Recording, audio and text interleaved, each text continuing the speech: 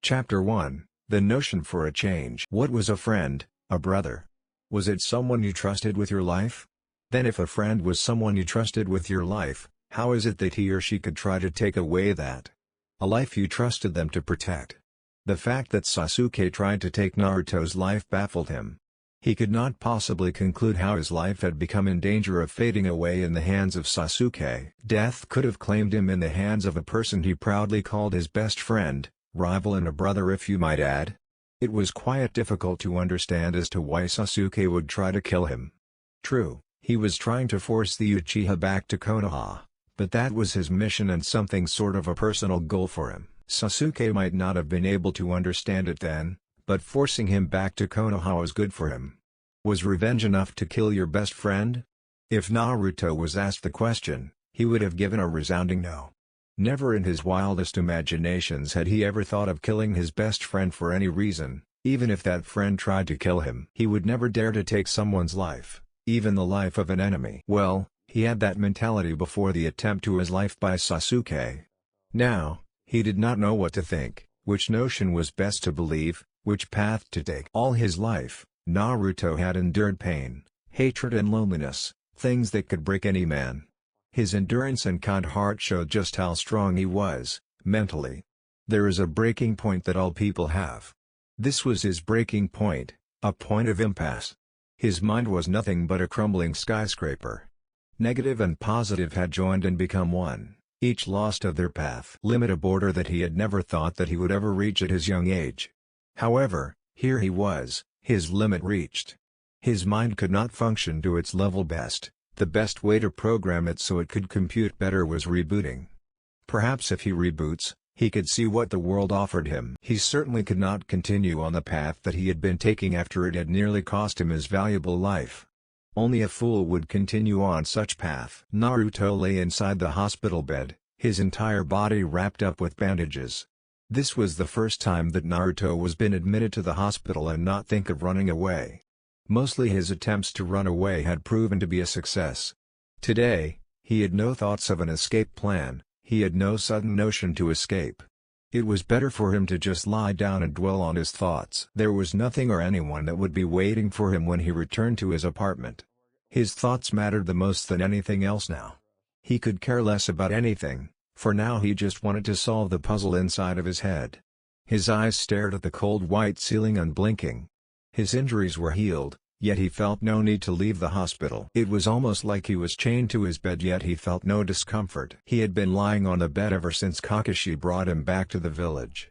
After his battle with Sasuke, he had multiple wounds and had used more of the Kyuubi's chakra than his body could handle. Though his body had become familiar with using the Kyuubi's chakra, there was still a limit to what it could tolerate. During his battle with Sasuke, he had used more than his body could handle. Perhaps it had been because he had been angry with Sasuke for trying to kill him. Perhaps he did because he just wanted to prove to Sasuke that he was more than just a loudmouth knucklehead. Regardless of his thinking then, the results had been what brought him to the hospital. When Kakashi brought him to the hospital, he had been unconscious at the time. After the battle with Sasuke that ended up with him defeating Sasuke, he had lost consciousness. He had used 3 taels worth of the Kyuubi's chakra. Kakashi arrived at the Valley of the End where the battle had taken place. After the battle, Sasuke lost consciousness before Naruto. Neither of their health was at risk though. Their wounds were nothing that Tsunade could not heal. The mission to retrieve Sasuke had been a success, but he felt as though something a part of him was missing. Naruto felt as though he had lost a part of at the Valley of the End. That something he had lost was something that had made him smile every day. The doors to his room opened. Naruto did shift eyes to see who it was. He did not care. Sensei Tsunade, the god I'm Hokage, walked into the room. "You are very lucky, brat," Tsunade said. "Had it not been for your friend, you would have died from one of those wounds you received to your chest," she continued without taking note of Naruto's expression or the fact that he was not listening to her. "However, using the Kyuubi's chakra as you did was very irresponsible for you. Who knows what could have happened. I know you wanted to bring Sasuke back, but using that much of the Kyuubi's chakra when your body is not accustomed to it might have proved to be hazardous to your health. The Kyuubi might have even tried to take over your body. Moreover, that Uchiha brat is not it. Tsunade ranted out. No comment. Tsunade thought he was just at a loss of words, thus she spoke again. You should be happy that you completed your mission though. She said with a small smile, but if you do something so reckless again I will put you in here for a month and after that I will make you do D-rank missions for a year. Do you understand me, Naruto? Tsunade threatened seriously. She knew how well Naruto hated the hospital. He hated even just to step inside the building itself. He also hated doing D-rank missions as he was too cool and awesome for it. Someone of his skills and greatness is overranked to do D-ranked missions. Yeah, right, Tsunade thought with a snort. No comment. Naruto's eyes continued to stare at the white cold ceiling. He was not listening to what Tsunade was saying. He did not care. He had a lot to deal with in his thoughts. He had a puzzle to solve. A tick mark formed on Tsunade's forehead. Are you listening to me, brat? Tsunade asked, just a second away from losing her temper. She hated it when Naruto did not listen to her when she spoke. It made her feel like an idiot because she was speaking to herself. Still, Naruto said nothing, making Tsunade lose her calm as another tick grew on her forehead. She clenched her fists and began to take giant footsteps towards Naruto. She was going to beat some sense into him. Even if she had to break a few bones, she would do it as long as it got her the results she needed. She could always heal him anytime she wanted. She was the best medic in all the elemental nations after all. Tsunade came into a complete halt as soon as she saw the look on Naruto. She had never seen him like this before. He was not even looking at her. She could conclude that by his look, he had yet to acknowledge her presence. His eyes that used to be full of life and happiness had none of that. They did not show much in terms of emotions, but she could see that deep inside those deep blues. She could perfectly see a child who has seen more than he should at his age, a child who has carried a yoke too heavy for him. Tsunade could see a child that was tired of everything, a confused child. Never had she seen Naruto like this. Nevertheless, she supposes it was understandable considering what he has gone through in his young life. If being hated by all the villagers for something he had no control over was not enough, Sasuke added to his woes by piercing his chest twice with an A-rank jutsu, designed for the sole purpose of killing. Even she could never be the same if someone she considered as a brother tried to kill her, not once but twice. Given the situation at hand, Tsunade had no way of helping Naruto. He was close to her as her son. However, even with their relationship, she could not help him.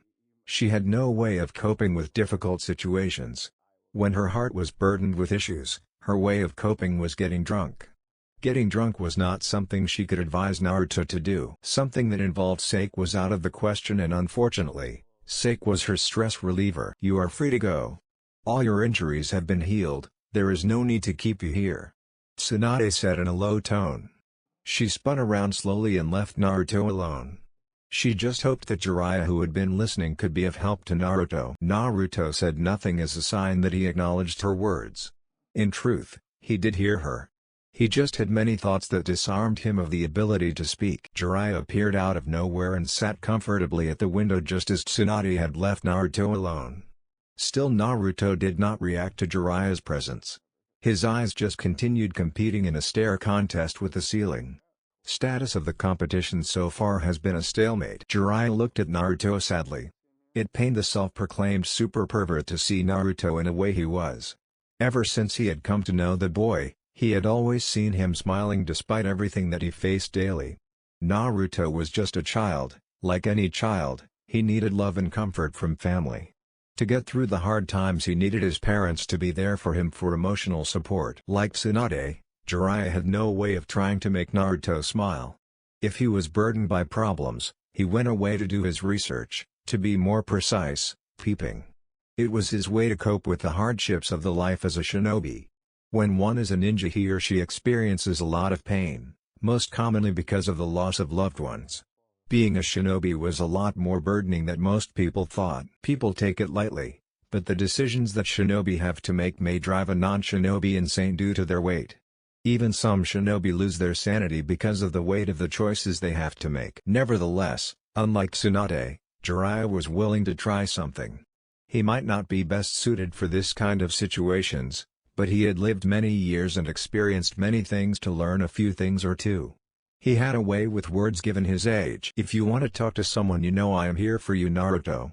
Jiraiya said after a long deliberation in his head. Naruto remained as he was, his eyes never leaving the ceiling. Jiraiya sighed. That was not the way to start the conversation. He had been listening when Tsunade spoke to Naruto. Tsunade had spoken, but Naruto did not respond. He just stared at the ceiling like a cold frozen lifeless corpse.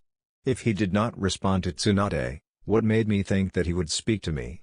Jiraiya thought with a sigh. Naruto, I know it must be hard for you accepting that Sasuke tried to kill you, Jiraiya said, his eyes leaving the blonde, but you have to accept it.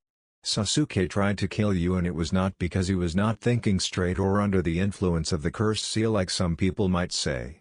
He said, being honest with Naruto. It might be harsh, but it was the truth, and for Naruto to move on, he had to accept it. Sasuke was never your friend to begin with. Someone like him did not even deserve your friendship. You should just forget about him and focus on your own life. Jiraiya advised Naruto calmly. Naruto remained as he was. He heard Jiraiya.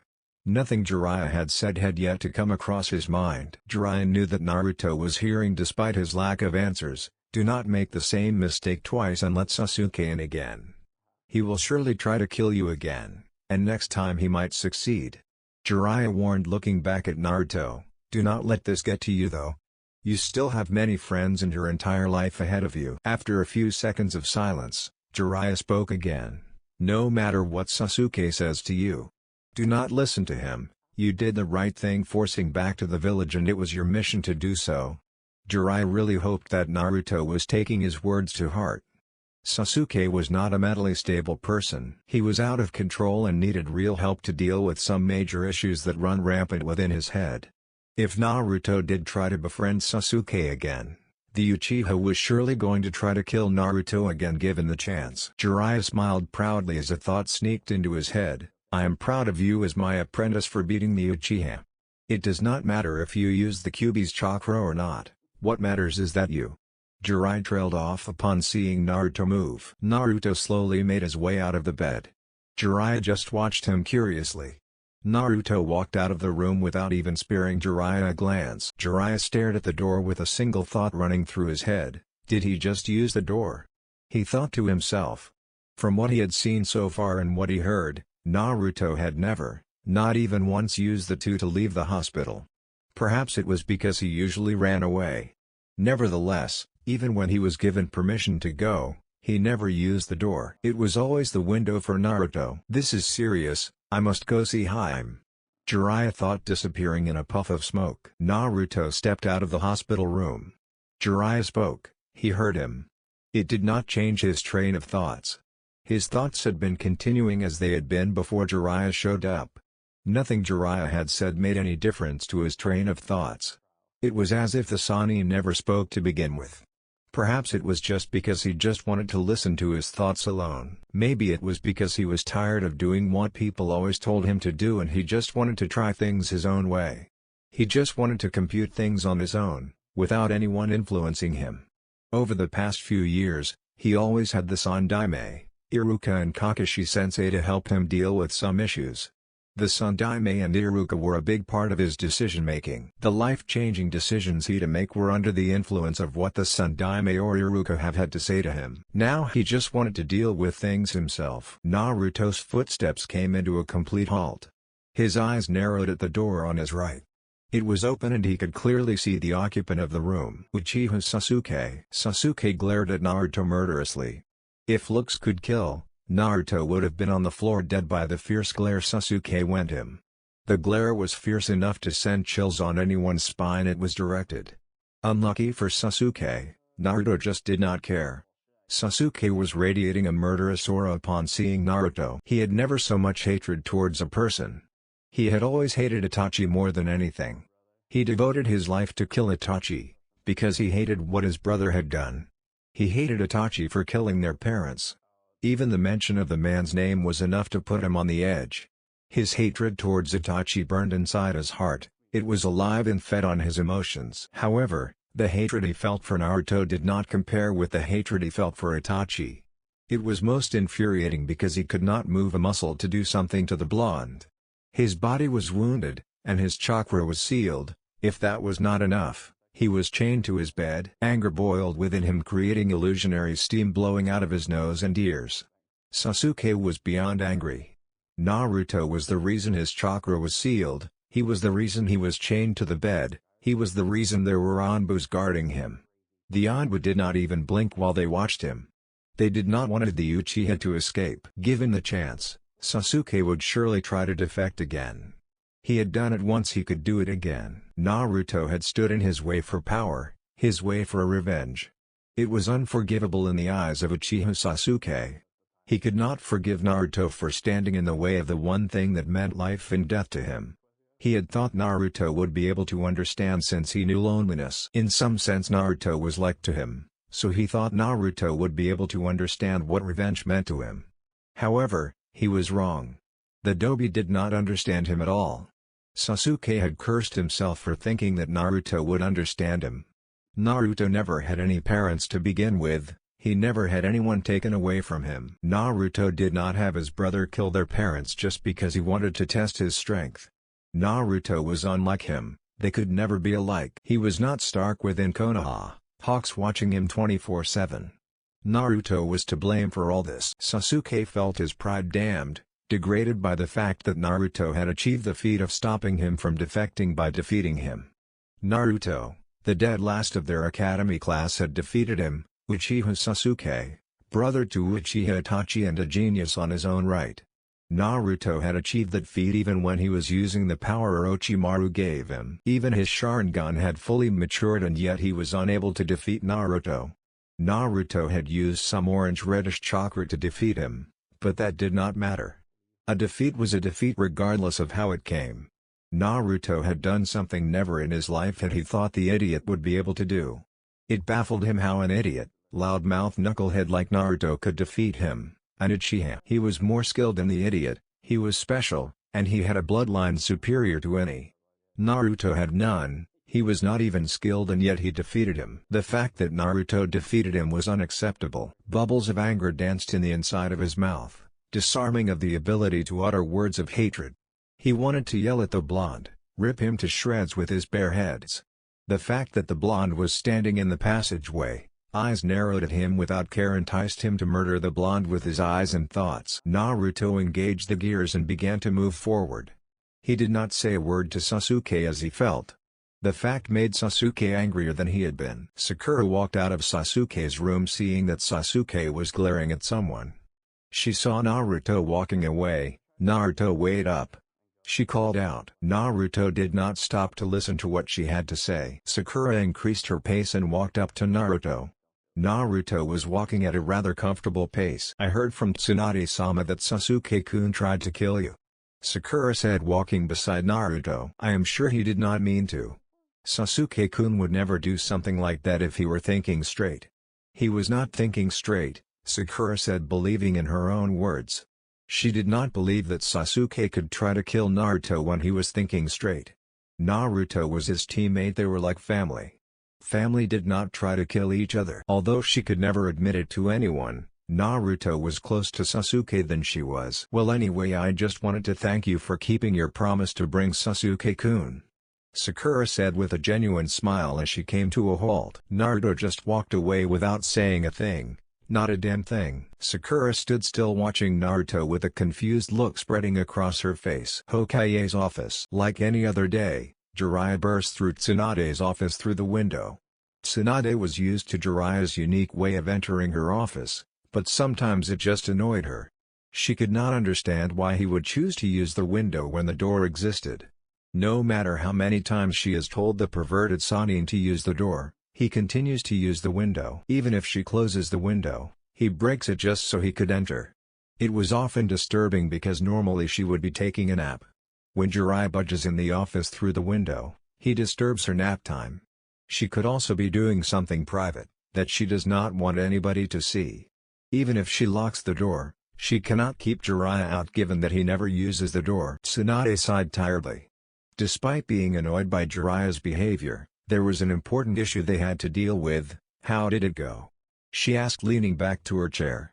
She would need to be leaning on something due to the weight of the subject at hand. Jiraiya looked at the village of Kanehagakure no Sato through the window. His eyes went to Tsunade, Still the same as you left him. He replied with a frown. He did not like the mental state of his student. Tsunade nodded. How bad do you think it is? She asked in a low tone. Sasuke's attempt on his life hit him hard. I never thought I would see him like this. Sasuke must have meant a lot to him and Naruto must have trusted him. With Sasuke's attempt on his life, he betrayed his trust. Jiraiya replied, his eyes going back to the streets of Konoha.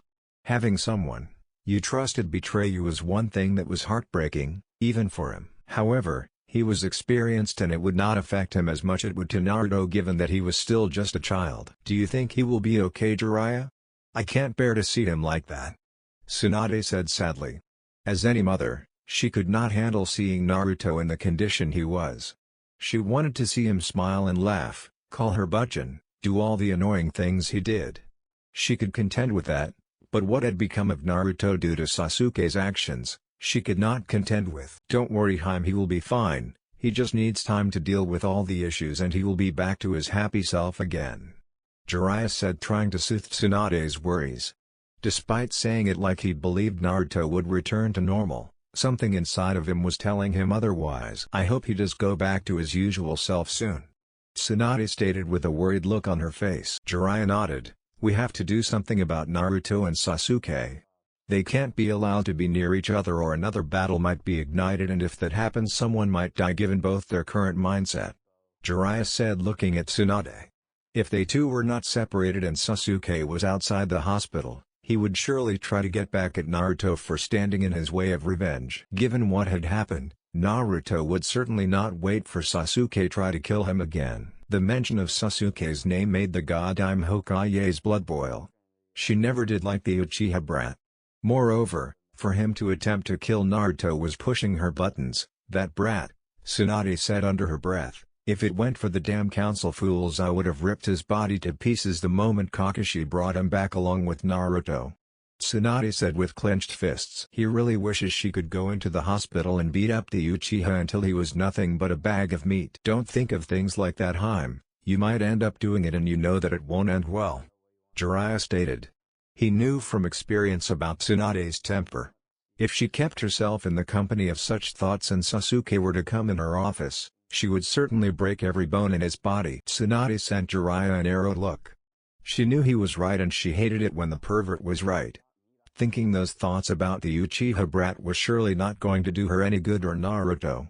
The council, to be precise, the elders would certainly be pissed if she did something to their precious Uchiha. She was certain that the elders did not actually care for the boy but rather his bloodline, the Sharingan.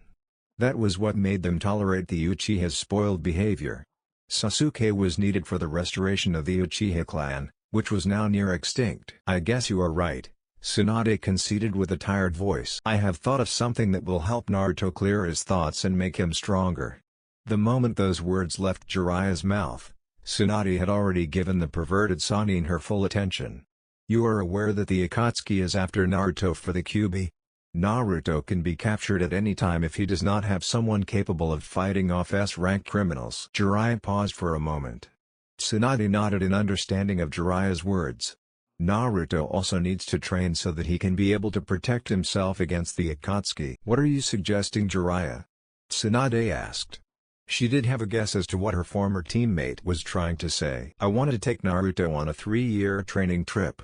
I will train him so that he can be able to protect himself against his enemies, whilst also protecting him the Akatsuki, Jiraiya said, and fresh air from outside of the village will be good for Naruto given his current state of mind. Going into a place that he is not familiar with will give him the best atmosphere to think clearly, Jiraiya added, selling the idea to Tsunade. Tsunade took a thoughtful look on her face as she dissected Jiraiya's words. She could trust Jiraiya with Naruto's safety. The pervert was the strongest in the village, he could handle S-rank criminals on his own. Naruto needed the training, his current skills were quite pathetic if she were to be honest. Without the Rasengan and the Kage Bunshin, Naruto had nothing. Kakashi never trained the boy, something she needed to discuss with the Jounin when she does see him. Getting out of the village would definitely be the best option for Naruto. New faces and environment will certainly give the blonde new experiences different from the village. However, there was another thing that could put all that into jeopardy. Jiraiya was often irresponsible. He could not be trusted to always keep an eye on Naruto. He was prone to leave the blonde and go away to do his research. "You have to promise me first that you won't leave Naruto alone to peep," Tsunade stated, looking at Jiraiya with a serious expression on her face. I have told you many times that it's not peeping, it is called doing research," Jiraiya said, correcting Tsunade on her error for calling his precious research peeping. "If you can't promise me that, then you can't take Naruto. I can always have Kakashi and some trusted Anbu train him here inside the village," Tsunade said with a hidden smirk. That was always an option, but Kakashi had to be forced to do it given that he had been Naruto's sensei for months and he never taught him anything other than tree-walking exercise. "Fine, I won't leave him alone to do my research," Jiraiya said in a defeated tone. Tsunade smiled, though she knew Jiraiya would never stop peeping. He had been doing it as far as she could remember her younger days. "When do you plan on leaving?" 2 days. Jiraiya replied. "I will get the paperwork signed. I just hope that you don't plan to turn him into a pervert like you." Tsunade finished with a glare leveled at the Sannin. Jiraiya smiled nervously. It had crossed his mind and he would never miss the chance if it came. Before Jiraiya could replay, the doors to the office opened. Shizune walked into the office carrying a load of papers. Tsunade immediately glared at the stack on papers Shizune was holding. "Tsunade-sama, the elders are calling for you at the council chambers for a council meeting," Shizune said, placing the heavy load on top of Tsunade's desk. "Who called the meeting?" Tsunade asked, taking her eyes off the paperwork. "I think it was the elders. The clan heads are already present at the chambers. You should head there now." Tsunade sighed, getting up from her chair. "Let's go, Jiraiya, and see what those old fools want," Tsunade commanded. "Council chambers. Who called this meeting?" the God I'm Hokage demanded as she burst into the chambers where the Shinobi Council and the elders waited for her. "Hiyashi Hyuga, head clan of the Hyuga clan, Nara Shikaku, head clan of the Nara clan and the Jounin commander, Inuzuka Tsume, matriarch of the Inuzuka clan, Inoiki Yamanaka, head clan of the Yamanaka clan, Kuzo Akimichi, head clan of the Akimichi clan, Aburame Shibi, head clan of the Aburame clan, Homura Mitokado, Koharu Udatane and Shimura Dansu were there, the retired shinobi." This entire people including the Hokage formed the Shinobi Council. Civilian council members were not invited given that they had no say in shinobi matters. Tsunade took her steps and sat at her seat with Jiraiya closely behind her. Nobody would tell him to leave the council chambers even when he was not a member. He was the strongest in the village, and most important a Sannin. That gave him privileges that other shinobi did not have. "So?" Tsunade barked, narrowing her eyes around the table to look at each council member. The clan heads shifted their eyes towards the elders, prompting Koharu to speak up. "Tsunade, it was us who called this meeting," she said. "How many times have I told you to address me with proper respect?" Tsunade asked rhetorically while glaring daggers at the retired ninja. "I am the God I'm Hokage, and you will address me Tsunade-sama or Hokage-sama or I will have you thrown out of the council, is that understood?" Tsunade said, leaking a bit of her killing intent directed at Koharu to get her point through. "You can't do that," Koharu stated in defiance. Not even the hailed Yondaime Hokage could get them out of the council no matter how many times he wished he could. Tsunade was not smart as Minato Namikaze, thus where Minato failed she was bound to fail. "Yes, I can and I will if you continue to show me that blatant lack of respect," Tsunade stated in a firm tone, making it clear and believable that she could get rid of the elder from the council. "Very well, Hokage-sama," Koharu said, not directly looking at Tsunade. The younger generation has lost respect to their elders, Koharu thought. Tsunade was inexperienced and needed guidance from her and the other elders to lead the village to success. Well, that was according to her own belief. "Good, so why did you call us here?" Tsunade asked, pleased that she got the foolish old council member under control. Dansu narrowed his eye slightly without anyone noticing. If one could look at him on the outside one would think that the old warwalk was not even thinking of anything. His expression was blank, as always, body language showing nothing, as always. Deep inside, he was thinking and plotting for his next move, but first thing first. Tsunade was developing a backbone. With the way she was handling things now it would not be easy to manipulate her. Nevertheless, Tsunade was Tsunade. She is bound to make careless mistakes due to her short temper and the emotions that hinder her from doing her job, Dansu thought with an inward smirk. We called this meeting to discuss Uchiha Sasuke and Uzumaki Naruto. Homura stated, looking at everyone within the chambers. Tsunade sighed with a grim expression spreading across her face. She could not be cheerful about the subject of the meeting. The meeting was bound to give her more work to do and more matters to solve. As you are all aware, Uchiha Sasuke has recently attempted to flee from the village, but thankfully he was brought back to the village. Homura continued, our children almost died trying to bring back, and I heard he almost succeeded in killing his best friend. Tsume commented. She could care less about the Uchiha. Her son, Kiba, was at the hospital in a critical condition because of him. Her words earned a few nods from clan heads, which were blissfully ignored by Homura as he continued, we must do something about him or he will try to leave the village again given the chance. As you all know, we cannot afford to lose the Sharingan, he said, making it clear that what was important in Sasuke was not the boy himself but his Dujutsu and the fact that he was the only one present that could produce more Sharingans. I suggest we lock him up in a cell. A prison sentence is what he deserves for trying to betray the village and join a traitor who led an invasion against us. Hiyashi stated with an impassive expression on his face. His nephew was lying in the hospital at ICU because of Sasuke. He had nothing against the Uchiha, but his actions had led to his nephew's condition. It was also the right punishment for him given that he tried to betray the village. Shikaku nodded. I agree with Hiyashi. Sasuke's attempt to betray the village could be counted as treason, given that he was going to join Orochimaru, an S-rank criminal responsible for the death of the Sun Daime and the invasion we are still recovering from. Shikaku stated, if his actions are seen as treason then execution awaits him. Inoiki commented. Tsunade and Jiraiya had smirks on their faces. They liked what the head clans were saying. Neither of them would have any problems with having Sasuke charged for treason. What the clan heads were saying was making Tsunade cheerful. We cannot afford to take such extreme measures against the boy. It is indeed true that he tried to betray the village, but that was under the influence and manipulation of Orochimaru. As Homura has said, we cannot afford to lose the Sharingan. We need the Sharingan to strengthen our military power. Koharu objected. The Sharingan was a powerful weapon that they cannot afford to lose if they want to remain as the strongest hidden village in the elemental nations. What do you suggest? Tsunade asked. For the sake of it, I suggest a more lenient punishment. We should lock him up in a cell for 6 months and then let him out, then train him to get the power he needs so that he does not attempt to leave the village again.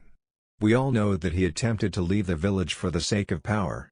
Koharu stated with a calm look on her face. No, we cannot treat the brat like a spoiled brat. Sasuke is no different from any other shinobi of the village, thus he cannot be treated differently. The favorable treatment is what turned him into what he is right now. Tsunade stated firmly. I agree with Haim, we cannot allow him to think that he can get away with anything. An appropriate punishment has to be sanctioned. Though I agree with you on one point, the Sharingan is indeed a powerful weapon we cannot afford to lose. Jiraiya spoke for the first since arriving at the chambers. Danzo smiled inwardly. Jiraiya had just given him an opportunity to play his card. Danzu cleared his throat, getting the attention of the rest of the council. I have a suggestion that will please everyone. He stated, getting everyone to be interested to what he had to say. They all knew the old Warhawk was always scheming something. It was obvious that the old Warhawk was prepared for this. It was certainly interesting to see what he had cooked up this time. Give the Uchiha to me. I can train him and give him the power he desires, and in return I will turn him into a perfect weapon for Konoha that will never betray us. Danzu said with a hidden smirk. His face remained blank, as it had been as if he did not say a thing. While inside he was planning to turn the Uchiha into a perfect weapon for himself. And a perfect weapon for yourself, most of the council members thought, eyes looking at Danzu. Tsunade thought for a moment, that could work. I have no doubt that you can turn him into weapon for Konoha, but like all shinobi you train, they turn out to be loyal to you to the end. Tsunade commented, not hiding the fact that she knew that his root was still active. The root were highly trained and could be useful in the future, which was why she had not done anything against it. But having Sasuke locked up at your root bases will not give him a chance to escape. It was a risky move to allow Danzu to have Sasuke, but it was the best given the current situation. It will also leave her without to deal with Sasuke. My training will also teach the boy proper manners. Dansu added, trying to make things to his favor. If there are no objections, I will allow Dansu to train Sasuke. Tsunade said, looking around the table to see if there was an objection. The clan had said nothing. If Tsunade was allowing Dansu to have Sasuke, she must have a plan cooked up. Homura and Koharu had no objections. Seeing no objections, Tsunade spoke again. I will allow you to have Sasuke under one condition. Dansu narrowed his eyes at Tsunade. You are only training Sasuke to become strong and loyal to the village. You will return him under my control after you have finished training him, and you will give me monthly reports about his progress. Tsunade stated firmly. Dansu nodded. He was fine with the conditions. He had expected her to say something like that.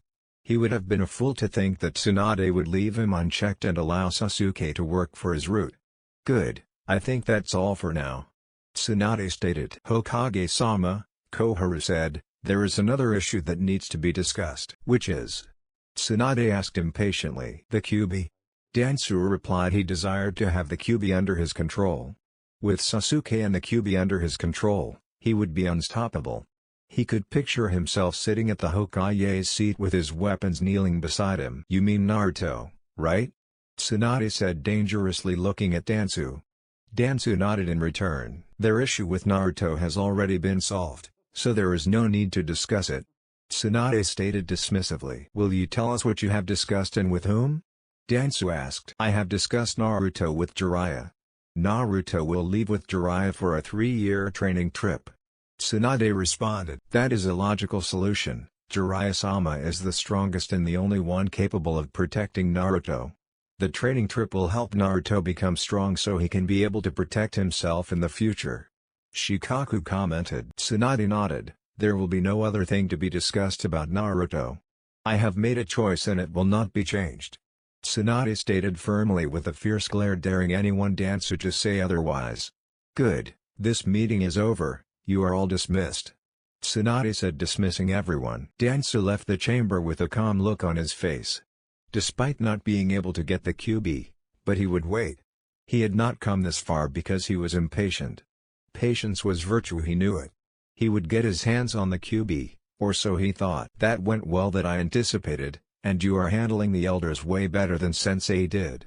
Jiraiya commented after everyone had left the chambers aside from him and Tsunade. Yes, it did. Tsunade said with a small smile, that is because I am unlike Sensei. Sensei cared too much about what they thought and allowed them to make some decisions for him. Tsunade stated. Jiraiya nodded in agreement.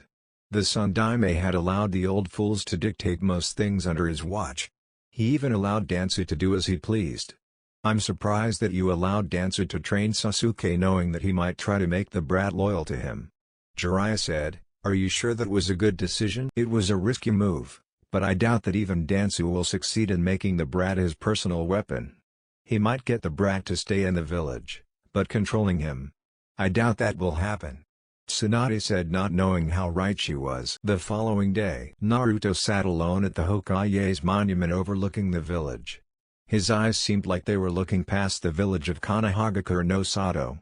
His eyes were not looking at Konoha, but past the village, himself. He was looking at himself through the village. A mirror of himself reflected at the end of the village showed a rather gloomy image of him, one that was like an alien that would scare those that knew him. It was not every day that the happiest person in Konoha could turn out sad. It was something that would surprise even those that hated him. People expect to see Naruto grinning from left to right. Even though it was often called annoying, it was what people expected from Naruto. Anything less than that was shocking. Naruto had not seen any of his friends that were at the hospital. He did not even go to get some ramen. The ramen stand was the place he always went after leaving the hospital. However, Naruto was not functioning as he normally did. His ways were lost, some forgotten, some he just did not care. Kakashi appeared via sunshine and stood beside Naruto. He did not have his usual orange book within his hands. Kakashi lacked even his usual eye smile. His right eye seemed unfocused. One could very well tell that the Jounin was not having the best of days. The Jounin looked as if he had been crying and had not slept in a while. Kakashi had been having an emotional turmoil. The emotional turmoil was breaking him because he felt guilty to what happened to Naruto. He was the one to have taught Sasuke the jutsu he used on Naruto. The jutsu was created for killing. He never thought that Sasuke would use his signature jutsu on a teammate, especially Naruto. If Naruto had been killed, he could have as well committed suicide, as he would not have been able to live with himself. Naruto meant more to him than Sasuke or anyone that was alive. He might not have taken the time to train the blonde, but that did not mean that he did not care for the blonde. Naruto might not know it, but he was like his little brother, given that Naruto's father was his sensei and had been like a father to him. Naruto's father had even taught him his prized jutsu, the Rasengan. It was just a sign of how close he really was to Naruto's father. The fact that Naruto did not know his father did not ease his turmoils. Naruto's eyes stayed on the reflection of himself as if he did not acknowledge Kakashi's presence. That man was an emotional wreck. He had his own problems to deal with, and he did not need to add to what he already had. "Naruto," Kakashi said, bringing out all the confidence he could so that he would be able to say what he wanted to say. "I'm sorry for what Sasuke did to you. I should have never taught him that jutsu. It is my fault for teaching him, I just never thought he would use it on you." Kakashi said, sadness, guilt and regret dripping from the tone of his voice. Naruto stood and turned around to face Kakashi. Kakashi could clearly see that he was looking past him. "Guilt, regret, have none of that," Naruto said in a monotone voice before walking away. The words danced inside Kakashi's head. He could not understand what Naruto meant by his words. Was Naruto telling not to regret teaching Sasuke Chidori? Was he saying that he should not feel guilty for Sasuke's actions? If that was it, did Naruto not find him guilty for Sasuke's actions? Was Naruto telling him to be sad for what Sasuke did to him? All the questions left him confused. He could not understand what Naruto meant. To understand, he would have to find someone who could help him. Later that day, Ikaraku Ramen. Naruto was having his lunch at the ramen stand. He was eating his ramen at a rather comfortable pace. He was not devouring it as he normally did. He was savoring it. This caused both Tuchi and Ayame to stare at him with wide eyes. "Naruto, is everything alright?" Ayame asked her, toned down. Naruto just shook his head and continued to eat his ramen. He was not going to lie and say things were fine when they were not. He was not alright and he would say he was not alright. Saying he was fine when he was not did not help at all. Father and daughter stared at Naruto. They had never seen him like this before. Even when he was not having a good day, he would lie and say he was fine. This time he actually made it clear to them that he was not alright. The fact that he was not even smiling or replying made them worried for the blonde. "Is there something we can do for you, Naruto?" Tuchi asked, looking straight at the blonde. Again, Naruto shook his head, but this time he shook it negative. Before Tuchi could say anything, Jiraiya appeared beside the blonde via sunshine. The white-haired Sannin sat on a chair beside Naruto. "Can I have a bowl of miso ramen please?" Jiraiya stated, looking at Tuchi. Tuchi nodded and went away to the kitchen with his daughter. Naruto continued to eat his ramen as if Jiraiya was not even there. Ayame brought Jiraiya his ramen and the Sannin began to eat. The ramen stand was greeted with a few minutes of silence. Naruto had nothing to say to Jiraiya. Jiraiya was just trying to see if Naruto would say something first. "I'm taking you on a 3-year training trip," Jiraiya said, breaking the silence. He had just said it, thinking that it might cheer the blonde. However, Naruto did not even pause, or blink at his words. After finishing his ramen, Naruto stood up and turned his back to the ramen stand. "I will be waiting for you at the gate," he said, walking away from the ramen stand. "You want us to leave now?" Jiraiya asked. Naruto turned around and faced Jiraiya. He gave Jiraiya a look that clearly said, "I thought my words made that clearly obvious." He gave Jiraiya the look and turned around again, walking away. "Fine, I will go to see Tsunadeheim first," Jiraiya said, more to himself than Naruto. He looked at Ayame and saw the worried look on her face. "Do not worry, he will be alright. When he gets back to the village, he will be back to his cheerful self," Jiraiya said to Ayame, trying to soothe the teen's worries. "I hope he does," Ayame said sadly. Jiraiya smiled before a realization dawned on him. "That damn brat, he left me with the bill." Jiraiya yelled, particularly to no one. Naruto had left without paying for his ramen, which meant he had to pay. He hated paying bills, he hated using his money.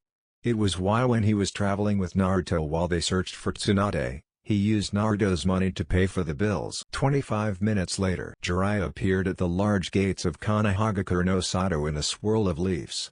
He had gone to Tsunade to get the documents for him and Naruto. The documents would help them for when they visited other villages and for when they returned. The Hokage signed the documents.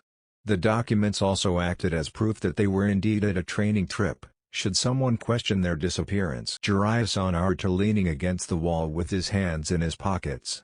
He noticed that Naruto had not changed his clothes and was not even carrying a bag for his things. Naruto walked forward passing Jiraiya. Jiraiya just turned around, stared at Naruto's back. "Naruto, where is your bag? You cannot go on a training trip without packing a few essential things," he said. "I have nothing to pack, therefore I have no need for a bag," Naruto replied monotonously as he continued to walk away from the gate. Jiraiya sighed and followed Naruto from behind. This is surely going to be long 3 years if he does not change quickly, Jiraiya thought looking at Naruto. 3 days later, Naruto lay in a bed at a hotel. They were at a small town they had come across. Jiraiya had tried to hustle money from Naruto to pay for their rooms. However, Naruto had told the Sannin that he had no money to pay for a hotel bill. Jiraiya paid, albeit sadly seeing his money leave him. Nothing much had happened since they left Konoha. They just walked in silence. Jiraiya had tried to start conversations, but found it hard to maintain a conversation given that Naruto did not want to talk. He just wanted to travel in peace without any trouble. Jiraiya looked at Naruto. "I am going to see my spy contact. Stay here and do not go out.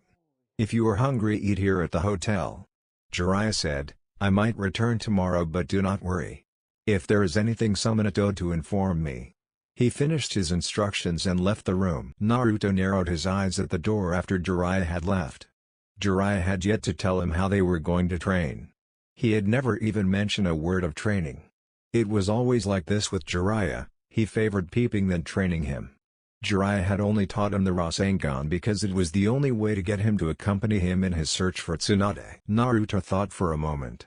When Jiraiya was training him before the Chunin exam finals, he never trained him to better his skills. The Sannin had only gotten him to sign the summoning contract. He never trained him in anything else, other than chakra control exercises and learning to use the Kyuubi's chakra. In some sense he was like Kakashi, the only difference was that Jiraiya had taught him a few useful things. However, they all favored something else other than training him. During his time with Jiraiya, the Sannin had always spoken about utilizing the Kyuubi's chakra. It was as if Jiraiya thought he was nothing without the Kyuubi's chakra.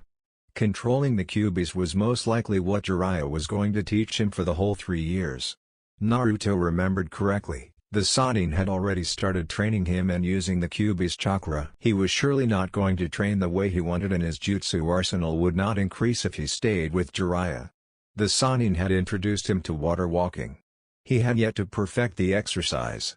Chakra control exercises were certainly what they would do first, and with Jiraiya, it would take a year for the exercises to be completed. If he were being honest with himself, he would say that his ninjutsu arsenal was pathetic. All he had was the Rasengan and the Kage Bunshin. Take that away and he had nothing, he would be just as useless as Sakura. Naruto wanted to increase his own skills. The Kyuubi's chakra would act as his last resort of triumph card. Staying with Jiraiya would certainly do him no good. Without another thought, Naruto walked towards Jiraiya's bag. He opened it and took out his training trip documents. He folded the document and pocketed it without a second thought. Naruto walked out of the room calmly using the door. He even used the door leaving the door. He was in no hurry or afraid that Jiraiya would catch him. Naruto knew that Jiraiya was getting drunk somewhere with women he paid. It would take a day or so for the pervert to return. When he did, he would not find him. He did not need to leave a note behind saying that he had left. Jiraiya was smart enough to know that he left on his own. 2 days later, he had no idea where he was going. He just ran through the Fire Country's forest. He would figure out where to go as soon as he was far away from Jiraiya. Years of experience in hiding from Onbus after he had done a prank to the village would certainly pay up in getting Jiraiya off his back till he found a place to hide. "Hello Naruto-kun," a voice said from behind Naruto, forcing him to come into a halt. Naruto was cursing himself because someone had found so easily. It had not been even 3 days since he was on the run and now he was already found. He looked at his jumpsuit and cursed it, remembering what people had said about it. Maybe it does give away my position easily. Naruto thought to himself as he turned around to see who had found him. Naruto turned around to see who had called his name. His eyes widened upon the man his eyes came to see. He was truly shocked to see the man in front of him. He never thought that the man would find him alone just after he had left Jiraiya.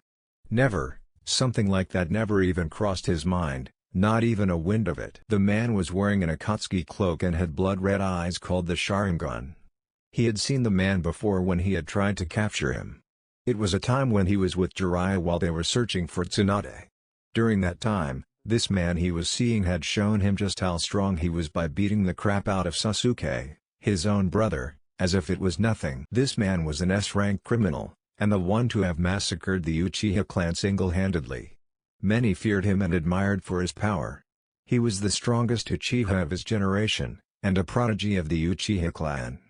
Naruto's thoughts about the man were that he should run away from him given that he was assigned to capture him for the Kyuubi. This man was Uchiha Itachi. Regardless of what his body was telling him, Naruto knew that he could not escape from Itachi.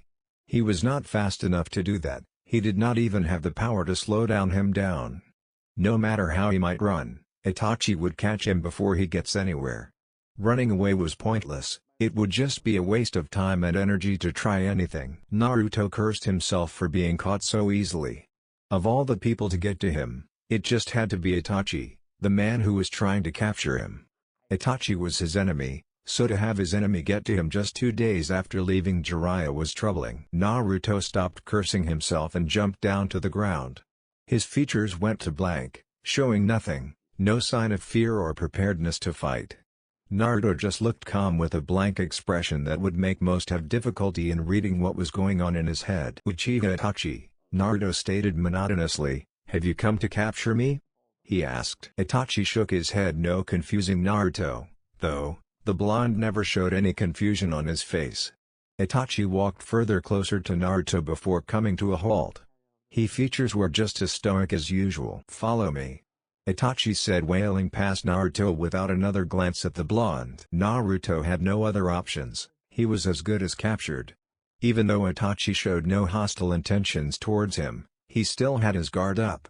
Thinking of it, the Uchiha never showed any hostile intentions towards him even when he had come to him to capture him the time he was with Jiraiya. Nevertheless, that did not mean that the man did not want to capture him. Last time he had even asked him to come with him and his partner so that they could take him away and rip the Kyuubi out of him. Regardless, he had no choice in the matter. Last time he had stood his ground and tried to fight because he was a fool to think he could take out an S-rank criminal. Letting out a sigh, Naruto turned around and followed Itachi. Just because he was following what Itachi had instructed did not mean he was just going to allow himself to be taken easily. He would wait for his time. If indeed Itachi was taking him to the Akatsuki base, he would pull out everything he had to try to escape, even if doing that might cost him life. Going down without a fight was never his style. Right now, he was just doing it the smart way. For 3 days, Naruto followed Itachi. They were hopping through the trees at fast speeds. They only rested a little to recover spent energy. While on the stops, Itachi would hunt for food for them to eat. One could not travel with a complaining stomach for days. The only time Itachi spoke was when he was telling Naruto to stop so they rest and when he was telling him to get ready so that they could leave. Naruto did not mind the silence, though. It worked better for him. He still had to work on what to do with his life after the events of the Valley of the End. His past life was what led to the event to happen at the valley. He did not want to leave that life again. He did not wish to be betrayed again. It hurt more than anything did. While traveling with Itachi in silence, he was working on finding a solution for himself. He also had to think about his training. The training was why he had left Konoha in the first place. The training was why he had abandoned Jiraiya. There was also his current situation. Any choice he would make regarding his future would be worthless if Itachi took him to the nest of Akatsuki. He did feel a part of him telling him that it was not the case, but still he could never be sure. He did not know much about Itachi. What he knew was that he was Sasuke's older brother, a member of the Akatsuki and the man responsible for the Uchiha clan massacre. What he knew was just common knowledge everyone who has heard of the Uchiha knew. He was also wondering where the Uchiha was taking him. Itachi never did say where he was taking him, he just told him to follow. Itachi was truly surprised that Naruto could keep up with him without sticking out his mouth like a tired dog gasping for air. He had heard that the boy was energetic, but he did not think he was this energetic. The fact that he only seemed slightly winded meant that the kid had a lot of chakra and stamina. Even for a Jinchuriki, he had to have tire already. It was not every day that one found a Jonin who could keep up with an S-rank shinobi without so much as complaining. A few hours later Itachi dropped from the trees, making Naruto imitate him. They walked slowly for a few minutes before they arrived at what seemed to be a house. The front of the house had a Uchiha clan crest painted on them. The house hidden, it would make it a hideout. Naruto just followed Itachi from behind as they entered the doors inside the house. Itachi led Naruto to the kitchen and motioned for the blonde to sit down. Naruto was first to speak as he was confused. It did not seem like Itachi wanted to take him to the nest of Akatsuki. "What is this place?" he asked, looking straight at the Uchiha clan hideout. Itachi replied with an impassive tone. It was one of the hideouts that was located within the forest of the Fire Country. The Uchiha clan had many hideouts around the nations that they used before hidden villages were formed. "How were you able to find me so easily after I abandoned Jiraiya? I was sure that I had covered my tracks well enough to hide from everyone," Naruto asked curiously. Itachi just happened to find him just after he had abandoned Jiraiya. He knew Itachi had been assigned to capture him, Jiraiya had told him that much. However, the timing of the Uchiha's appearance was making him curious. "I have been watching you, since your fight with Sasuke at the Valley of the End," Itachi replied, his eyes searching how Naruto would react to being reminded of his fight with Sasuke. Naruto gave none, which made him suspicious of the blonde. "Why, was it so you could capture me easily?" Itachi shook his head. "I was not watching you because of my job as a member of the Akatsuki. I was watching you because I was interested in you." Naruto looked at the Uchiha for a second. "Why?" "You are the only person to have been close to my foolish little brother, so close that you used to see each other as brothers, and other reasons," Itachi replied nonchalantly. Naruto noticed "were" and used. Itachi referenced his relationship in past tense. "Were?" Something like a smile formed on Itachi's face, only for a second, though. "You are very perceptive than people give you credit," Itachi commented. Naruto just shrugged his shoulders. "You are also very calm than usual given the situation you are in. Moreover, the impassive look on your face is not something that seems to have been adapted to recently. It seems like it has been there for quite a while now," he added. Again, Naruto just shrugged his shoulders. "Perhaps it might have been," he replied. "So?" Naruto continued, going back to his question. "Given your reaction towards Sasuke's attempts to kill you, and how you are now, it is logical that you no longer see him as your brother," Itachi said flatly. "Sasuke was willing to kill you for the sake of power. Power to Sasuke was everything, it was his life, his greatest desire, and if anyone stood in his way of getting power, he or she would certainly be his enemies. Seeing as you did just that, resulting in Sasuke's attempts to take your life, it is logical to conclude that none of you see each other as brothers anymore," Itachi replied as if he had read both Naruto and Sasuke's minds. Naruto nodded. Sasuke no longer meant anything to him. The moment Sasuke pierced his chest with a Chidori in an attempt to kill him, their relationship was dead. Sasuke had succeeded in killing him. As such, Sasuke was dead to him. The Sasuke that was living now was just like any other shinobi of Konoha. It would not do him any good to keep clinging onto a selfish bastard like Sasuke. The Uchiha only cares about his revenge, and he did not matter to the Uchiha. That was why he had attempted to kill him. Therefore, he did not have to be concerned with someone like that. To put it simply, he no longer cared for Sasuke. That was why he was not even thinking of ways to kill Itachi for what he did to Sasuke.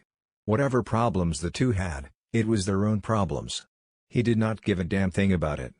He had no intentions of getting back to Sasuke for trying to kill him. It was not worth the effort. "Why did you bring me here?" Naruto asked, wondering why the S-rank criminal had brought him to the hideout. "Why did you leave Jiraiya and run off on your own?" Itachi replied with a question of his own. "I wanted to train," Naruto replied simply. "Jiraiya is a Sannin. He could have given you the training you require," Itachi stated. Anyone would be thrilled to have the opportunity to be trained by one of the legendary three ninjas, the Sanins. However, Naruto ran away from Jiraiya, a Sanin. Most people do refer him as the strongest of the Sanins. It was interesting to hear why Naruto had left Jiraiya. Naruto shook his head. The only training I would have gotten if I stayed with Jiraiya was chakra control exercises, a few taijutsu lessons and learning to control the Kyuubi's chakra. Naruto stated, that sort of training only makes me to be reliant on the Kyuubi. Without the fox's chakra, I would be nothing. Itachi nodded, he knew too well. Shinobi with special abilities, in Naruto's case, the almost unlimited supply of chakra from the Kyuubi, tended to rely on their special abilities. Uchiha clan members had come to be reliant on their dojutsu that without it they would be nothing. They had even forgotten how to fight without their dojutsu. Such a mentality was because the Uchiha believed that they were superior to other people given that they wielded a dojutsu powerful than others.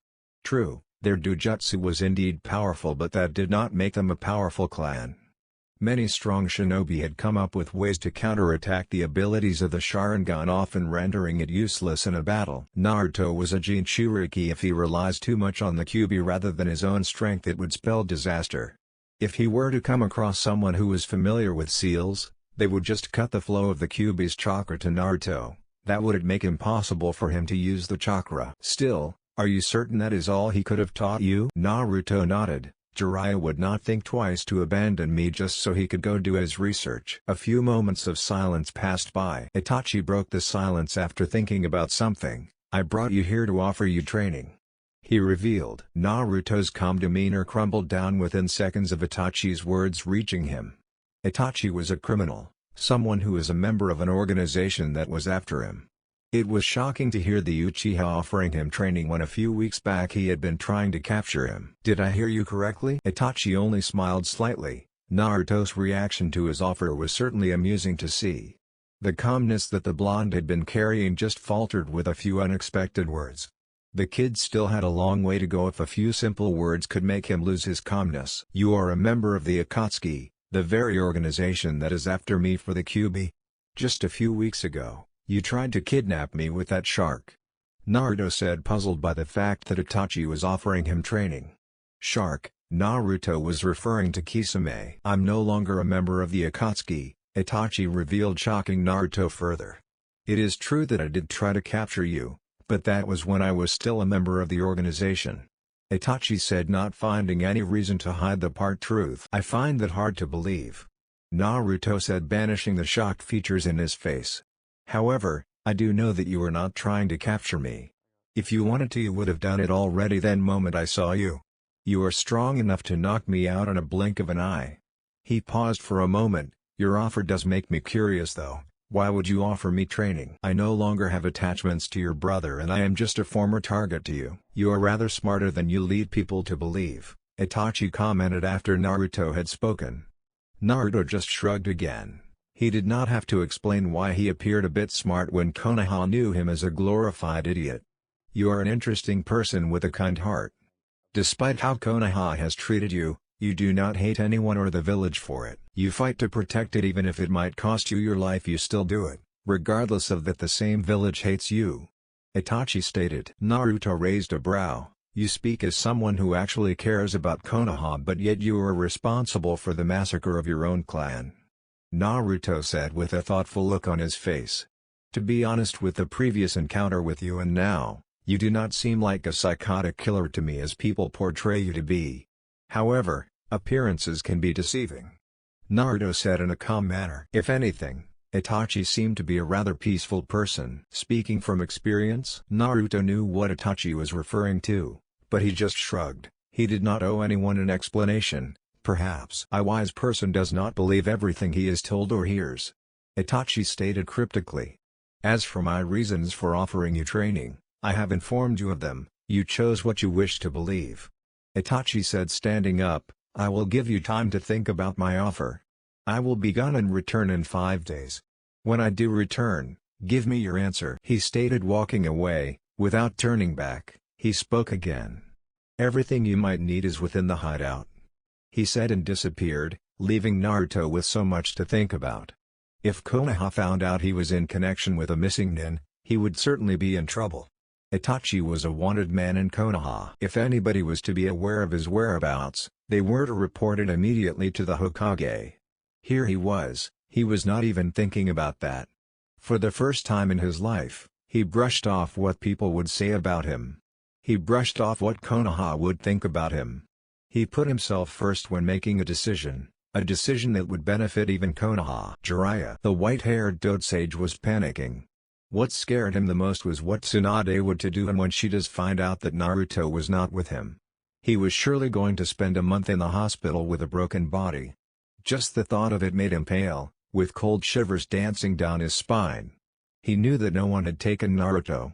Naruto had just left him. He failed to understand why he would leave. He was an awesome sensei, better than Kakashi. He did not understand why Naruto hated him like this. The fact that Naruto left meant that he did not care about him. If he did care for him, he would have never left, knowing that if Tsunade found out she would kill him. Jiraiya was running across the fire country trying to find Naruto. He would certainly not go to Konoha and inform Tsunade of the latest development. He would search for the blonde first. What Tsunade did not know would not hurt her. He just had to keep away from Konoha until he found Naruto. He had connections all over the shinobi world. There was nowhere Naruto would go he would not be able to find him. It was just a matter of time. Given time, he would find him and make him pay for worrying him and risking his health. Naruto does not know much about the elemental nations and is too loud to keep hiding for a long time. I will find him soon enough. Jiraiya thought, hopping through trees. The Uchiha hideout. The days had passed and Itachi had returned. Naruto had made his decision on the first day. He had no other good option than the one Itachi was giving him. If there were to be consequences for his choice, he would gladly face them without fear or regret. The choice was his and he would live with his choice without regrets. Regrets did not change anything, they just make you miserable. Naruto would rather live with the consequences of his choice than being miserable for the rest of his life. When you make a choice, you had to stick by it regardless of the consequences. Once you start to question your choices, you begin to question your beliefs. Once that happens, you became lost. Naruto looked at Itachi without a smile on his face. The Uchiha was just staring at him impassively. So you have made your choice? Itachi stated. You knew I was going to accept your offer. Naruto said flatly. I have nowhere to go, and I do not know anyone I could go to and hide while I train. I just abandoned Jiraiya without knowing where to go. You knew that and gave me the perfect offer knowing that I had no other choice. He said. It was obvious that Itachi had calculated that he would have nowhere to go if he refused his offer. There was also no one who would train him if he refused Itachi's offer. Itachi had just capitalized on the situation. How perceptive of you. Itachi commented on how Naruto was able to see things. Perhaps I did, he said. I do find one thing rather curious though, Naruto stated.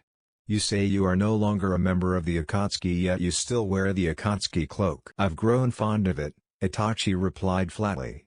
True, he had grown fond of it, but that was not the only reason he wore it. People feared the black cloak with red clouds, knowing that whoever was wearing it was an S-rank criminal. With that knowledge, people tended to avoid anyone who wore the cloak. The fact that people avoided the Akatsuki cloak influenced Itachi hold onto it. He rather enjoyed peace than needless bloodshed. If people saw the cloak, they would avoid picking a fight with him, leaving him alone to enjoy his peace. Why did you leave the Akatsuki? Naruto asked, wanting to know why Itachi would leave the home of S-rank criminals. You should not concern yourself with such things. Itachi replied. He did not intend to tell Naruto why he left the organization, for now that is. Naruto nodded, but that did not mean he had lost his curiosity. It just was not important at this time. When do we begin the training? We will begin tomorrow, you should rest. Itachi said, walking away from Naruto. It was not even night. Naruto wondered what kind of training he would have to go through. Naruto shrugged off his thoughts and went outside the hideout. Naruto went through hand seals and slammed his hands on the ground. Kushios no Jutsu.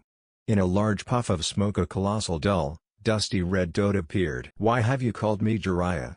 The giant toad grumbled.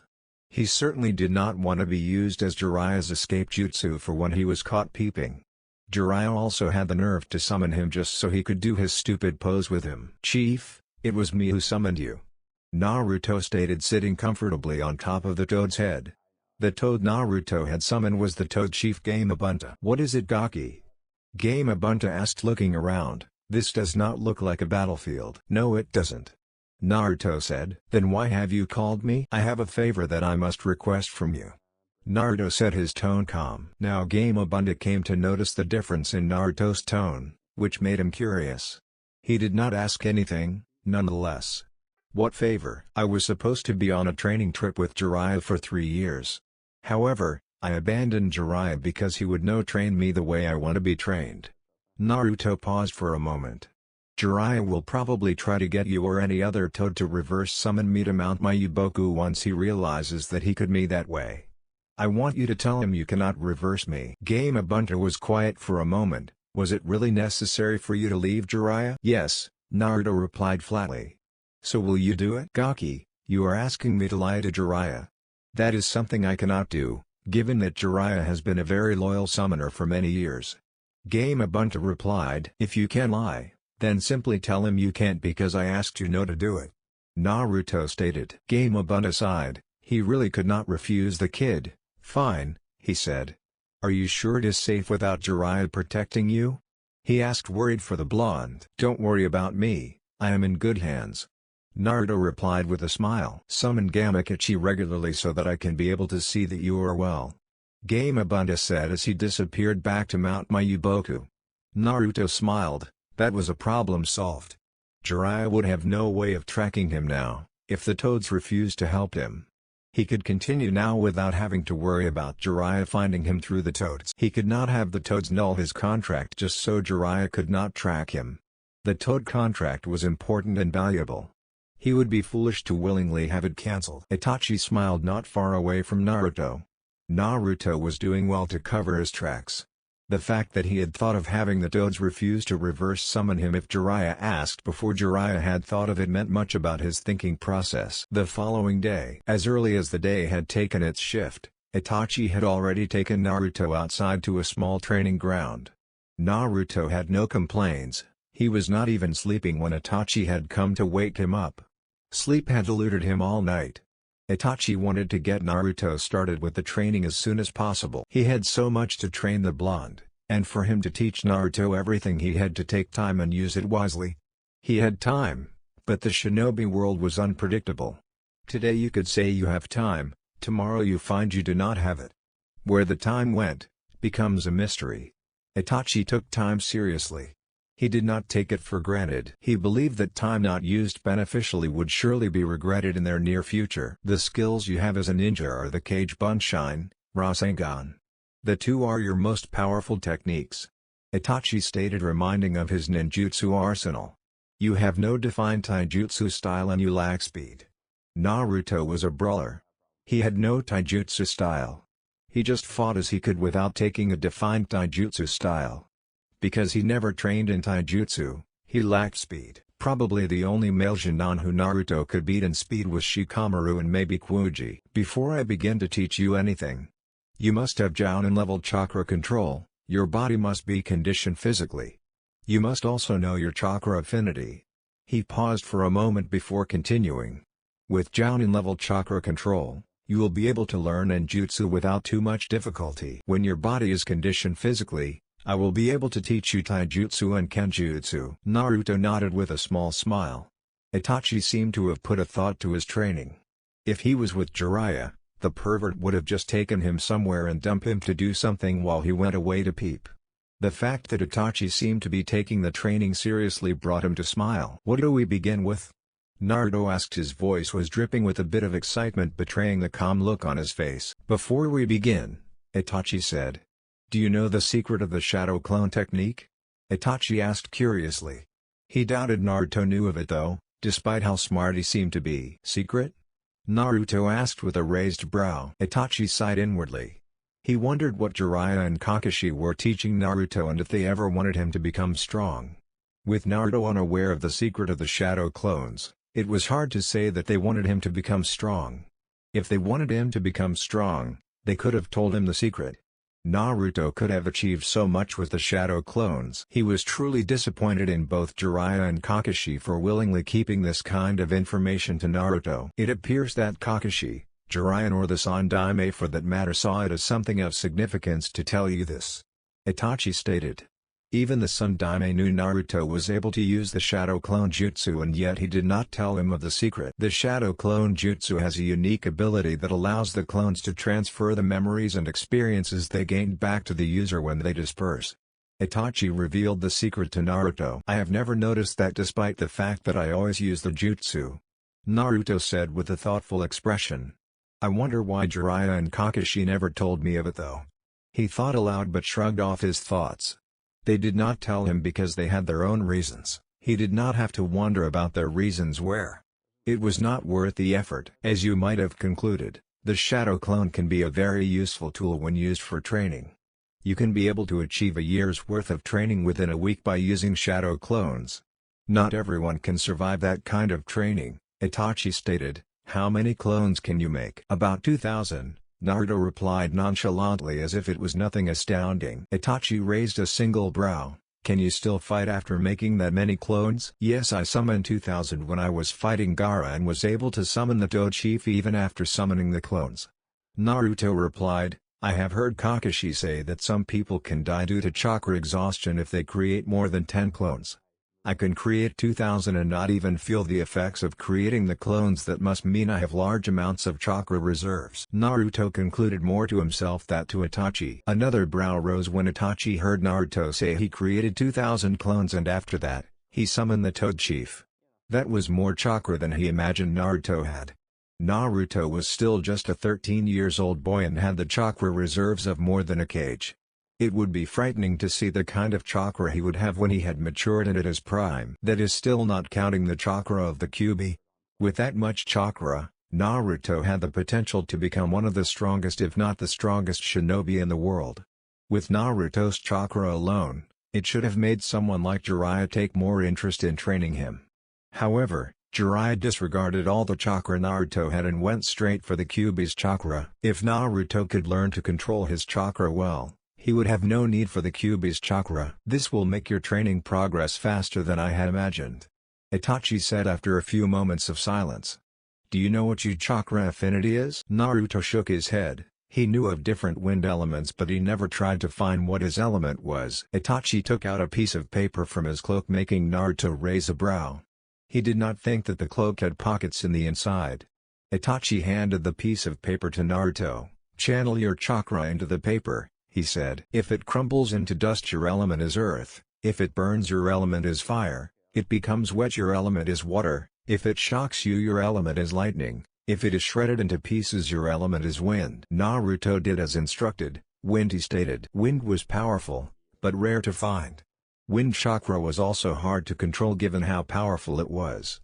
However, when one had master control over wind manipulation, they could become dangerous opponents for someone to face. Within a month you can be done with chakra control exercises, Itachi said and then took out a scroll from his cloak. He threw the scroll at Naruto who caught it. That is a storage seal. It has beginner's books in Fuinjutsu. I want you to create 5 clones and have them study the books. You will continue to do that each day until you understand everything. Naruto nodded and created 5 clones. The clones knew exactly what their job was. Naruto handed them the scroll and they went away to begin studying the books. He did not need to question why Itachi wanted him to learn something complex as Fuinjutsu. Sealing was indeed useful. With his little time with Jiraiya he understood that the man was adept to using seals. They were indeed useful and powerful. The Kyuubi was locked within him because of the art. Orochimaru had used a seal to cut the flow of the Kyuubi's chakra within him during the fight at the Forest of Death. Itachi created a clone of himself. Create 100 clones. Naruto created the clones without questions. Follow me. The clone Itachi said as it walked away. The clones Naruto created followed him. Where are they going? Naruto asked curiously. This hideout is not far from the Valley of the End. Itachi stated. They are going there to train in water walking for chakra and wind manipulation at the waterfall. Isn't the Valley of the End a place they could be easily spotted by someone? Naruto asked. The valley was not by any means hidden unlike the hideout. Anyone could reach the place. If Naruto was training there, someone passing by the valley could easily see him. It is, but I have taken measures that will ensure something like that does not happen. Itachi replied flatly. Naruto felt no need to question what sort of measures Itachi had taken, thus he just nodded. Itachi walked away from Naruto and went inside the hideout. While some of Naruto's clones studied Fuinjutsu, the others practiced water walking and the others were to practice wind chakra manipulation by attempting to cut the waterfall with chakra. Naruto would be doing physical activity, which he would continue to do until his training was complete. Itachi came back to the small training ground holding weights. Naruto had to wear them on his ankles and hands. They would help him develop speed and pure physical strength. Itachi handed the weights to Naruto. Put them on. Naruto did as instructed but found it rather hard to stand straight due to the extra weight that he carried. How much weight am I carrying? Each weight weighs of 5 kilograms. That makes it 20 kilograms in total. Itachi replied. Now run around the training ground. It does not matter how many times you run, I just want you to get used to having the extra weight on your body. Naruto began to jog as he could run with the weights on. Itachi was certain that because Naruto was a Jinchuriki, his body would be able to adapt fast to the weights. Any damaged muscles would be healed overnight given the Kyuubi's chakra healed. For each day, Naruto did the same process. Running around the training ground while his clones studied Fuinjutsu, did water walking exercises and train in wind manipulation. As soon as Naruto was able to walk without much trouble with the weights, Itachi increased the weight Naruto had to carry. Naruto never complained. To become strong he had to endure everything. 6 months later, a bundle of shurikens went flying at fast speeds towards Naruto. He looked at the shurikens calculating their movements and speed. The shurikens' numbers tripled out of nowhere. Naruto cursed as a shower of shurikens flew towards at him. He jumped back to avoid the first wave of the shurikens. More came at him. Naruto disappeared from his position in a burst of speed avoiding the shurikens. As soon as he touched ground, another wave of shurikens sped in flight towards him. Naruto did quick thinking and used a seal-less replacement technique replacing with a tree log. The shurikens pierced the log in place of Naruto. Naruto let loose of a sigh of relief upon having the log save him from pain. Without warning, 2 more shurikens came behind Naruto and embedded themselves on his back. Naruto winced at the pain and forced the shurikens out of his body. Fire style, great fireball. Naruto heard from behind. A small fireball sped towards him. Naruto was quick to dodge the fireball in a burst of newfound speed. The moment he touched ground, a foot crashed onto his back sending him flying away. Naruto recovered by flipping in mid-air. He landed down in a crouched position panting slightly. Itachi landed down beside him with an impassive look on his face. Your opponent will never give you time to recover your energy, he stated and moved fast. He kicked Naruto to his chest sending him flying. Naruto winced as Itachi's foot crashed to his chest. Itachi appeared from behind Naruto while he was still in flight. Your senses must be on high alert each time you in a battle. You must be able to see what your eyes can't, he stated and pummeled Naruto to the ground. Naruto crashed to the ground on his front. He recovered quickly and stood up. He took a taijutsu similar to the Uchiha Interceptor style. If he did not do that, more assaults from Itachi would follow. It was always like this training with Itachi. Each day he had to leave the training ground with a pained and beaten body. Itachi never took it easy with him. To Itachi there was no easy way of learning that engaging in actual battle. It was a real fight, as Itachi would break his bones if he gave him the chance to. Naruto was not allowed to take of his weights that now weighed at 150 kilograms. He had 50 kilograms on each ankle and 25 kilograms on both his hands. That is it for day, Naruto-kun, Itachi stated. Naruto sighed and sat down on the ground. The Kyuubi had already dealt with the wound on his back. He was no longer in pain, he was just a little out of breath. At the other side of the hideout, hundreds of clones were busy with their own training. Since Naruto attained chakra control and wind chakra manipulation that was satisfactory to Itachi, some of his clones were learning wind jutsus. Their progress was steady, which was enough for Naruto. Itachi never allowed him to use any of the jutsus he had been learning when they fought. Itachi had taught Naruto a taijutsu similar to the Uchiha Interceptor style. The style focused on predicting your opponent's attacks and counterattacking. To be able to be proficient with the style, one had to be fast and alert. You could not predict your opponent's attacks and think of a way to counterattack if you were slow. Naruto had changed a few things for the style to work for him. It was hard for him to get a grasp of the style since he did not have the Sharingan to predict his opponent's attacks. Itachi had told Naruto to expand his senses and awareness to be able to predict his opponent's attacks. He also had to be very observant of the way his opponent fought.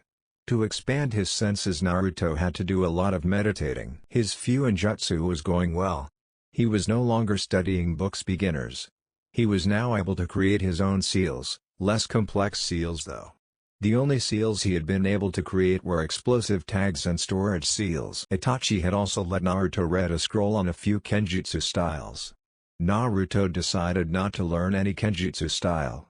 He decided to study the art of Kenjutsu itself. He wanted to learn the relationship between a wielder of a sword and a sword. He found that a true Kenjutsu fighter treated a blade as an extension to his body. The blade became something as his slash or third hand. Whatever the sword felt, he or she had to feel it too. One had to be coordinated with the sword. Overall, a Kenjutsu fighter shared a very intimate relationship with his slash or sword. Naruto, I am going away for a while, Itachi stated. While I am gone, only create clones to study Fuinjutsu. You will be practicing the jutsus your clones have been learning in Kenjutsu. Do not leave the hideout. Stay here until I return. He instructed Naruto in a serious tone, emphasizing the seriousness of his words. Hi, Naruto replied. With only 6 months Naruto has spent with the S-rank criminal, Naruto had learned a few things about Itachi. He was an honest person and peaceful, smart and easily bored with unintelligent conversation. The fact that Naruto saw Itachi in that light brought him to see Itachi as someone that was not a criminal. In fact, Naruto now respected Itachi. Despite being the men to have massacred the Uchiha clan, Itachi was a positive influence to Naruto. Most of all, Naruto trusted Itachi. His trust in Itachi was the reason he was not even asking where he was going. With Naruto's acknowledgement to his words, Itachi walked away. He trusted Naruto to follow his instructions. 3 weeks later, Naruto lay in the middle of the small training ground, clothes tattered, several sword wounds around his body. His breathing was labored and eyes were unfocused due to the sheer pain and tiredness he felt. His chest was left bare due to the cuts his upper clothing received. Several streams of blood matched across his chest down the ground. Several shurikens and a sword lay beside him. The tip of the sword had blood, signifying it had been tasting blood. It had been one of his training sessions. Ever since Itachi departed from the hideout, he had taken the time to practice Kenjutsu. So far, the results had been satisfactory. It was not perfect, it was anything but that. The progress was satisfying nonetheless. He could handle a sword well, better than he did when he had yet to practice Kenjutsu. His Kenjutsu had its flaws though, but he could correct the flaws to his Kenjutsu with the time he still had before he had to return to Konoha. With the shadow clones by his side, by the end of his training, he would be proficient if he kept training as much as he had been during Itachi's absence. The first thing he had to work on with his Kenjutsu was the openings his style left. If he encountered someone that was faster than him, his Kenjutsu would leave him like an open book. Anyone faster than him would be able to take advantage of the openings his Kenjutsu left. Itachi walked slowly towards the training ground. He saw Naruto's bloodied body.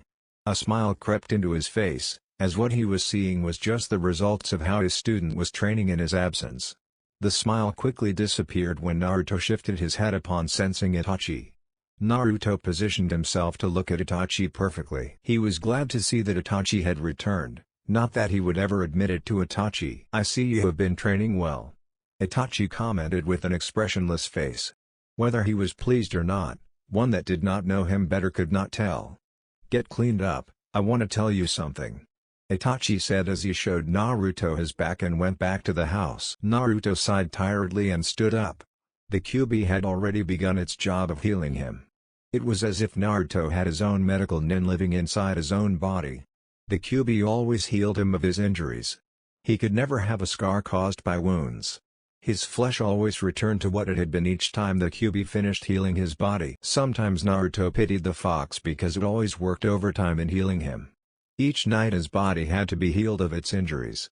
He had to be recovering his chakra. The Kyuubi was responsible for that to happen quickly. Naruto's feet carried him to the house lazily. He went inside and took a long calming bath. His body had to relax and be calm after the strain he had put it under by his training. A hot bath was always soothing to his body. After the bath, Naruto changed his clothes. Ever since he began his training, he had discarded his orange jumpsuit. He now wore dark blue shorts and a short-sleeved blue shirt. Naruto walked to the sitting room and found Itachi sitting comfortably drinking tea.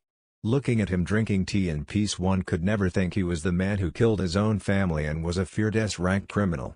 He was man whose name brought fear to those who knew of his power. Some people say that he massacred his own clan just to test his own strength. Some people have said that he had gone insane because of power. Yet there he was sitting comfortably drinking tea with an aura of peace radiating around him. Naruto's eyes trained at the small backpack on the table for a moment before going back to Itachi. He sat on the table across Itachi. After a few minutes of silence, Itachi placed his mug down and looked at Naruto. "When I departed here, I went to Konoha," Itachi stated. Naruto's face was expressionless just as Itachi's was. There was another thing that Itachi was teaching Naruto while they were not at the training ground. Control over his emotions. Naruto was getting the hang of it, but he was not like Itachi when it came to hiding emotions. Itachi was a master at doing something like that. You could tell him the most shocking thing and never get a reaction from him. Control over emotions was a shinobi's weapon. Without control over emotions, one was bound to careless mistakes. Emotions often clouded shinobi from making best decisions, which ended costing them. Naruto nodded and waited for Itachi to continue. "I had gone to fetch a few things that are inside this bag," Itachi stated, his eyes pointing at the small bag in the middle of the table. "What?" Naruto asked curiously. It must have been important for Itachi to risk going to Konoha when the very same village was hunting him. Had he been caught whilst inside the village, he could have been executed. Most villagers saw him as a traitor partnered with Orochimaru and Konoha's most powerful traitors. Before that, he paused for a moment. "I told you that I have something that I must tell you," Itachi said. He was sure telling Naruto what he wanted to say was the right choice. "It is something important that the Sandaime and Jiraiya neglected to tell you," he stated, impassive, not showing that what he wanted to tell Naruto was as important as he said. Naruto was now truly curious. Itachi never said something was important unless it was important. There was also the fact that he said that he wanted to tell him something that the Sandaime Hokage and Jiraiya failed to tell him. "It is about your parents. I am not sure why the Sandaime chose not to tell you about them," Itachi stated calmly. Now, he had Naruto's full attention. It took all his willpower to force himself to calm down. He just wanted to jump on Itachi and beg him to tell him about his parents. This was something that he had always had the need to know, but unfortunately, no one seemed to be willing to tell him anything. He knew that the Sandaime knew something, but just refused to tell him. "Do you know of the Uzumaki clan?" Itachi asked. Naruto shook his head. "The Uzumaki clan, a clan that you were part of, were allies of Konoha years ago. The orange swirl you see in Konoha's Jounin Flakes is the Uzumaki clan swirl. It was a sign of respect to the friendship that was between the Uzumaki clan and Konoha, to be more precise, the Senju," Itachi stated in a calm manner. Naruto was a little surprised that he belonged to a clan. He did not know that Uzumaki was a clan name. He had always thought it was just a name like any other, given that he was the only one within Konoha who uses the name. Even outside the village, he had never met anyone who used Uzumaki. No one even spoke of the Uzumaki clan. It was like the clan never existed, which was why Naruto was not aware of it. The Senju and Uzumaki were relatives, though neither has confirmed this. The Uzumaki clan lived in their village, called the Land of Whirlpools, located at an island at the coast of the Fire Country. They were seal masters and the first to create seals that could seal a bijuu within a human. That would explain why Itachi had Naruto learn Fuinjutsu. Mastery with seals was not the only thing that the Uzumaki clan had. They possessed extraordinary lifespans and special chakra. Because of this, other villages feared their power. During the Second Great Shinobi War, the village was destroyed by the combined effort of Iwagakure and Kumagakure, leaving only a few alive. Itachi revealed while his eyes stayed on Naruto. Naruto had many thoughts going through his head. It was rather hard to believe that his clan was destroyed only because of its power. There were many powerful clans, but neither has been destroyed because of their power. He understood that with seals, the impossible was possible, but to destroy a village just because they could make the impossible happen was unimaginable. Humans, Naruto said. They envy what is better than they are, fear what is powerful than them and hate that they do not understand and what is different from them. Desire everything that is likable to their eyes, such greedy beings. Naruto commented empathically. Itachi nodded. That is indeed true. Greed has led the shinobi world to what it is today. Itachi stated, agreeing with Naruto. Your mother was from the Uzumaki clan. She came into the village at a young age. Her name was Uzumaki Kushina. A smile crept into Naruto's impassive face. Something in his heart was stirred by knowing the name of his mother. He always had a desire to know something about her. It felt great, as if something missing to his heart was found and added. He had already accepted the fact that she may have been dead. Itachi confirmed it. It saddened him slightly, but he was nonetheless happy that he knew her name. When your mother was brought to the village, she was brought for one thing, Itachi said. Naruto felt a sense of dread creeping inside of him. It was to be the Jinchuriki of the Kyuubi. Naruto's eyes widened, losing his calm demeanor. He shared the same burden as his mother. He feared if she had to live the same life as him, overbearing hatred from the villagers. Nevertheless, the fact that his mother was the previous Jinchuriki of the Kyuubi made him feel a lot closer to her. I have never heard of anyone speaking of a previous Jinchuriki of the Kyuubi before me. And there is not Kushina Uzumaki at the memorial stones. Naruto stated his confusion after getting over his shock. Your mother's status as a Jinchuriki was kept a secret that was known only to a select few. Her name is not engraved at the memorial stones. Any records of her were removed from the library and everywhere else public. The only place you can find anything about her is at the Anbu headquarters. Itachi replied. He had been an Anbu captain during his time at Konoha. Such information was accessible to his eyes. There was another Jinchuriki before her, but that has also been removed from any records. The first Jinchuriki of the Kyuubi was the Shandaim's wife, Mito Uzumaki. Your mother was the second, and you are the third. Again, Naruto's eyes widened slightly. The Shandaim's wife was from his clan? Tsunade was the granddaughter of the Shandaime, which meant Mito Uzumaki was her grandfather. Tsunade, Jiraiya and the Sandaime, these were people that knew of his mother and yet refused him the right to know. Such an act was unforgivable. No one had the right, no one, to deny him of his right to know just even the name of his mother. Regardless of their reasons, such a decision to keep the name of his mother away from him was unthinkable. He could not understand how any human would do something like that. I still do not know how the Kyuubi was released from her. However, many say that a Sharingan was manipulating the Kyuubi. Regardless, the day your mother died was the day you were born, the day the Kyuubi attacked Konoha. Itachi stated. The Kyuubi had escaped from Naruto's mother seal the day the Kyuubi went on a rampage. The Kyuubi was sealed into Naruto that day. His mother had died the day he was born.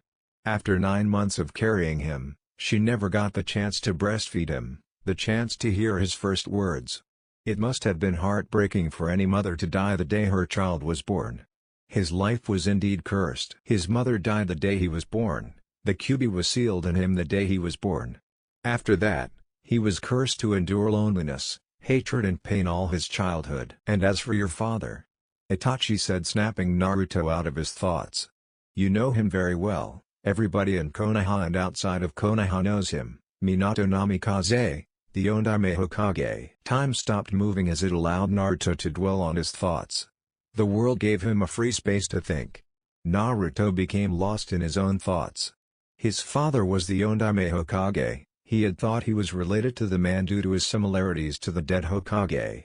However, he had nothing to prove it, and now Itachi had just proved. The Ondaime Hokage, a man he admired and always thought to surpass, was his father. His own father was responsible for sealing the Kyuubi inside of him. His own father had cursed him to live a life of shouldering hatred from the villages while he went to die. The villagers praised his father while they cursed him. Jiraiya, Tsunade and the Sandaime, they knew of this and yet did not tell him. The Sandaime had known this, and yet put him into the orphanage. Kakashi also had to know, since it was common knowledge that he was the Yondaime's prize student. He could not fault him given that it would not have been his place to tell. He also could not fault Tsunade since she only returned to the village a short while ago. However, the son daime? The old head looked him at his eyes and told him he knew nothing of his parents. Jiraiya was the Yondaime's sensei, he knew of this before he even came to his life. Yet he never bothered to fill in the holes inside of his heart. He just allowed him to continue living with his heart missing a few pieces that completed it. Now, he knew why Jiraiya had even bothered to have him sign the Dode contract. Take his time to train him. It was now obvious, Naruto was the carbon copy of the Yondaime Hokage. Jiraiya had to be reminded of his former student each time he saw Naruto. Anger, unbearable anger raged within Naruto.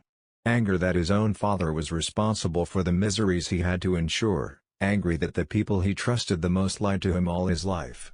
He could almost see them laughing at him, while he cried for his parents.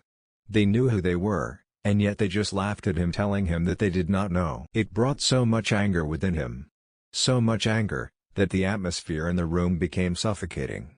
Red bubbling chakra surrounded Naruto's entire body. "Naruto!" Itachi called out seeing the Kyuubi's chakra leaking out. If he did not calm Naruto, things might turn out nasty should Naruto leak too much chakra of the Kyuubi. Naruto did not respond, he was too absorbed by his thoughts to hear Itachi. "Naruto!" Itachi called again raising his voice slightly. It took a few moments for Naruto to register Itachi's words. He calmed down upon noting the temperature in the room, and the Kyuubi's chakra leaking out. His calming down forced the Kyuubi's chakra to recede back to the seal where it belonged. Naruto stared at Itachi for a moment before his eyes went to the ceiling. "I managed to collect a few photos from your father's house. I took the liberty of taking scrolls with notes on jutsus that made your father famous. I believe that they are yours to learn, and no one has the right to deny you that." Itachi stated, eyes boring into Naruto, "Everything I took is inside this bag," he said pointing at the bag on the table. Naruto's eyes shifted from the ceiling to the bag and then settled onto Itachi. "Why did you tell me this, when the son daime or Jiraiya chose not to?" "For you to choose the correct path for your life and to become truly strong you must know who you are. Telling this, allows you to locate your roots. This in turn will help you become truly strong knowing where you came from, what you were born to become." Itachi replied getting from his seat. "I will leave you to your thoughts. After that, we will resume your training while you know what you are training for," he said and turned around, walking away from the blonde. Naruto just stared at the retrieving form of Itachi with many thoughts dancing within his head. As soon as Itachi disappeared from his sight and senses, he looked at the small bag on the table. Slowly, he took the bag and carried it to his room, intent on exploring all its content. A few days passed, seemingly time was flowing faster than it normally did as if in a hurry for something. Naruto had gone back and forth with his thoughts. A few sleepless nights as his mind refused to home what he had been told. Like everything else in life, the sleepless nights passed and he returned to sleeping peacefully at night. His mind was able to accommodate the new knowledge he had learned. Regardless of how painful and how much it angered him, he accepted it. Holding a grudge had never been his strength. Still, even though he could not hold hatred for those who wronged him willingly, it did not mean he was pleased with their actions. He was far from that in all honesty. Nevertheless, for him to move on with his life, he could not hold on to the past.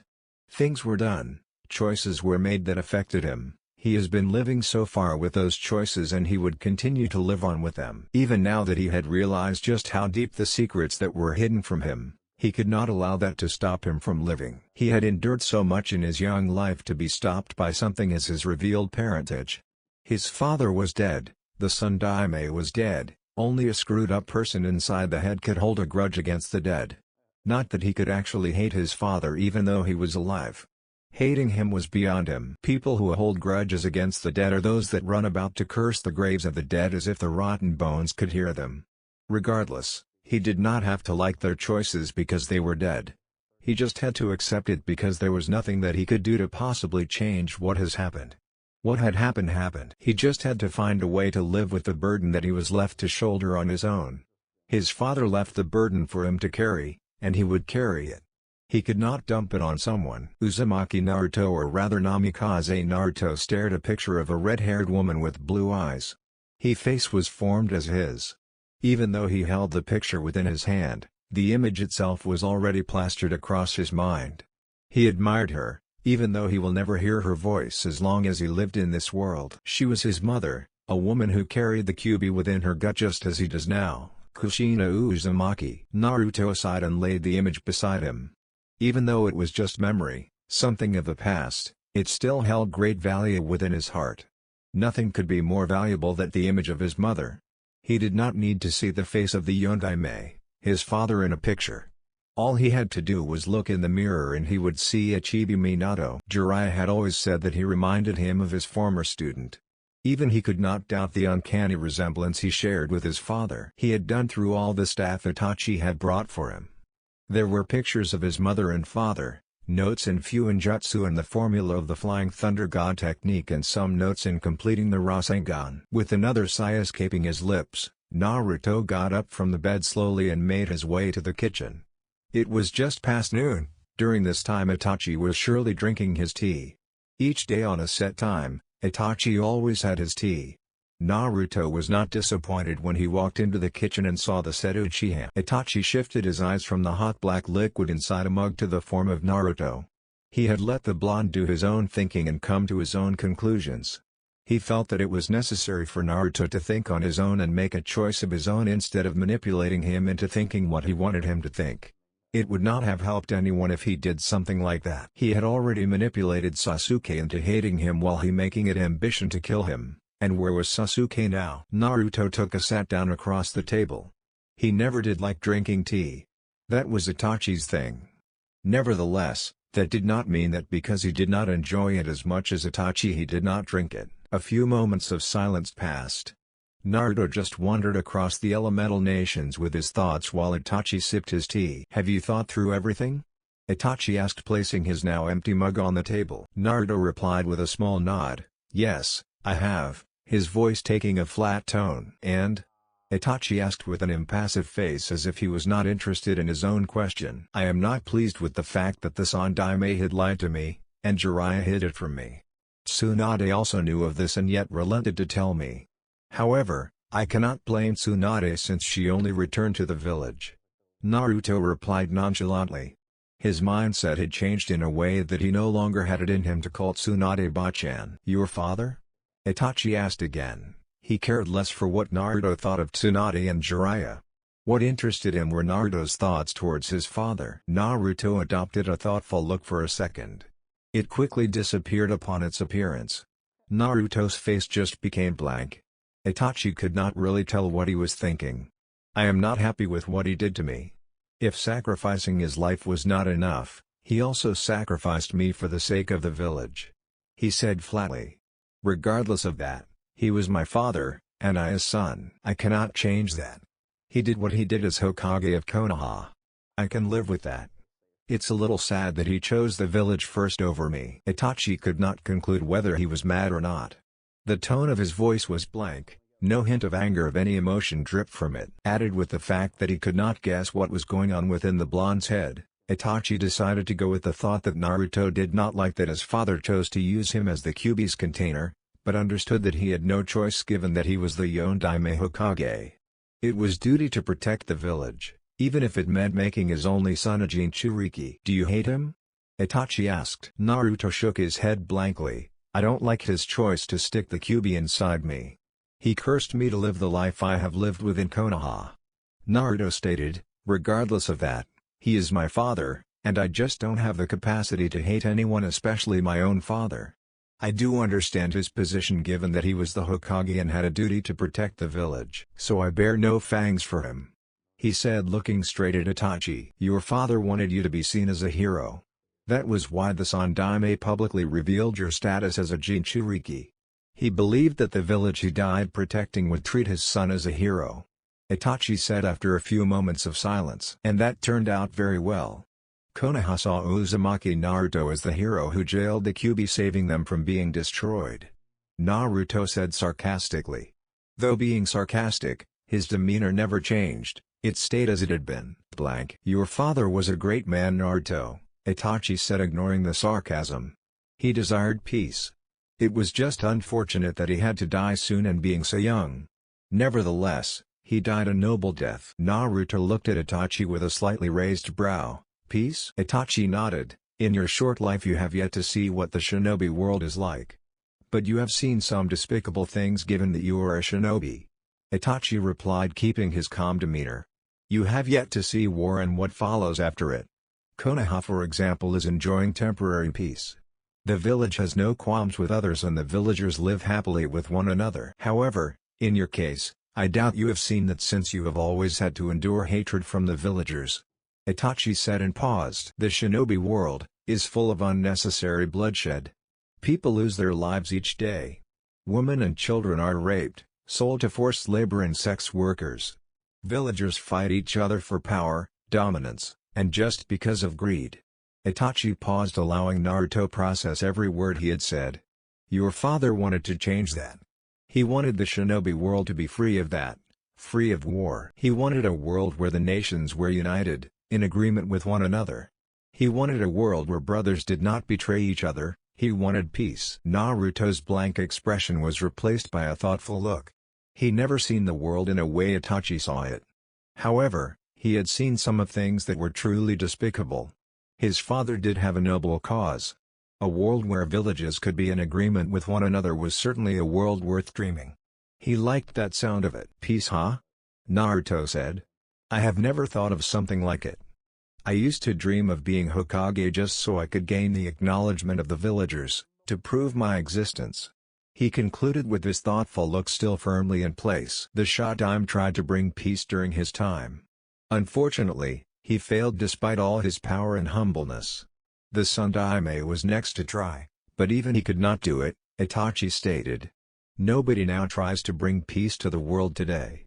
Long-lasting peace is seen as something impossible to achieve. If we cannot trust each other, even steps to peace cannot be taken. Tsunagaku easily betrayed Konoha despite being an ally to the village. Naruto said. If villages can easily betray each other and have no trust with each, they can never be in agreement with one another. Itachi nodded. Trust is something hard to gain, but rather easy to lose. Silence greeted the two, as both were speaking amongst themselves within their thoughts. Naruto was thinking about something: bloodshed. The life of shinobi was ultimately to kill all the enemies of his/her villages. That made shinobi killers, life-takers. He had seen some people take other people's lives without so much as remorse. He did not get why death was necessary even if the enemy was beaten. What are your views on killing? Naruto asked. He found it ironic that he was asking the question to a man who was responsible for the massacre of the Uchiha. Deaths are necessary sometimes. It is unfortunate, but often it has to be done to protect and save the lives of many. Itachi replied. Still, I think killing someone is wrong. Naruto argued. You have yet to kill, have you? Itachi asked, turning a nod from Naruto. You are a shinobi, you are bound to take the life of someone one day. Nevertheless, just because we kill does not make us monsters. We show that we are still humans by not enjoying the act of killing. A true shinobi accepts that killing is part of protecting, but never enjoys killing. Naruto decided not to take the conversation any further than it was already. He certainly did not like the fact he would have to kill someone one day. He just hoped that day never comes. Itachi saw that Naruto did not want to further with the topic. Did you find the scrolls I brought useful? He asked, changing the subject. Naruto nodded. Yes, some scrolls with Fuinjutsu will help me reach a depth level of understanding of the art. Naruto said. What I found most interesting was my father's notes in completing the Rasengan and the formula of the Flying Thunder God technique. Before the day ages, my clones should be out there beginning working on completing the Rasengan and deciphering the formula to the Hiraishin.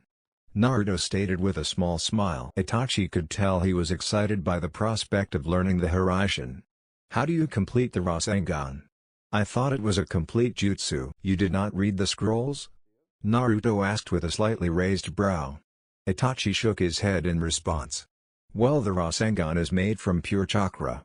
You manipulate chakra alone to form it. But to complete it, you add your chakra element to it and it will take a new form. In my case, wind element. And I will be able to create a powerful jutsu. Well, that is according to my father's notes. He was never able to complete it. Itachi nodded. He was interested in what jutsu Naruto would be able to create after successfully adding his wind element to the Rasengan. The Rasengan was already an A-rank jutsu, adding a powerful element as wind would certainly make it even more powerful. When are going to continue with my training? Naruto asked. Learning the Hiraishin and trying to complete the Rasengan was something he would be adding to the training Itachi was already giving him. Itachi stood up from his seat. "Let us go now," he said. Naruto had no complaints. He followed Itachi to their small training ground. He was eager to pick up from where he left off. He had not trained with Itachi for a month now. Naruto went through another training session that ended with body echoing with unbearable pain. Yet he made no complaints, for he knew that after the training it would have been worth it. There was no pain without a reward. He would get his rewards after the training. Konoha. It had been 2 years since Naruto left the village. It had been 2 years since Jiraiya had been looking for Naruto after the blonde had abandoned him. For 2 years, he searched all over the elemental nations and yet he found no clue as to where the blonde was. He found nothing, no one had even seen the blonde. It was as if he had just vanished from the face of the elemental nations. Naruto had disappeared without leaving a trace. What Jiraiya was certain of was that he never left the borders of the Fire Country. If he did, regardless of how good he might be at covering his tracks, he would have known. He was positive that the blonde was still in the Fire Country. Where was the question? The Fire Country was rather large and he could not search the entire country looking for a single person. With a sigh, Jiraiya looked at the Hokage's tower from the Hokage monument. He had returned to the village to face Tsunade's wrath. Over the past 2 years, he had lost all connections with Tsunade as he searched for Naruto. He could not lie to her, thus he decided it was better to avoid speaking to her. Even if one of her messages got to him, he never replied. He raised his right hand, which was holding a bottle of sake. He began to take a few gulps of the sake until the bottle was empty. He put on a brave face and wiped off his mouth, ready to face Tsunade. Hokage's office. Tsunade sat behind her desk doing her paperwork. She detested doing the paperwork, but it was duty to complete them, thus she was left with no choice but to do it. The paperwork was something of an everyday occurrence. She had to do it every day, and each day she would get a headache because of the load. The load never ended. Just when she would think that she was done, Shizune would bring another load, much to her dismay. Tsunade sighed and leaned back to her chair. Ever since Naruto left the village, she had stopped consuming alcohol. She did get much work done without having to spend her time drinking. Despite that, she did miss her sake. Surely, now she would have been savoring a cup of sake with no one in her face to disturb her. Back when she was still drinking, Shizune would always budge into her office, stopping her from drinking.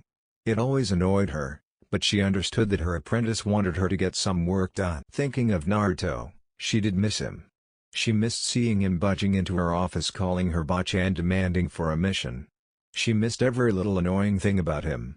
Even the fact he would always try to run away whenever she wanted to check his physical health, as he hated hospitals. She missed having to have Shizune and Sakura chase him around the village to get him back to the hospital. It was now 2 years. 2 whole years without seeing the large smile that always found a way to Naruto's face. She just hoped that he had changed and went back to normal and did not stay as he was when he left the village. It would pain her to see him in that condition he was again. Naruto to her was not Naruto without a goofy fox grin and eyes that brightened with life and happiness. She also hoped that Jiraiya was training him to his best. She wanted her Naruto be strong when he does return to the village. She wanted him to have the strength of at least a Jounin. She could expect that much from 3 years of training. Being a Jounin, he could protect himself better. Even though he might be able to protect himself if he does return strong as a Jounin, Tsunade would never stop worrying about him. With him being a Jounin meant that Naruto would have to do heavy missions. As such, he would see things that she rather he did not see. Jiraiya had yet to give her any progress report. Something that was odd from the Sannin. Under normal circumstances, Jiraiya would have been sending her progress reports once every 2 or 3 months. Ever since he left, he had yet to send her any report, not even tell her where he was or doing. He had not even attempted to contact her or respond to any of her messages. She viewed it as suspicious behavior. The window to her office bust open as Jiraiya made his entrance. He did not get anywhere near Tsunade, fearing for the health of his beautiful body. He stayed at the window. "I'm home," Jiraiya said with a large grin on his face. He wanted to start things lightly for when he does have to deliver the news. "It's about time you showed up, pervert." Tsunade stated, ignoring the fact that Jiraiya did something she had abundantly told him not to. That did not matter now, there were pressing matters she had to discuss with him. "So why haven't you made any contact with me and why have not responded to any of my messages?" Tsunade asked with a straight face. Jiraiya became nervous. "Well, you see, I have been busy that I did not have the time to respond. Nevertheless, here I am." This beats responding by a letter. "This way you get to see my beautiful face," Jiraiya said, getting over his nervousness. A tick mark formed on Tsunade's head, but she quickly had it vanish. "So how is he?" Jiraiya scratched his forehead, trying to find a better way to say it. He found none, so he decided to say it like it was. "Well, you see, Haim, a few days after we left the village, Naruto ran away from me." It took a few seconds for Tsunade to register what Jiraiya had said. When she did, all hell broke loose. "What?" Her voice shook the very foundations of the village of Konohagakure no Sato. Everyone who was close to the office quickly put some distance between him or her and the Hokage's tower. When the goddess made a screech like that, she was definitely not in a good mood. Moreover, when she was in a bad mood, things tended out to be nasty for whoever was in her office. "It's not my fault, Haim. I had left him at a hotel room we had booked. When I returned from meeting my contact, he was gone," Jiraiya said, positioning both his hands in front of him in a defensive manner. "Jiraiya," Tsunade said as a murderous aura radiated around her. Her eyes lost their color as she stood up with clenched fists. She was beyond angry. "Haim, please, don't do anything. I am also worried about him," Jiraiya protested, knowing what was about to come. He had his hands in front of himself ready to defend himself. His skin paled with each step Tsunade took towards him. Cold shivers rocked down his spine at the murderous aura that surrounded the blonde Hokage. "Jiraiya, how could you?" Tsunade uttered again, though not looking for an answer from Jiraiya. She got within touching distances of the Sannin. Her very breath was hot and intense enough to burn Jiraiya's skin.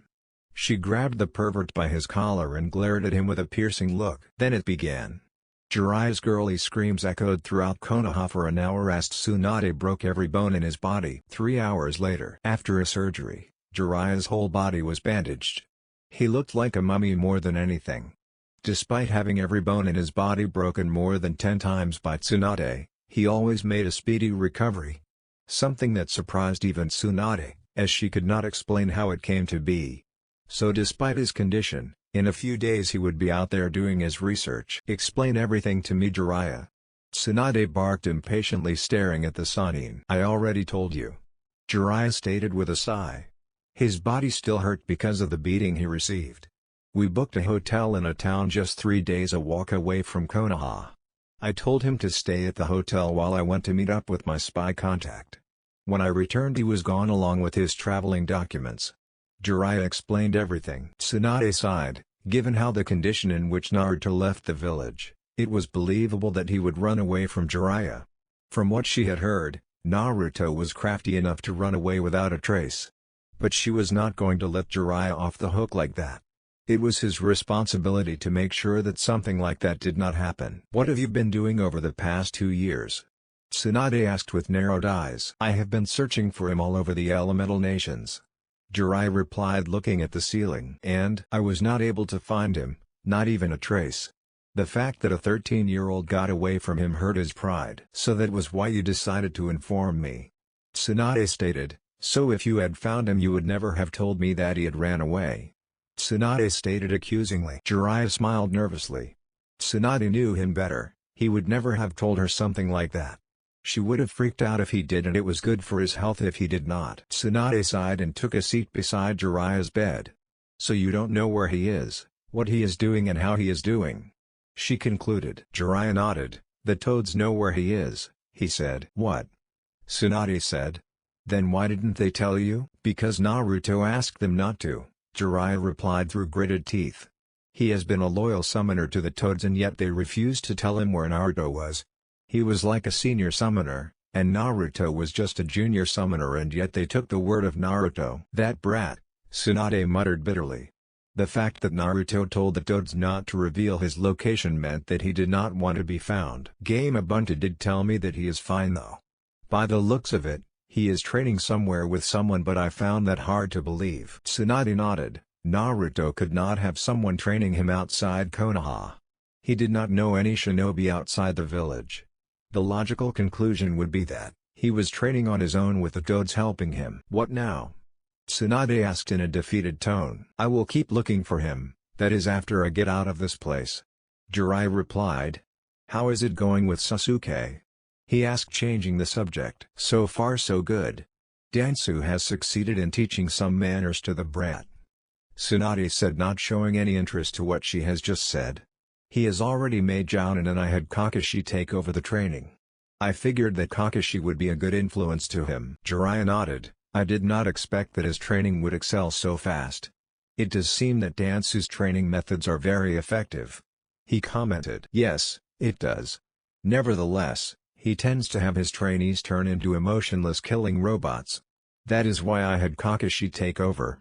Tsunade replied. She could care less for the Uchiha brat. However, a change in his attitude would make things for her. What do you plan to do with him? I plan to have him become an Anbu on temporary basis, other than that he will operate like any other Jounin, Tsunade said, getting up from her seat. I am going back to the office. Stay here until I clear you, is that clear? Tsunade said with a fierce glare at Jiraiya. Jiraiya nodded and Tsunade proceeded to leave the room. As soon as Tsunade left, Jiraiya made his miraculous recovery. He stripped off his bandages with a few winces and left through the window. Research awaited him. 2 years 10 months after Naruto left Konoha. Naruto jumped back, avoiding Itachi's punch, which crashed into the ground, creating a small crater. Naruto dashed towards while the Uchiha's fist was still planted on the ground. He swung his right foot, attempting to land a kick on Itachi's face. Itachi sensed the attack and looked up. He positioned both his hands and blocked the kick. The kick had so much force that it pushed Itachi back, and made him wince. The wince was never shown on his face. Naruto continued his assault by raising his other foot. He swung it and attempted a roundhouse kick at his opponent. The kick came at Itachi with so much speed that he could not avoid it. His hands were still recovering from Naruto's previous kick. He only managed to bring out one hand to block the kick. It was not enough, as the kick sent him flying. Naruto did not give Itachi time to recover as he appeared above Itachi. He applied wind chakra to his fist, preparing for a bone-cracking punch. He punched Itachi to his chest, sending him crashing down like a bullet. As soon as Itachi hit the ground with a loud crash, Naruto noticed that there was something wrong. Itachi would not have been caught easily. Genjutsu? Naruto thought to himself. He held a single hand seal, Kai. He muttered and dispelled the illusion. He sensed something from behind. Spinning around, Naruto saw Itachi dashing at him at fast speeds. Naruto could do nothing as Itachi's knee crashed into his gut. Itachi added to the assault with a powerful punch to Naruto's face. The punch sent Naruto in flight. Naruto recovered quickly before he hit something and flipped in mid-air. He landed on the ground in a crouched position before standing up and looking at Itachi impassively. You caught me in your genjutsu the moment I appeared above you, Naruto stated. Itachi nodded. You are getting good at detecting genjutsu, he commented. It was indeed true, Naruto had become good at detecting his illusions. When they started training, Naruto did not have any skills at genjutsu. He could be caught in one for the whole day and still not be able to recognize that he had been caught in a genjutsu. Naruto said no word any further. There was no need for him to say anything. He got into his taijutsu stance and prepared to face Itachi once again. Both opponents ran towards each other and clashed in between. Itachi attempted a high roundhouse kick at Naruto. Naruto saw the attack coming and crouched down, dogging Itachi's kick. He spun around and attempted a leg sweep on Itachi. Itachi was too experienced to be caught by something like that. Thus he jumped up to avoid Naruto's leg sweep. While still in flight, Itachi flashed through hand seals, gathering enough chakra for his jutsu. Fire style, Great Fireball. A large fireball expelled from Itachi's mouth and raced down at Naruto, who was still in a crouched position. The flames hit Naruto and consumed him before dying down. Itachi was on alert, knowing that something like that would not put Naruto down despite him firing the jutsu at a close range. He was not disappointed as Naruto charged at him from behind. He quickly spun around to block a kick aimed at his head. Another Naruto appeared behind Itachi and threw a number of shurikens at the Uchiha's back. The Naruto that had attempted to kick Itachi disappeared in a puff of smoke. Itachi realized that it had been just a distraction. He quickly used a replacement technique to avoid the shurikens that were of no doubt doing to pierce his back. A log appeared in his place, taking the hits that were meant for him. Naruto narrowed his eyes searching for Itachi. He did not have to wait long as a bundle of shurikens flew towards him at high speed. Naruto gathered the wind around him and mixed it with his own chakra. Wind release, wind bomb. Gusts of wind sped towards the shurikens. The two attacks met and Naruto's jutsu propelled the shurikens away from Naruto. The gusts of wind continued to make their way towards Itachi, who simply leapt away. Naruto went through a number of hand signs. As he did that, the wind around him turned into at least 20 wind shurikens that were spinning around him. Wind release, wind shuriken. The wind shurikens sped at the unmoving form of Itachi. He knew that the shurikens were sharp and could leave a few gashes should they hit him. He had seen the attack before, and it would be nasty if he were to be hit. As soon as the wind shurikens got into touching distance with Itachi, he disappeared in a burst of crows. Naruto cancelled his technique and looked to where Itachi had disappeared. Fire release, Phoenix Flower. A number of fireballs sped at Naruto. Naruto looked at the fireballs, a few thoughts running through his head. He was trying to run how the scenario would end up. Itachi always often used the jutsu as a distraction, and there was always a secondary attack hidden within the flames. Naruto could not really conclude what Itachi was hoping he would do. Naruto shrugged off his thoughts and went through several hand signs. After the hand signs, he clasped his hands together and released a wave of chakra. Sealing art, chakra barrier. Naruto muttered as a barrier erected around him. The barrier was orange, taking the color of Naruto's chakra.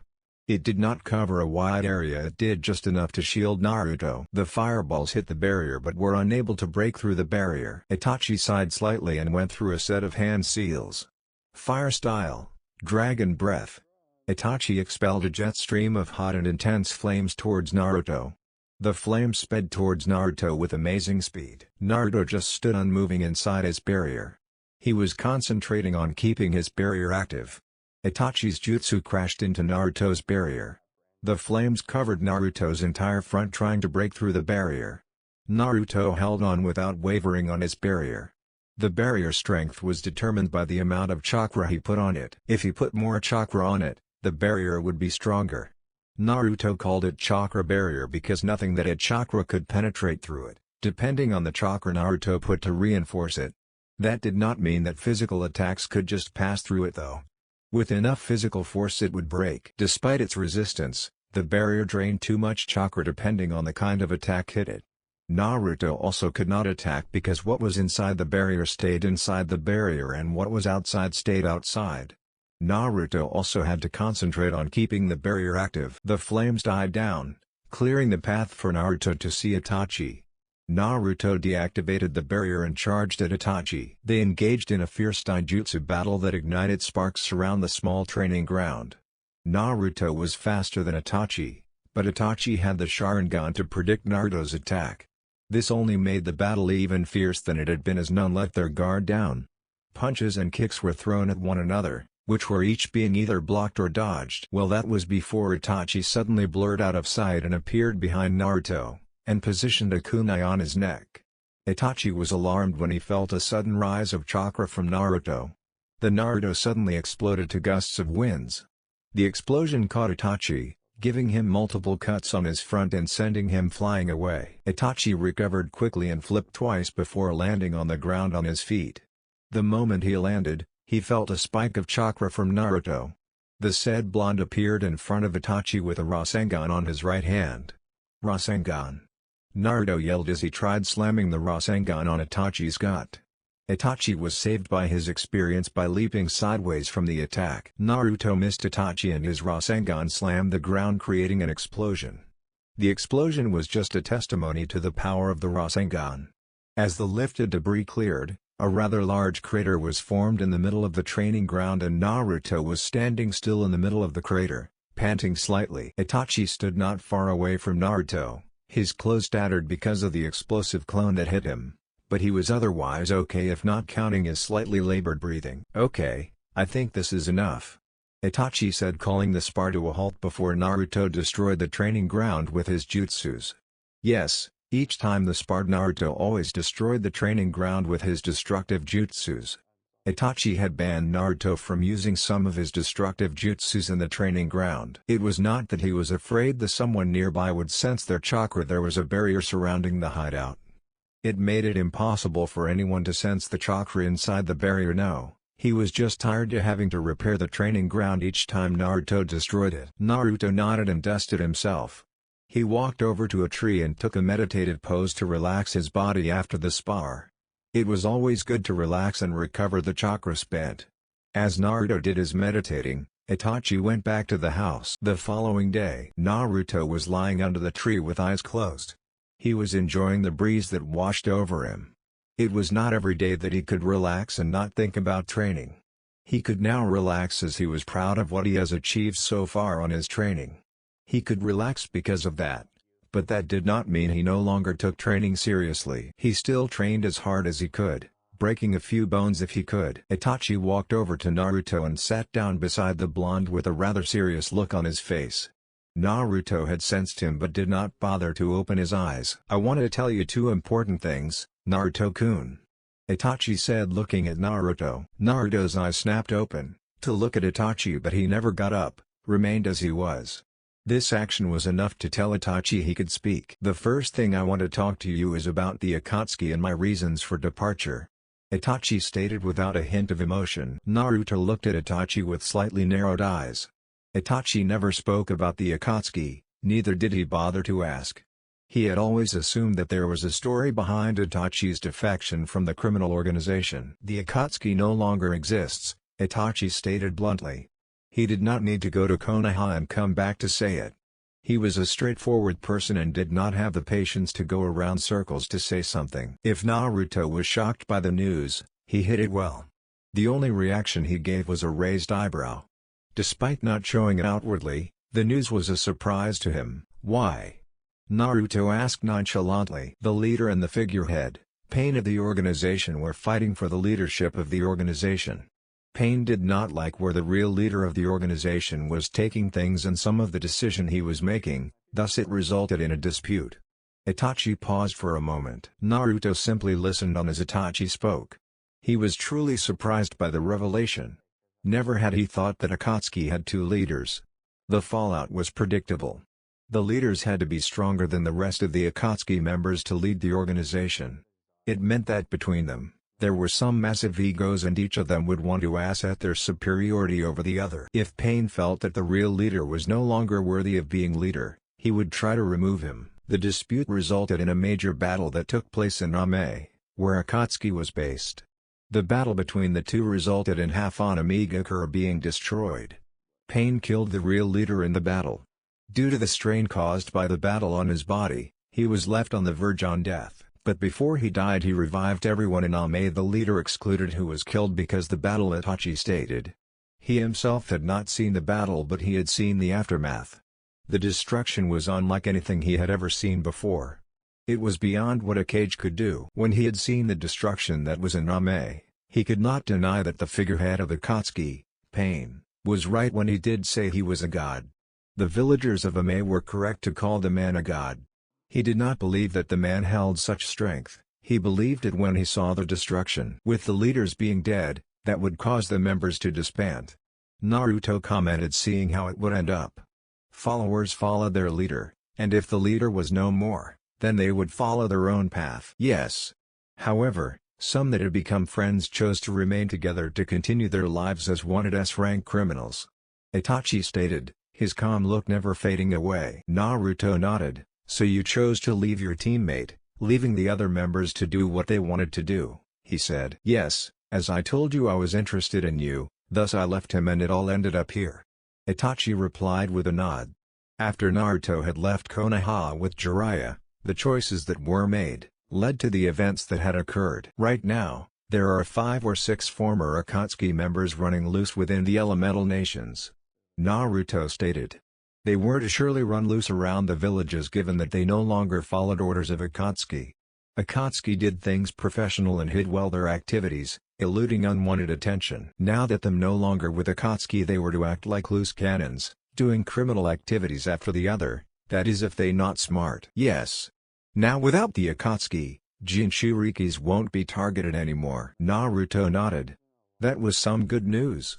He would no longer have to worry what the Akatsuki coming after him for the Kyuubi. This meant that all Jinchurikis were now safe. That is some good news, he said. What happened to Amigakoer? The figurehead leader of Akatsuki, Pain was the leader of the village after having defeated Hanzo. He had a partner named Konan. From what I know, she has known him since they were just children. She is now the leader of Amigakoer. Naruto nodded. What was really the goal of Akatsuki? Naruto asked, wondering why the organization would want with the power of 9 Baijus. With that kind of power in the hands of criminals, nothing good would be achieved. Itachi shook his head. Even I do not know why Baijus were being gathered. Nevertheless, what I do know is that Pain desired peace along with his partner Konan. They wanted peace through the power of all 9 Baijus combined. He could never figure out what Madara was planning with the use of the Baijus. He had tried everything to find what the man wanted with Baijus. Still to this day it is a mystery to him. I wonder what kind of peace the man would have brought with the power of all the Baijus. Naruto stated more to himself than to Itachi. It was nothing good, Itachi said. After a few moments of silence he spoke again. The second important thing I want to tell you is a secret that you cannot reveal to anyone. Even I was not supposed to tell anyone, but I feel that you deserve to know the truth. Some of the dark things about Konoha. Itachi stated in a rather serious tone. Naruto got up and leaned against the tree. He looked at Itachi for a moment. Sure, they trusted each other, but he did not think that Itachi would go as far as to reveal secrets that he had sworn not to reveal. The secret Itachi wanted to tell him was making him curious as to what it may be. Only 3 people in Konoha know of it. Shimura Dansu, Mito Kadohomura, and Udatane Koharu. These 3 are from the council. The Sun Daime was aware of the secret, but he is dead now. Itachi stated, keeping his serious tone. There is no record of it anywhere in Konoha. Naruto now was even more curious than he had been before. It was written all over his face. Itachi was involved with the Sun Daime and members of the council. He was curious, very curious. So, not even the Anbu commander, Jiraiya or the Hokage are aware of it. Naruto commented. Itachi nodded. What I am about to tell you is the secret behind the Uchiha massacre. Naruto was now leaning a bit close to Itachi figuratively so that he would not miss a word Itachi was going to say. I did not massacre my clan because I wanted to test my strength or anything. It was because I was ordered to. Itachi revealed. Naruto's eyes widened slightly before they returned to normal after a second of widening. That was the best reaction one could get from Naruto. Why? Naruto asked a question that anyone would have asked after hearing what he had heard. My clan was planning a coup d'etat to take over the village. The Sun Daime tried peace talks between the village and my clan, but the talk just reached an impasse. I was ordered to massacre my clan to save the village from a civil war that would have destroyed it. Itachi stated impassively. Naruto stared at Itachi for a moment. He could not believe that Konoha would do something like that. Ordering the extermination of the whole clan was just unthinkable. He could not believe that the Sun Daime would allow something like that to occur even though the peace talks had reached an impasse. Why did your clan plan a coup d'etat? It was because they felt that they were losing power in Konoha. The clan had been secluded from the rest of the village. They also held no real power in Konoha, thus they felt that they were wanted out of the village their former leader had taken part in establishing. Naruto felt like he could understand what they were feeling. The Uchiha clan and the Senju clan were the 2 clans that formed Konoha. It could be depicted that way since Uchiha Madara, head clan of the Uchiha clan at the time, and Senju Hashirama, leader of the Senju clan, joined hands and formed Konoha. At the time of the massacre, the Uchiha clan were reduced to be nothing but police officers with no real power. They deserved more than what Konoha was offering them. However, regardless of that, planning a coup d'etat was not a way to do things. After the Kyuubi's attack on Konoha, the village started to think that the Uchiha clan was behind the attack. With that thought, the Uchiha clan lost trust of the villagers and most tended to avoid clan members. Itachi added. Naruto remembered when Itachi had told him that a Sharingan had been thought to be manipulating the Kyuubi to attack the village. The Sharingan is a dojutsu belonging to the Uchiha clan. It was given that at the thought that the Kyuubi was being manipulated they would look at the Uchiha clan. It did not help the matter since there was no Uchiha who had turned rogue at the time. Blame would be on the Uchiha clan. Naruto stated. After saying that, a small smile crept to his face, making Itachi raise a brow. Naruto was obviously amused by something. The villagers thought that the Kyuubi was being manipulated by someone. Yet they continued to hate it for the rampage while simultaneously blaming the Uchiha for its rampage. If they believed that it was being controlled by someone, why did they continue to hate it when they believed that it was just a puppet in the whole matter? Naruto stated. They have no standing point. They say it was a puppet and yet they continue to hate it. If they were smart, they would have concluded that the Kyuubi was not to blame for the attack since it was merely being used. Itachi nodded. Not many people saw things the way Naruto did.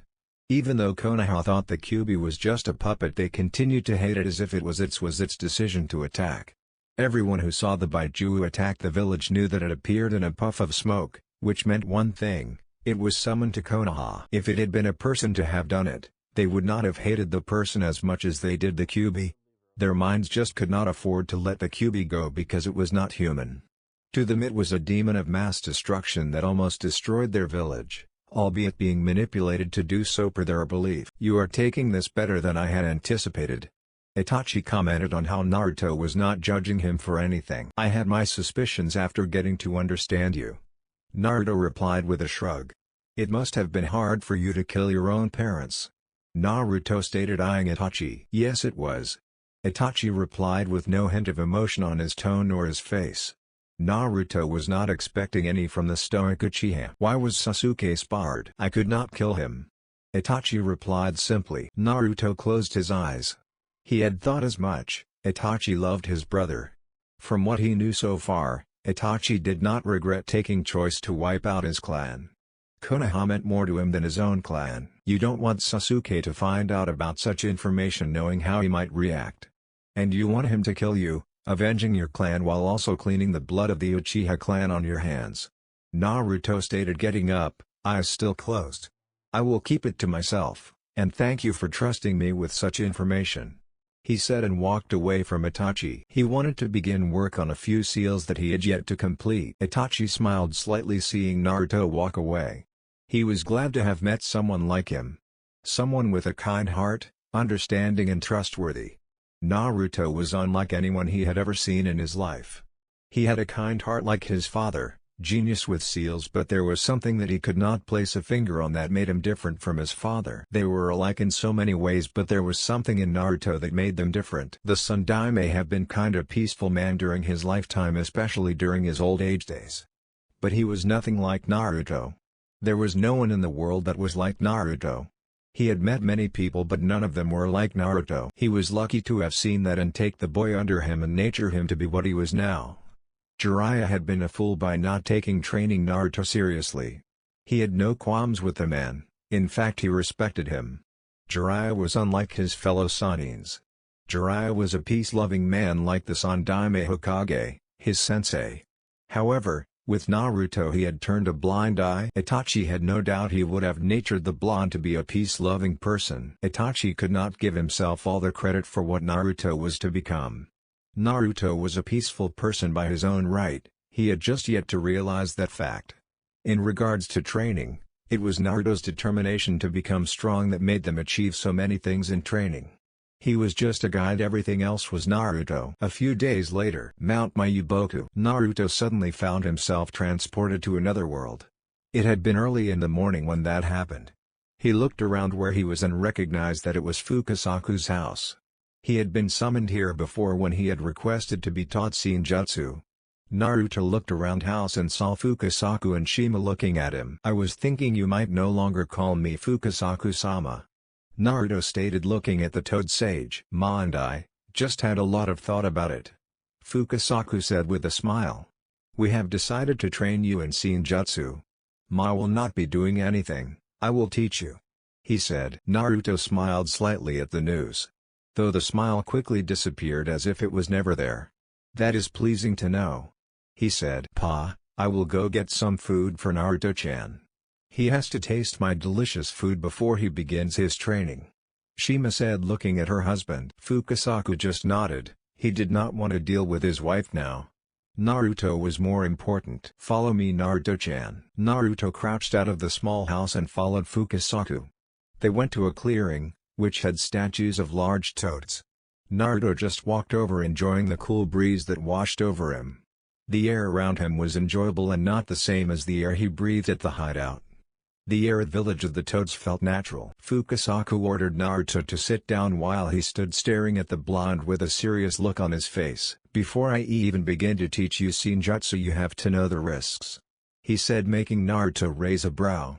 "Learning Senjutsu requires you to absorb chakra from nature and balance it with your own physical and spiritual energy.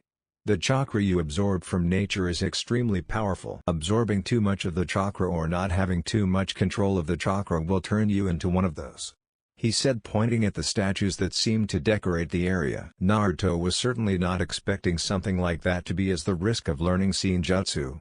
Itachi had said Senjutsu was powerful. Naruto now could conclude that nothing of great power did not come easy to achieve. Nevertheless, for great power to be achieved, one had to deal with the risks. "Do you still want to train even when knowing that you can die?" Fukasaku asked. "Yes. I have never been the one to back down from anything," Naruto replied with a small smile, recalling his old self. Fukasaku smiled. "I thought you might say something like that."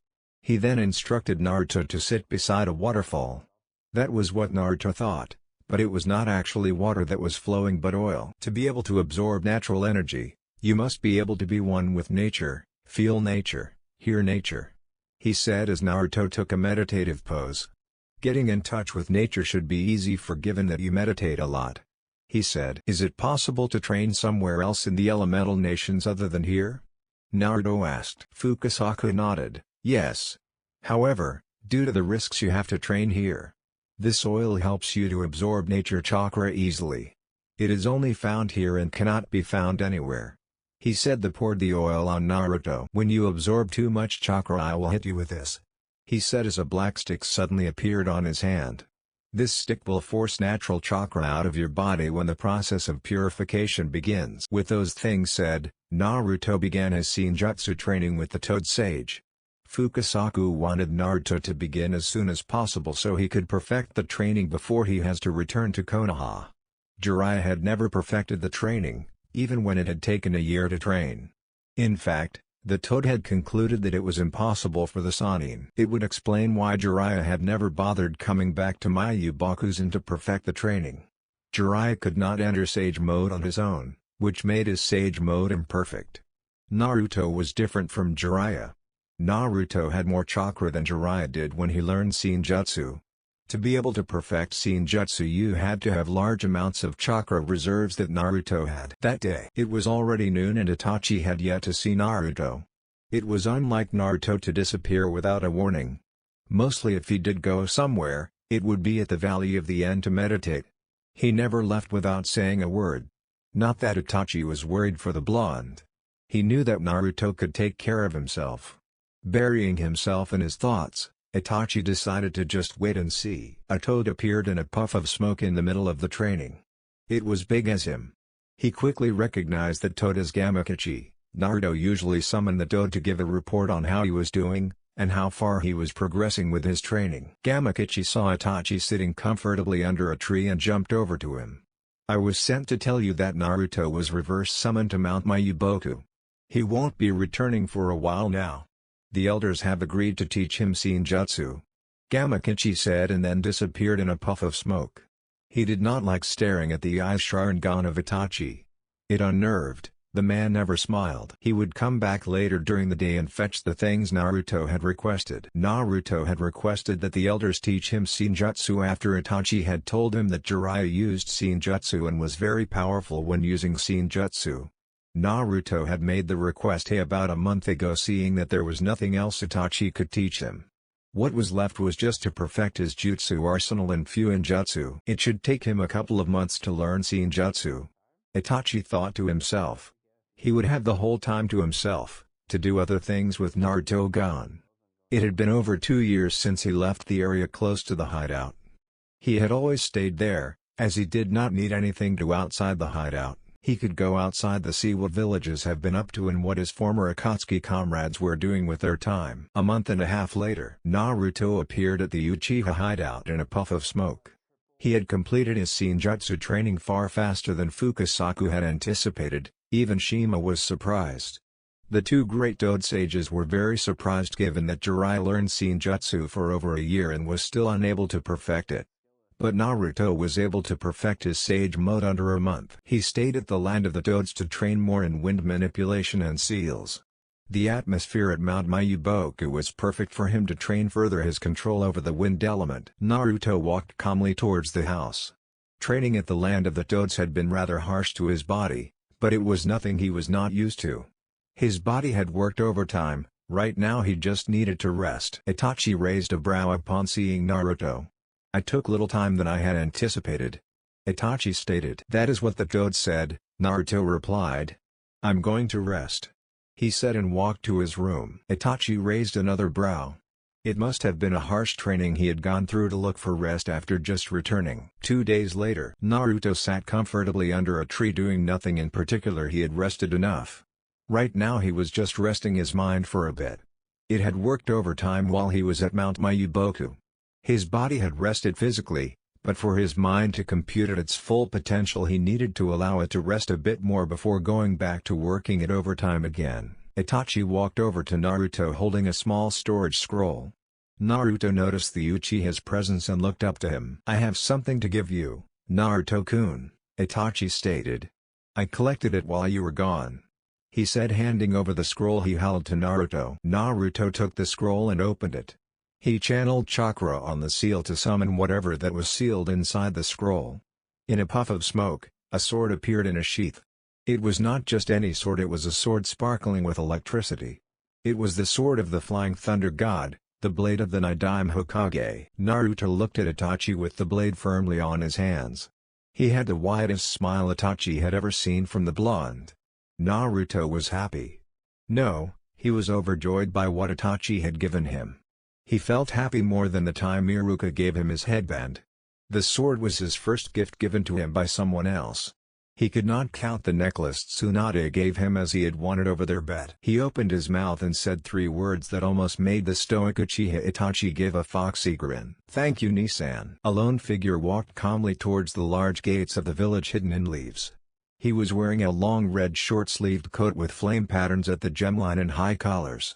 At the back of the coat, there was a kanji for Toad Sage. Beneath the coat he wore black shinobi pants, short-sleeved black shirt, black shinobi boots and black fingerless gloves. He wore a metal plate as an armor on his chest. A sword was strapped on his back. His attire was complemented with a straw hat that hid his face. Izuma Kamizuki and Kotetsu Hagane, the 2 eternal gate guards, were having a rather boring day.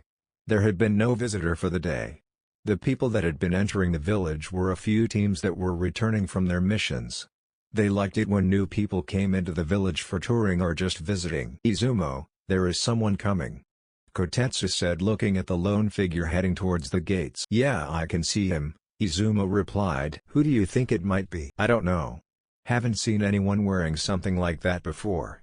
Izuma replied with a shrug. The figure walked closer to the gates, making the 2 guards to stand up as they waited for him to arrive. He was walking at a rather slow pace like he was in no hurry. Halt! Kotetsu said in a rather loud and commanding voice. State your business. Izuma commanded the other part of their normal sequence for when someone new enters the village. Returning, the figure replied simply. State your name. The figure lifted up his straw hat revealing his face. He had spiky blonde hair, deep blue eyes. His hair framed both sides of his face. Naruto Namikaze, he said placing back his hat. The 2 Chunin guards widened their eyes upon the mention of the name. Without the whisker marks they would have said it was the Yondaime Hokage. Naruto looked exactly like the Yondaime. If someone was to say that he was the Yondaime they would not have denied the claim. At the same time they were happy that Naruto had returned to the village. It had been 3 long years since they last saw him. They had missed seeing him grinning like a fox and shouting something about being great and surpassing someone. Kotetsu was the first to get out of his stupor. Naruto, it's good to see you again, he said with a genuine smile. The village has never been the same without you. Hey Kotetsu, did I hear correctly? He said Namikaze Naruto, right? Izumo asked after Naruto had walked away from the two. Huh? You were not listening. He did not say Uzumaki Naruto. He said Namikaze Naruto. Is he related to the Yondaime Hokage? I don't know. But with the way he looks, I would not disagree if someone said he was the Yondaime's son. Naruto walked past the two Chunin guards. He was in no hurry to report to the Hokage that he had returned. He just wanted to see how the village was. He never cared for information on the events occurring within the village while he was training. As he walked around the streets of Konoha, several villagers were staring at him, trying to figure who he was. The whispers began to resonate around as he walked. Naruto looked around Konoha. It was still the same as it was when he left. Nothing had changed, the air was still the same. The villagers were still smiling and gossiping in groups like they always did when he was not walking around. Konoha was still the same lively place as it had been when he left. He could see that the village recovered well after the sand/sound invasion. It was his home. He loved Konoha, despite its treatment towards him. The village was his home and nothing would change that. He was born here and he would be buried within the village. Naruto looked at the Hokage monument. It had been his favorite spot when he was younger. The place gave him a sense of peace, since when he was there no one would be staring at him with hateful glares. It was his comfort zone. Looking at the faces of the Hokages, Naruto could not help but smile slightly. The past 4 Hokages had been great Hokages, both in power and mind. The Nidaime, Sandaime, and Yondaime, all died protecting the village. That was a mark of a Hokage. Laying your life for the sake of the village which you lead, and have sworn to protect. Konoha has been truly blessed to have had such great leaders as the 5 at the Hokage monument. The Shodaime was hailed as the god of shinobi for his power. The man was powerful indeed, yet a peace-loving person.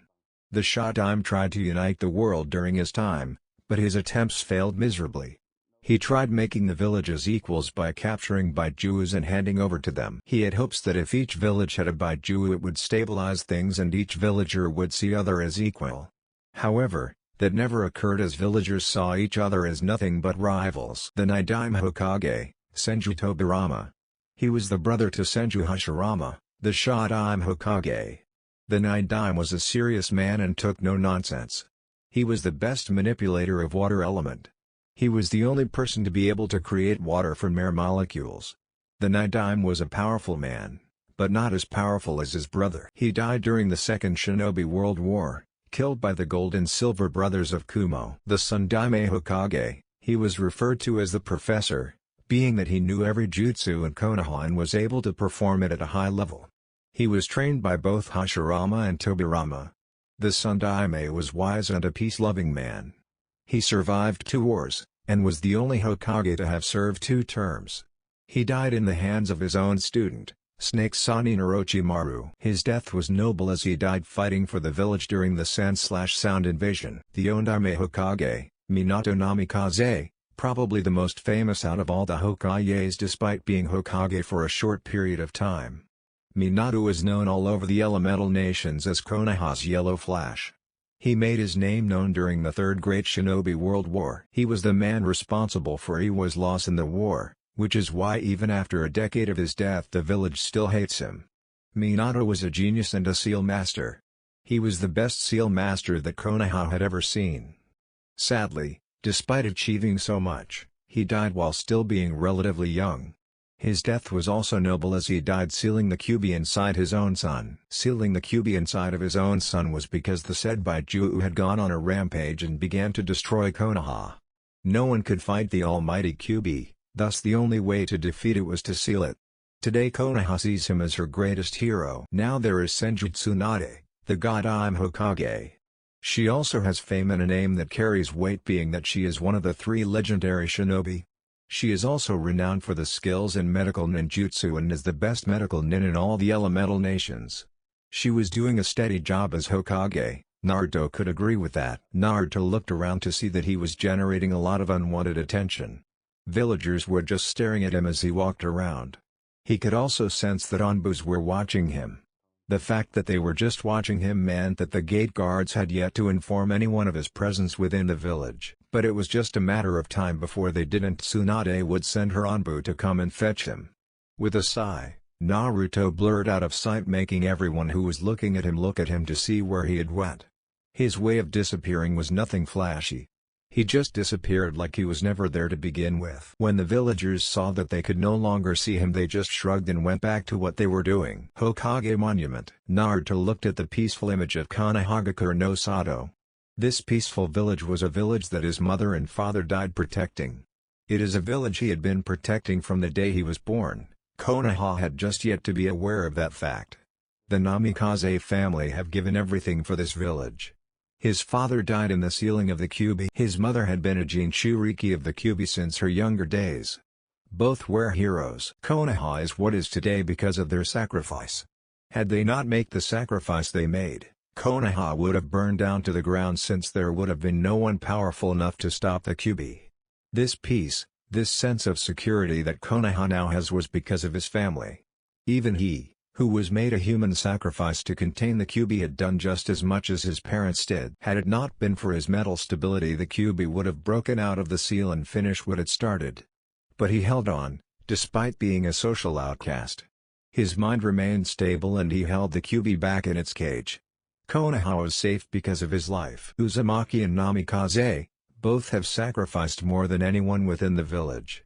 All Uzumaki to have lived within the village were Jinchurikis. They were made to bear the beast of hatred within them. Today he, being the last Uzumaki in Konoha and possibly the world, carries the Kyuubi within him, following the path of his predecessors. Being Uzumaki, he also had Namikaze blood flowing in his body. His father, the only known Namikaze before him, had been the leader of the village, and died being the leader of the village. With all the sacrifices and the pain and loneliness he has had to endure, it would be a shame to allow all that to be for nothing by not stepping up as the protector of the village. He was born to be a protector of Konoha, guardian of the village, and he would take on that mantle proudly. It was his place to ensure that Konoha was safe, and in peace. As a Namikaze, Uzumaki and third Jinchuriki of the Kyuubi, Naruto let loose of a sigh as he sensed several chakra signatures coming his way. He figured Tsunade must have been alerted of his return to the village. Anbu would just try to assert their authority over him. He had no doubt they would try to take him to the Hokage's office by force, even if he said he wanted to see the village a bit more. With that in mind, Naruto disappeared from the Hokage's monument. Naruto looked at the tallest building in Konoha, the Hokage's tower. Kages of each village always stayed at the tallest tower within a village. It made it easy to target them. Not that anyone would be stupid enough to attack them, given that they are the strongest in the village they lead. Naruto entered the Hokage's tower, still wearing his straw hat. He just decided to walk, as it had been long since he breathed the air inside the tower. Today was still the day of his return. In the next few days he would have seen everything inside the village. Naruto bumped into someone after passing by a corner. He had been engrossed with his thoughts that he did not sense anyone. The person who hit him fell back because Naruto had stood still like a wall. But his hat was knocked off his head. Naruto leaned down to pick it up before looking at the person who bumped into him. It was a light-skinned woman, with long, shoulder-length untamed black hair. He had unique red eyes. By her dress and eyes, Naruto quickly recognized the woman as teammates Sensei, Kurenai. "Sorry about that," Naruto said, stretching out his arm to help her get up. Kurenai just stared at Naruto for a few moments. She would have screamed Yondaime-sama if it were for the fact that the Yondaime was a dead man. "Naruto?" Kurenai said in a whisper as she took Naruto's hand. His grip was firm as she took his hand. Naruto nodded slightly before placing his hat back to its rightful place. Kurenai continued to examine Naruto's appearance. He had grown wonderfully well, since she last saw him. Naruto began to walk forward, passing the woman. Kurenai realized that she was staring when Naruto walked past her. She turned around to see him before disappear past a corner. A thought came into her mind as she realized that Naruto had been missing from the village for 3 years now. Hinata will be so happy when she finds out about this. Kurenai thought, knowing about the Hyuga heir's infatuation with Naruto. Although it does seem like she will have some competition. Another thought crept into her mind. Kurenai shrugged off her thoughts before she could think of how handsome he looked. She turned around and walked away. Naruto walked past the receptionist without saying a word to the woman. Tsunade was expecting him, thus there was no need to check in with her if he could enter the office. Unfortunately, The young lady did not have the same thoughts with him. "Hey! You can't just walk in there!" she yelled out. "The Godime is expecting me." Naruto replied without turning back to look at the young lady. "I don't know that. Before you go inside the Hokage's office you must check with me if she's free or not."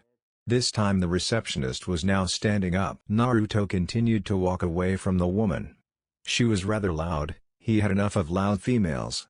Sakura was already enough, he did not another one. Hokage's office. Naruto knocked into the office of the Godime Hokage.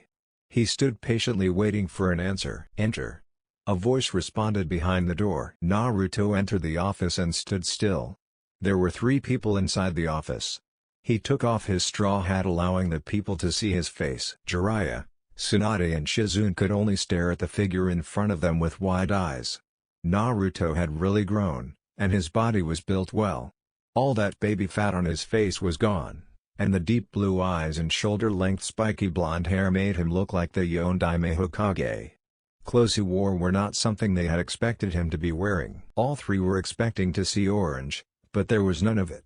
What was standing in front of them was a true shinobi. They had been expecting him, after the gate guards alerted them of his presence within the village. Tsunade had immediately instructed a Nanbu squad to go look for him. Naruto eyed Jiraiya. He had expected the man to be in Konoha given that he was due to return today.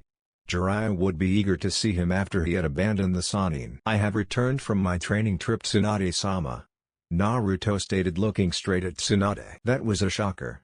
His words had not mock respect, no sarcasm, they were just respectful and his tone was down and calm.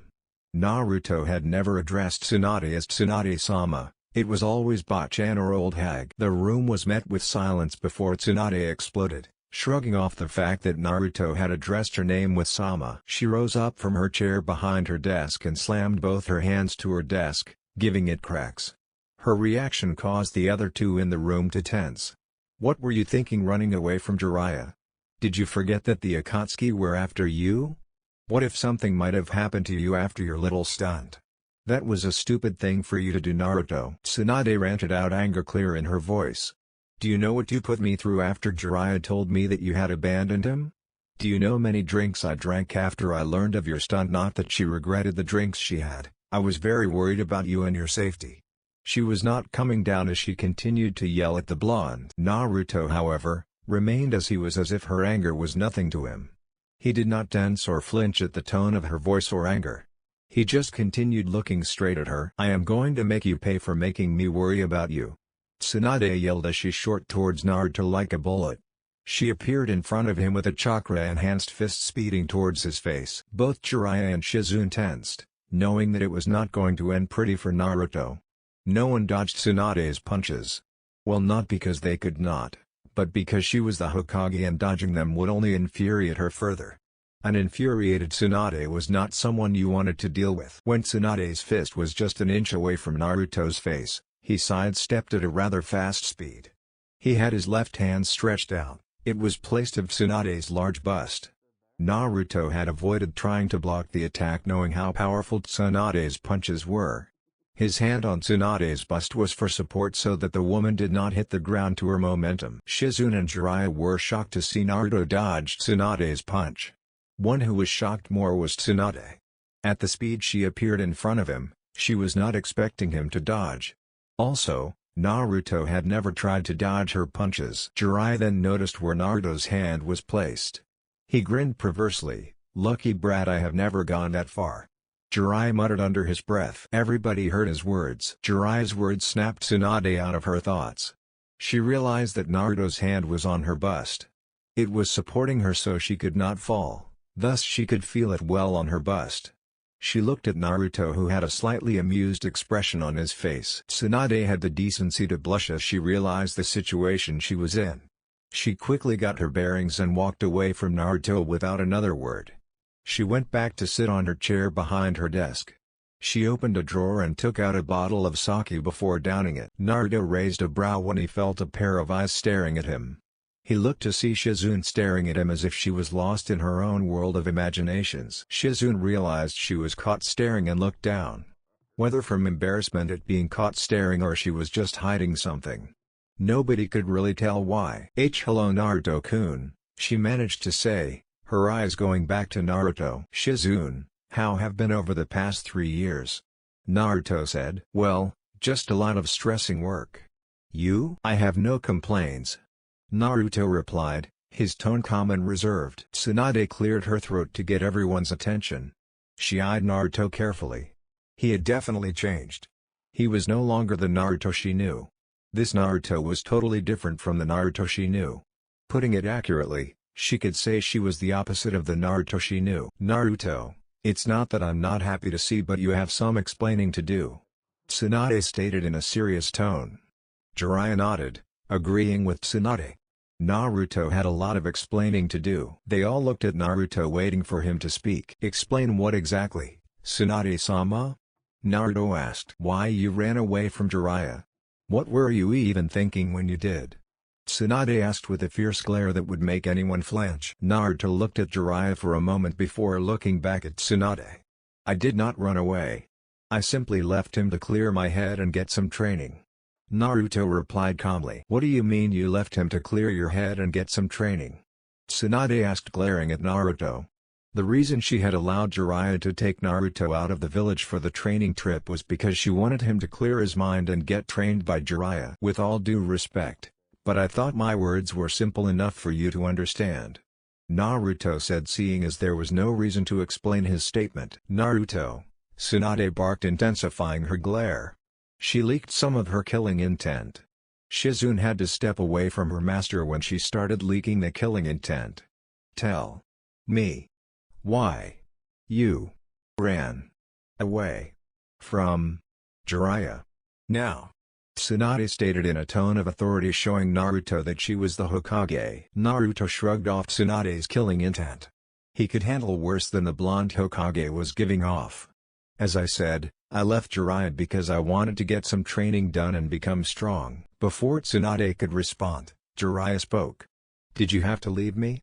I could have trained you to become strong. I am a Sannin after all," he said with narrowed eyes. Tsunade chose not to say anything. She wanted Naruto to respond to Jiraiya's question. "Yes," Naruto replied. "You might be a Sannin, but you could have never given me the training I required. To you I would have been third to everything you could do.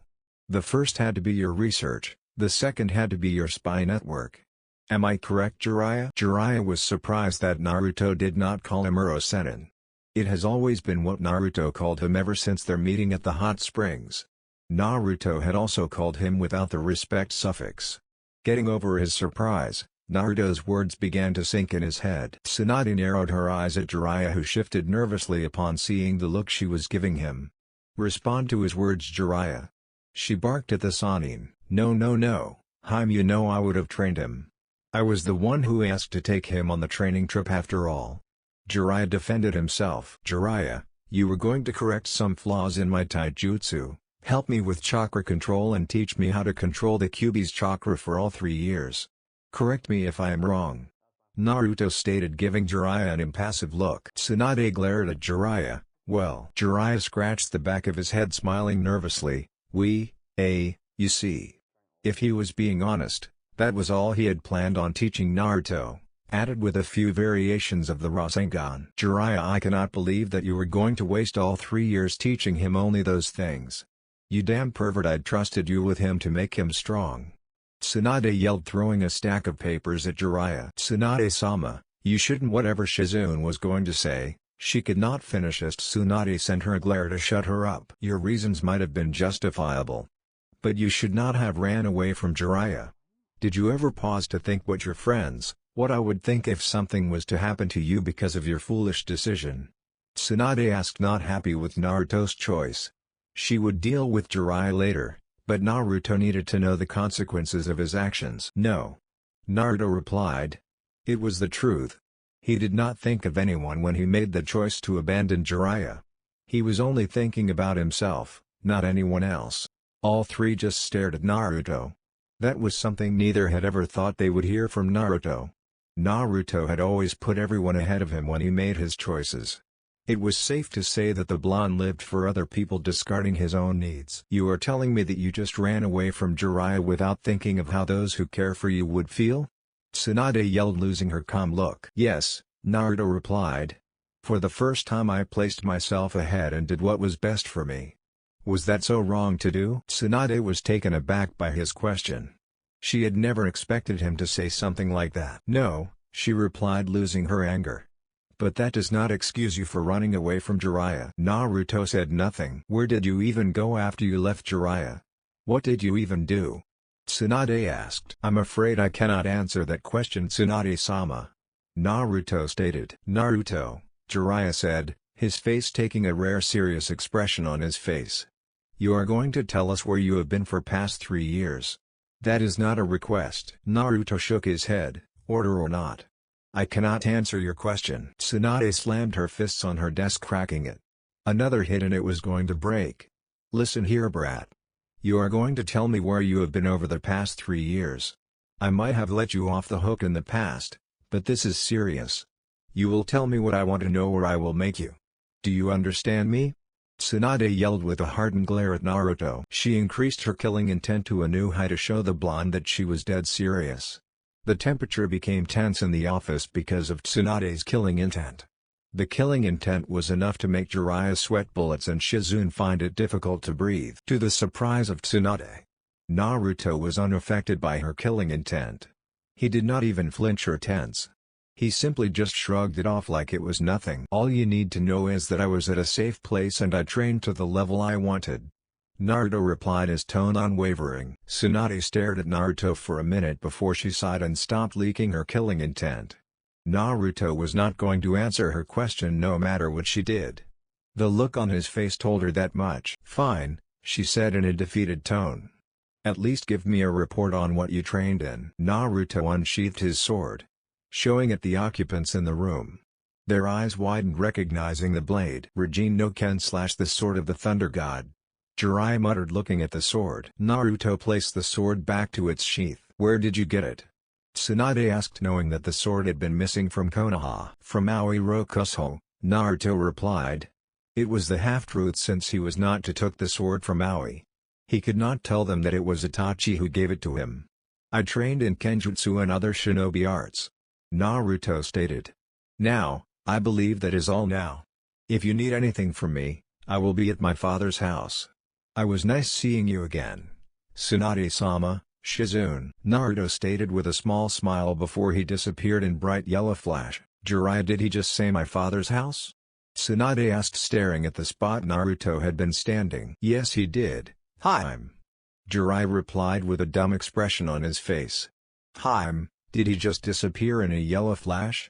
He asked. Yes, he did, Jiraiya. Tsunade replied with a dumb look on her face. Shizune just watched the two converse in a comical fashion. The expressions of their face were priceless.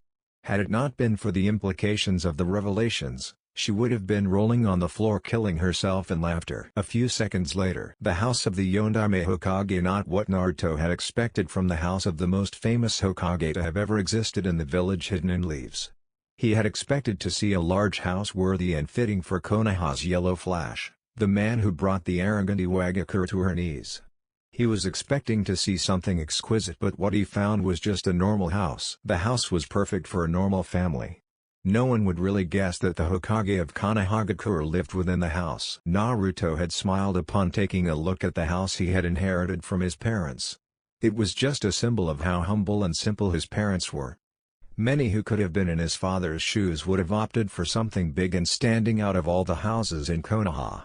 But not his parents. Some would have even lived in house big as the Hokage's tower just so people could see that they stood out of everyone in the village.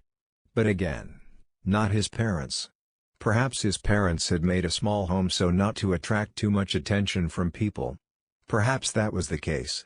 However, thinking of that, they would not worry about anything since they had Anbu to protect them 24/7. No one would have really attempted to take on the strongest man in Konoha. Regardless of their reasons, the house was perfect for him. Sighing, Naruto disappeared in a yellow flash after having located a Hiraishin seal within the house. He appeared in a room that had a large bed, a really large bed. It was definitely his parents' bedroom. There was no doubt that it was the main bedroom. By just looking at the setting of the room, Naruto deduced that much. The room was still in perfect condition. Perhaps the Sun Daime had some trusted people to look after the house while he was still alive. That would explain why the room was in good condition. He could take a nap without having to worry about insects jumping on him and taking a bite. That was just how the room was. Perhaps it was the seals that banished anything that might have attempted to eat the house inside out. Anything by now was just assumptions. Not that it mattered anyway. The house was his. There was no one who would dispute that. A clip invaded Naruto's head. It was him in his younger days. He saw himself busting inside the room, catching his father doing something to his mother. And then he screamed, "Tosan! What are you doing to Ka-chan?" Both his parents just flushed red in embarrassment before hiding under their blankets. It would have been a funny memory had it been real. It would also be amusing to see how his father would try to explain what he had just seen. Minato Namikaze would definitely be unable to explain himself. Naruto shook his head, deleting the clip. Amusing as it was, having those thoughts was not going to do him any good. Naruto sat on the bed and shifted his eyes around the room. He smiled sadly seeing the portraits that were hung on the wall within the room. The portraits were truly beautiful. He would not mind gazing on them for a full day. His parents seemed to be truly happy together. They seemed perfect for each other. There was no doubt about that within his head. Naruto's eyes trained on the one that his mother was still pregnant with him. The smiles on both their faces made him shed a tear. He could only guess how happy they must have been knowing that they were expecting their first child. By just looking at the portrait, he could only say really happy. They must have waited patiently for his birth so that they could see their first product, their joy. A pity they never got the chance to live with him after his birth. They never got to hear his first words or hear him call them Ka-chan and Tosan. Death had taken them away from their beloved the day he was born. The world had a funny way of operating. Naruto took his time exploring the house further. He looked at each room that was in the house without missing any. He did not send clones to do it for him, he wanted to do it himself. He wanted to see it with his own eyes, even though the clones' experiences would be brought back to him. The better choice was to do it himself. The house was perfect for him. He could not explain why, but it just was. He felt home, free. Perhaps it was because it was his parents' house and he had lived inside the house while he was still inside his mother's womb. The house had 4 bedrooms, 2 bathrooms, a kitchen, sitting room, library and a basement. The basement was used as a storeroom for storing weapons amongst other things. The library was full of scrolls and also functioned as his father's home office, judging from the chair and desk just beside the window away from the shelves. Naruto had sat down behind the desk and made himself comfortable. The chair felt like it was made just for him, like it was made with him in mind. He looked around the library and marveled at the sheer number of scrolls and books. He doubted he would ever go through all of them anytime soon. He even wondered if his parents had even read everything in the library. Perhaps they had stored their knowledge and other people's knowledge for him. He would certainly save some scrolls for his own children. Especially since he was planning to write his own book. He wanted to write his own book in Fuinjutsu, perhaps another about his life. Fuinjutsu would come first though. He was a master in the art, it was his duty to share the knowledge he had with those who sought for it. Also teaching Fuinjutsu was his duty. The Uzumaki clan was known for being masters in the art of sealing. Right now, it was his duty to continue with that tradition. He was already a seal master. Not that he bragged about it, it was just the truth. A room that had made him shed a few tears was the room with a crib inside. Without any doubt it was the room that was built for him. The crib was made for him. It was the room at which he was supposed to have had nightmares in. He was supposed to let loose of unwanted water inside his body while he was sleeping peacefully inside the crib. A pity he never got the chance to rest on it. Instead he had a cold and lonely bed at the orphanage. He would have wished just for once to enjoy the comfort of the bed his parents had prepared for him. They had made it, but never got the chance to watch him fall asleep inside the little bed they had made. If he could fit inside the crib, Naruto would have jumped inside and taken a nap. But he was not. He could only enjoy the comfort with his own hands and thoughts. One thing was certain though, he was going to leave the room as it was. Nothing would be changed from the room. Perhaps his own children will enjoy the comfort he never got the chance to enjoy. What was to be done in the room was cleaning. Speaking of cleaning, Tajuo Kage Bunshin no Jutsu, he breathed out and 20 identical copies of himself popped up into existence. Naruto gave them the orders to clean the house. His clones could do the trivial stuff for him. Naruto himself decided to go to the library/study. He wanted to do everything in the library by himself. Complex Fuinjutsu. Naruto looked at the words and nodded to himself. He had fixed and put everything in place within the library. It had taken him a few hours to do so, but he never complained. In fact, he enjoyed doing the work. In a few hours day will be making way for night. Naruto had decided to use this few hours before night to begin some writing. He wanted to get some writing done. The clones he had made were still busy doing their chores. They had managed to stay long thanks to the chakra he had given them. One had been sent to buy some groceries since the house had no food, given that no one had been taking refuge in it. The clone he had sent was hinged as he did not want to come across any of his friends. He would see them tomorrow. Today he had to make himself comfortable before announcing his return to his friends. Without any more thoughts, Naruto began to write his book for Fuinjutsu masters. He, being a master, thought it be best to write about some complex seals. He doubted that there was anyone in Konoha who would better him in the art of sealing.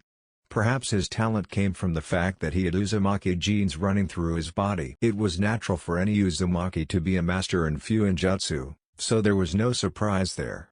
Also, his father had been a genius in seals. Perhaps some of that talent was transferred to him. Either way, he was a fine seal master and was not afraid to say it loud. The first seal he explained in detail was the Haki no Funshiki, the seal that his father used to seal the kyubi within him. Naruto had taken much time to study the seal in detail.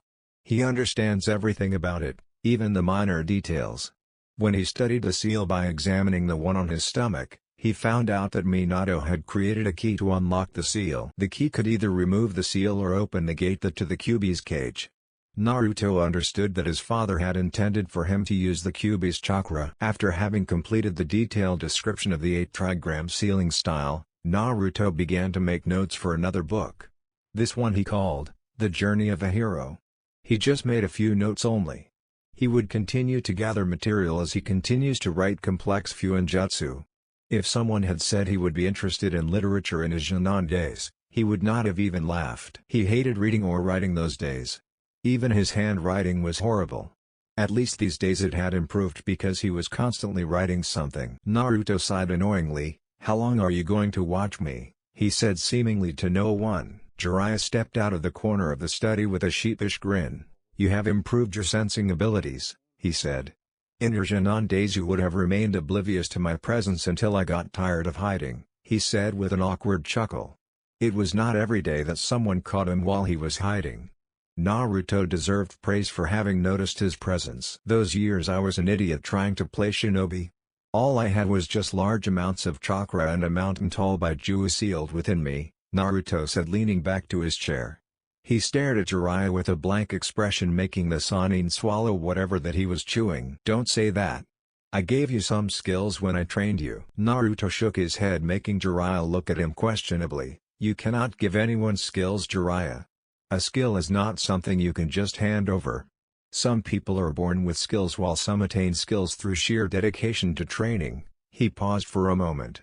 "You as a teacher help recognize the skills and improve those skills." Jiraiya made to note that Naruto was not the same idiot as he was. He sounded smart. "In my case you helped me improve what I had so that I could survive the Chunin exams. Truthfully, had it not been for you I would have flopped." Jiraiya beamed at Naruto's words. He wanted to add that he had improved Naruto's skills and made him perform well at the Chunin exams because he was the greatest sensei of all time.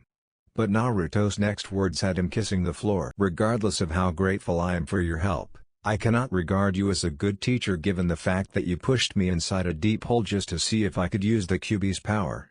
If the Kyubi was suicidal I would have died or ended up with a broken body," Naruto said with a straight face, eyes still looking at Jiraiya. "You hurt me with your words, Naruto," Jiraiya said rather childishly.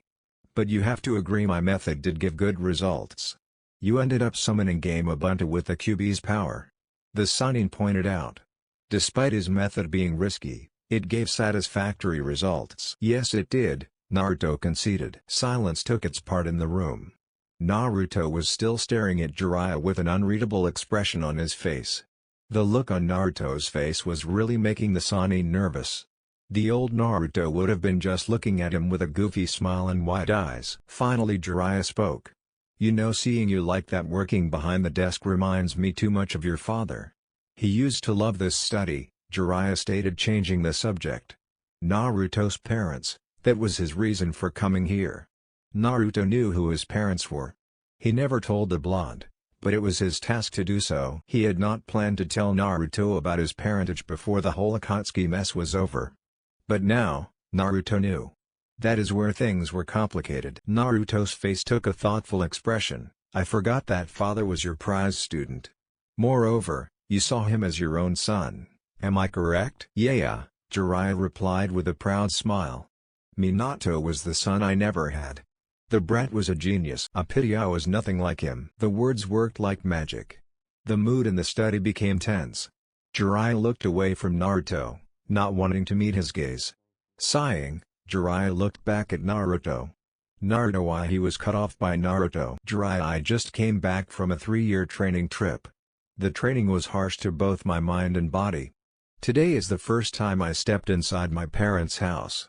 A house that I was supposed to grow up in. Jiraiya, I saw the crib that my parents had prepared for me. You and the Sun Daime made sure I never saw this house or sleep in the bed that was made for me. Jiraiya looked down in shame at hearing those words.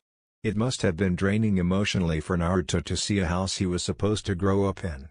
But instead he had been left to live in the orphanage while he had inherited a house from his parents. I simply do not care for your reasons in keeping the truth from me, Jiraiya. As it stands, it matters not because the damage has already been done.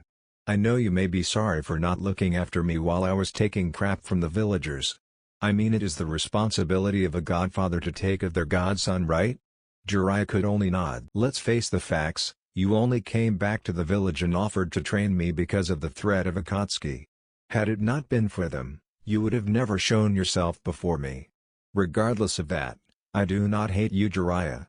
But make no mistake, I am very much angry with you. Naruto paused for a moment, letting the words sink into Jiraiya's head. Now if you can leave me alone to enjoy this free time I have, it would be highly appreciated. Jiraiya slumped his shoulders. He had expected worse. At least Naruto did not hate him for keeping the truth from him and not being there for him in his younger days. Fine, I will go. But meet me at Haim's office tomorrow at 8 a.m. We have a lot to discuss. Naruto figured they wanted to know more about his training and who he was with. He had basically not told them anything about his training trip. Knowing Tsunade, she would not be satisfied until she got some answers. He was not going to give any he did not want, though. There was also the matter of his parentage. Since he now knew, it would change things completely. Jiraiya turned around to leave only to be stopped by Naruto's voice, and oh Jiraiya, always remember this, there will be severe punishment for your choices. So Godfather, when you walk around, know that I will be watching, waiting for the perfect chance to strike. 3 hours before 8 am, the time he was supposed to meet Tsunade and Jiraiya, Naruto was already awake. He had slept comfortably on his parents' bed. Yes, he had decided to use his parents' room as his. The house was his now, there was no use in preserving the room for another use. He could as well enjoy the comfort of the bed that his parents used. Ultimately, sleeping in the bed had resulted in a sound sleep. But he had set up an alarm to wake up early so he could begin to work on other things. Yesterday his clones had finished cleaning the house. Luckily, only a few of the furnitures would need to be replaced to suit his liking. Overall, the house was cleaned and looked like it had been giving refuge to someone for quite some time. His clones had not rushed while cleaning. They did it slowly and ensured that no dirt was left behind. Today he would have them clean outside the house. The garden was a mess. It appeared that whoever was taking care of the house when the Sandaime was still alive did not bother to look after it. Naruto had always liked flowers. He had planned to go buy some after meeting with Tsunade, but first thing first, Taiju Kage Bunshin no Jutsu. A cloud of smoke gave birth to 10 clones of Naruto. Naruto waved them to get onto their duties. They already knew what they were tasked to do. Without a complaint, the clones first went to the basement to get the required tools to service the garden. Naruto went to the kitchen. He began to boil some water. He waited calmly at the kitchen for the water to boil. After it had finally boiled, Naruto made himself a cup of black tea. Even though he did not enjoy tea as much as Itachi did, it was still refreshing in the morning. Perhaps in the morning was the only time he would say he enjoyed drinking tea. Speaking of Itachi, he was already missing the man's stoic presence. The intelligent conversations they used to have and the often training they used to do, he was missing all that. Funny thing was that it had been just 4 days since he left the Uchiha clan hideout. Now was the second day since he returned to Konoha. Naruto took his cup of tea to the study. He placed the cup on the desk and went on to take a scroll from the shelves. He went back to his desk and sat behind it on a chair and began to read the scroll while sipping his tea. His mother was also familiar with seals. Her seals were unique only to Uzumaki clan members. When she came into Konoha from Uzushiogakuer, she came with so many scrolls from her mother and had certain knowledge of seals. His father was able to benefit from her scrolls. Perhaps if it were not for his mother, his father would never have become renowned for his mastery in Fuinjutsu. The Uzumaki clan was indeed ingenious and creative with their work. Naruto could only wonder what the clan would have been able to do with seals had great villages not annihilated them for their creativity. Well, there was always a price for power. A pity that the Uzumaki paid a hefty price, while they were a peaceful nation secluded in their own little island.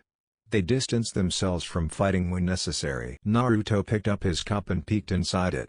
There was nothing left. He had drank all the tea without even realizing it. And he kept saying he was not the one who enjoyed tea. Sighing, Naruto placed the cup on the desk and continued reading the scroll. It had details about seals that were used to seal baijus. Interesting part was that his clan had been the first clan to develop a seal that could hold a baiju and imprison it inside a human. Perhaps his clan had inherited something from the Sage of Six Paths. Despite the hypothesis not being confirmed by either clan, Senju and Uzumaki were relatives. Whoever was Uzumaki had Senju heritage in them. That meant that Uzumaki were also related to the Sage Six Paths. Senju and Uchiha inherited power, while Uzumaki inherited his mind and life force. That sounded just about right. An hour left before he could meet Tsunade. Naruto took the scroll and returned it to the shelf. He slowly went back to his desk and opened a drawer. He took out the papers he had written yesterday on his book Complex Fuinjutsu. He wanted to ensure that he had explained everything clearly without a mistake. Although he doubted he made any mistake, it did not kill him to check. After rereading everything, Naruto was satisfied. He stood up and stretched his muscles before looking at the time. More than 40 minutes left before he had to leave. He smiled as a thought came into his mind. Naruto walked out of the study and went straight to his room. His sword was perfectly placed near his bed. He had yet to find a perfect place for it. The basement did not seem like a place his sword would appreciate to be kept. Keeping it close to him had been the choice he had taken. He picked up the sword inside its sheath before wrapping the sheath on his back. He walked onto a clearing. No, a training ground at the back of the house. He liked the house because it had everything he would need. He did not have to go anywhere to get some training done. It was good for his body to keep it conditioned at the highest level. He did not want his skills to become dull. That can happen if he misses a few days of training. Kage Bunshin no Jutsu, Naruto created a clone. The clone stood in front of him with its own copy of the Sword of the Thunder God. Without another word, both Narutos disappeared in blurs and engaged in a fierce taijutsu battle. The clone rushed at Naruto. Upon reaching the original, the clone brought out its right hand and went for an uppercut. Naruto was more than ready for the challenge. He blocked the incoming punch with his left hand. He held out his right hand creating a Rasengan. The clone immediately leapt away from Naruto so to avoid being hit by the A-rank jutsu. Naruto did not want to use the jutsu, simply he just wanted the clone to make some distance with him. He knew that with its punch block the clone would attempt something else. Naruto disappeared in a blur towards his clone. He appeared in front of with his foot raised and attempted to kick the clone at its temple. Unfortunately, the clone had good reflexes just as he did. It brought out both its hands to block the powerful kick. Naruto's kick was unable to penetrate or break the guard. The clone moved shiftily to kick him on his waist level with its right foot.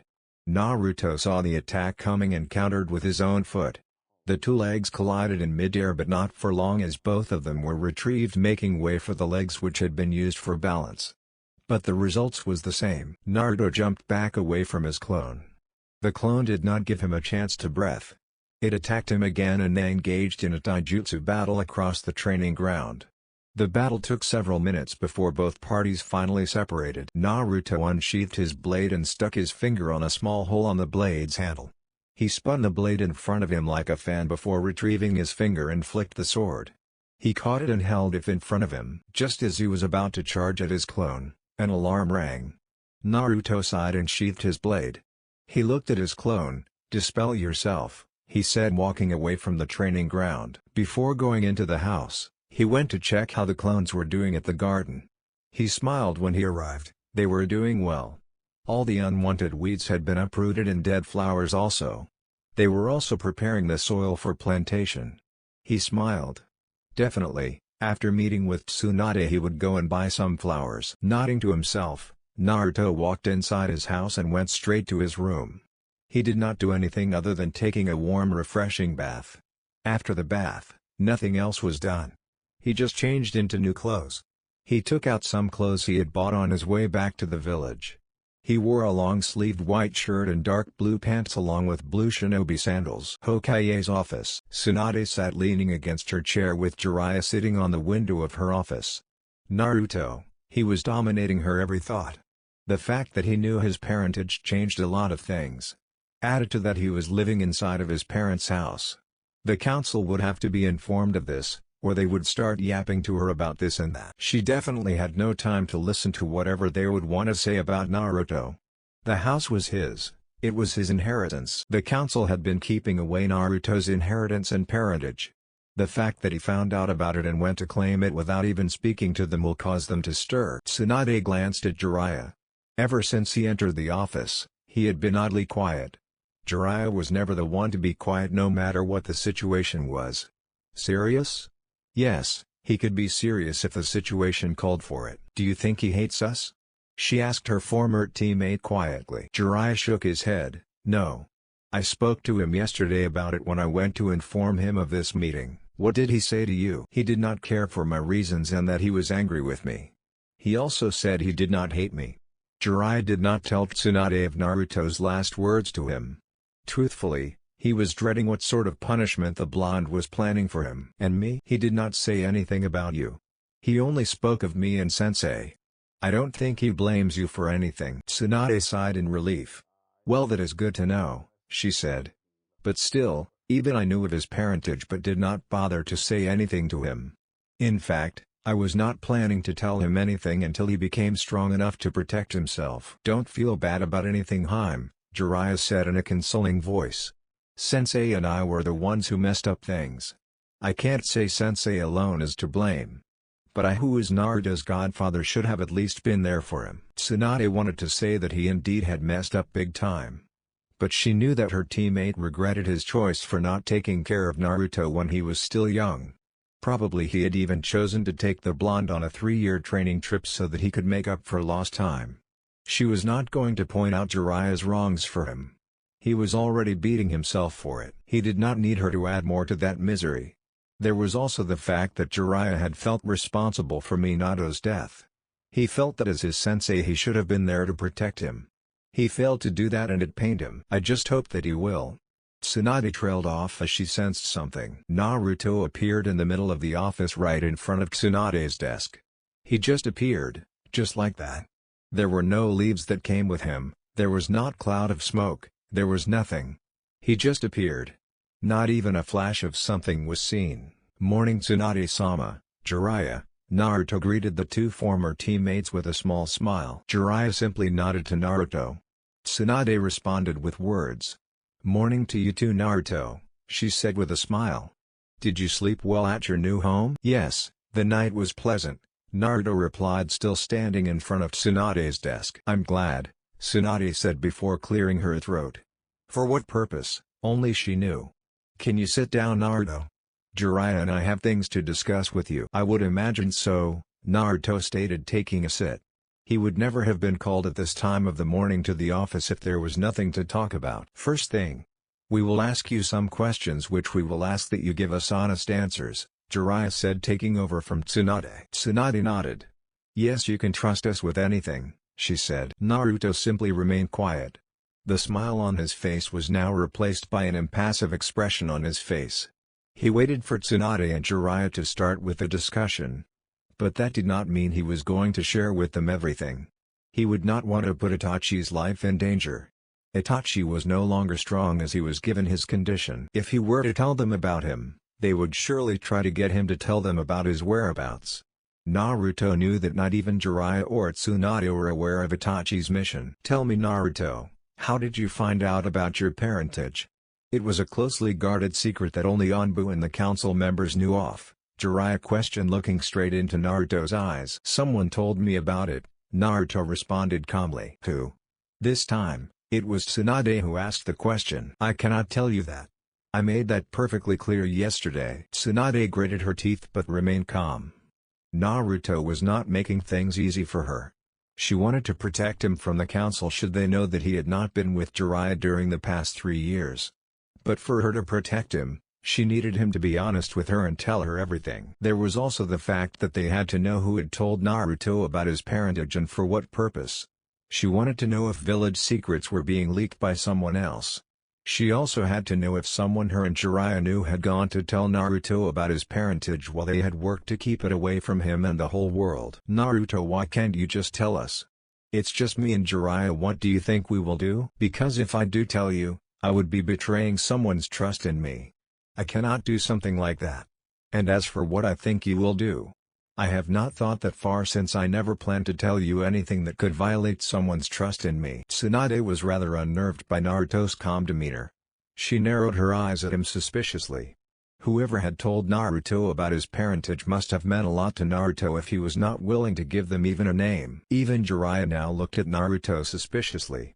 He could not understand why Naruto would not tell them the name of the person who told him of his parentage. Jiraiya's gut was telling him that whoever told Naruto about his parentage is the one that trained him for the past 3 years. He had a strong feeling towards that. Naruto noticed their suspicious gazes and inwardly shook his head in disappointment. Just because he was refusing to tell them about something, they were already looking at him with suspicion. "Tsunade-sama, I will let that suspicious look on your eyes slide for now," Naruto said, causing Tsunade to look at him with slightly wide eyes. "Godfather, you are looking at me with suspicion simply because I refuse to tell the name of the person who told me of my parentage. Ironic, you look at me with suspicion because I refuse to tell you something, as I would be betraying someone. You who being my godfather lied to my face when I asked you if you of my parents," Naruto said, his tone still calm.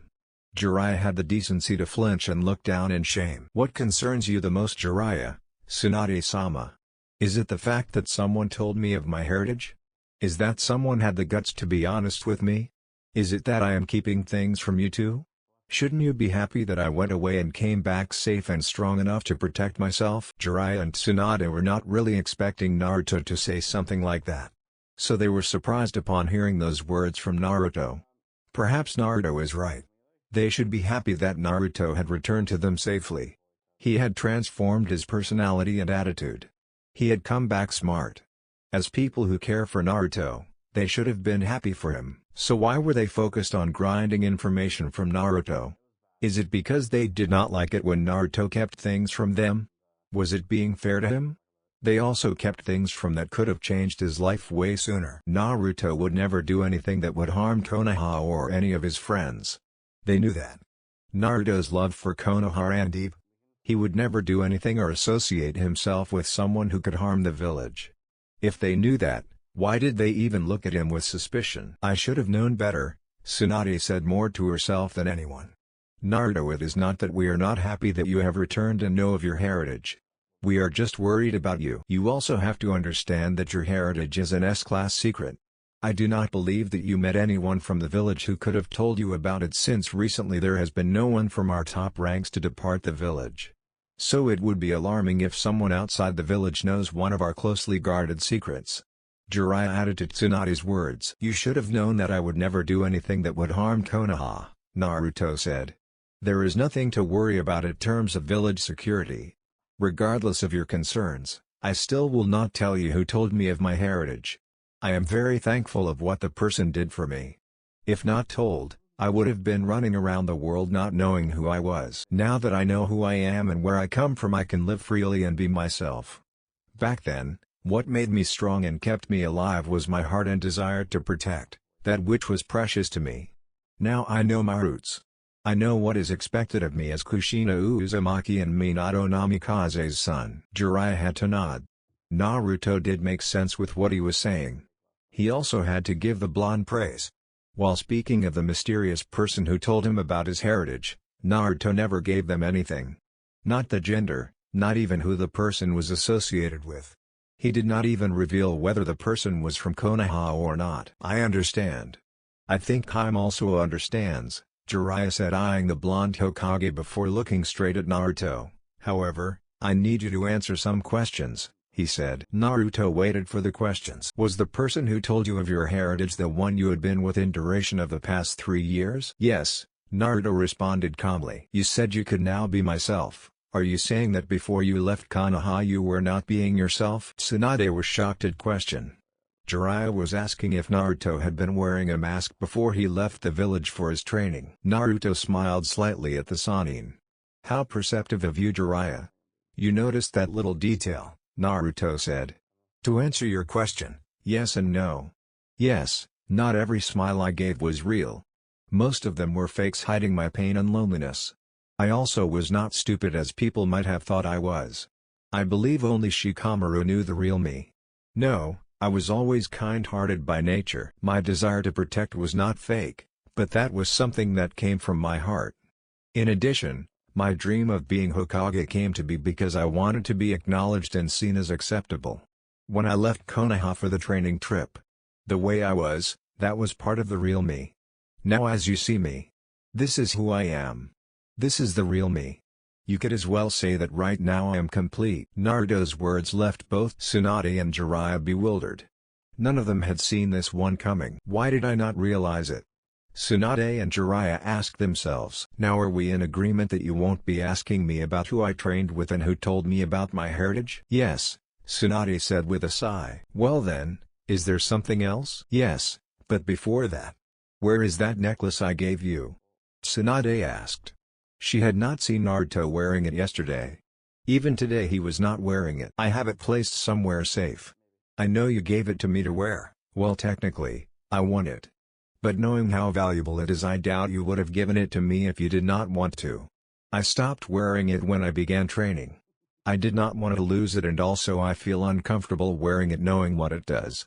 He was not going to explain to Tsunade what it does. She knew that the necklace was really a seal that could activate on its own once a certain amount of power of a Baiju was released by a Jinchuriki. But that does not mean I do not appreciate it.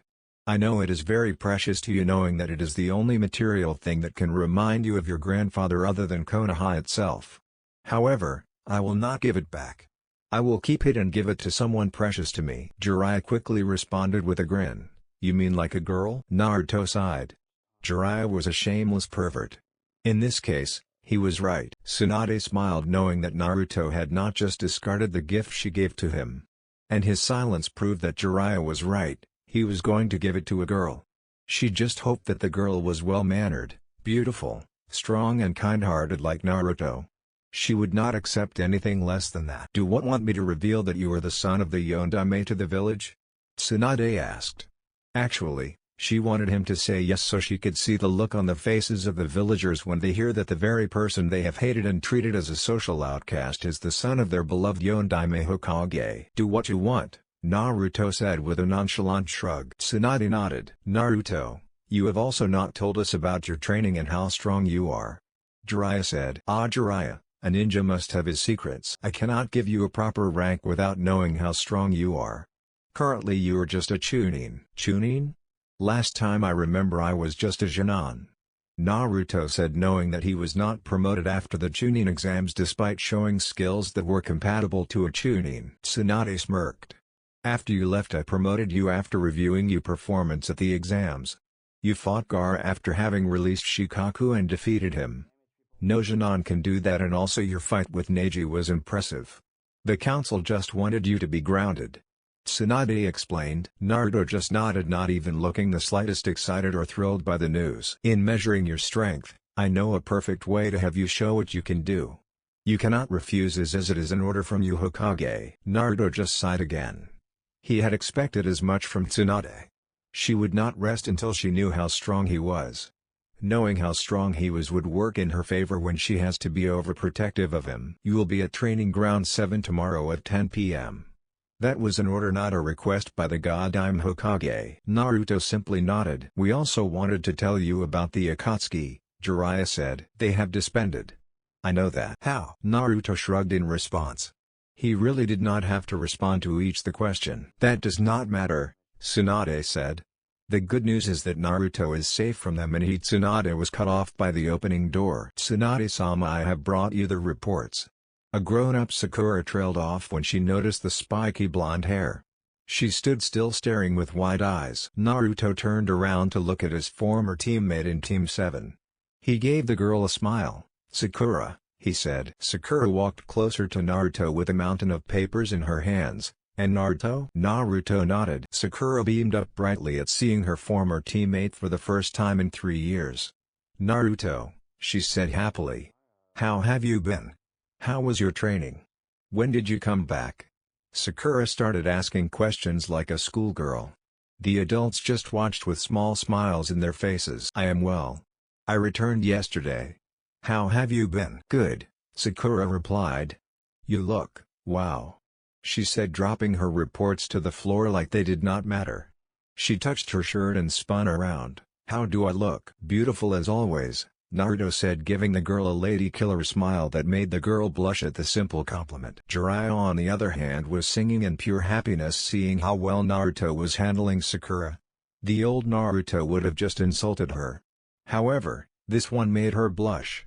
This meant one thing for the Sannin gold mine. Naruto stood up and looked back at Tsunade. "Well, I believe we have already discussed everything.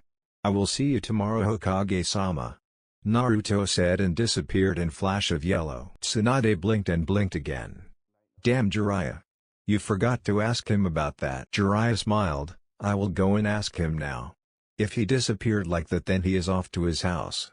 I will see you later, Haim," the self-proclaimed super pervert said, jumping out of the window. Sakura looked at her master, forgetting that she had dropped the report she wanted Tsunade to sign on the floor.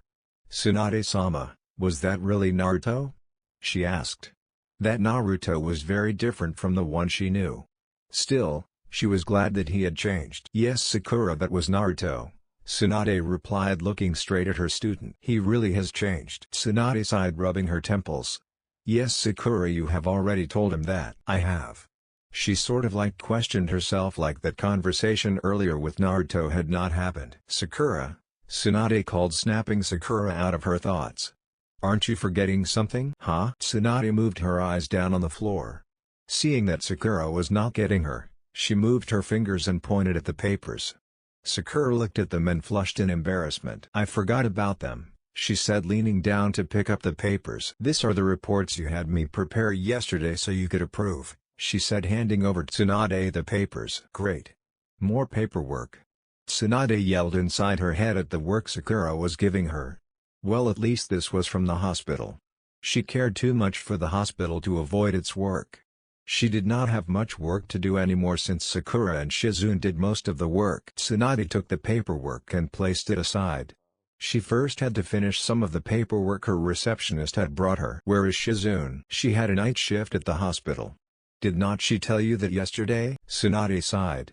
Shizune had told her yesterday that she was going to take a night shift at the hospital.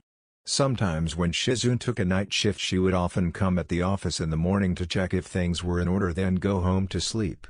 I guess she had a lot more work to do last night, she thought. Without Shizune, she would not have anyone to dump on her work. "Tsunade-sama," Sakura said, causing Tsunade to look at her. "Now that Naruto is back, will Team 7 be formed again? I mean, all the team members are present in the village.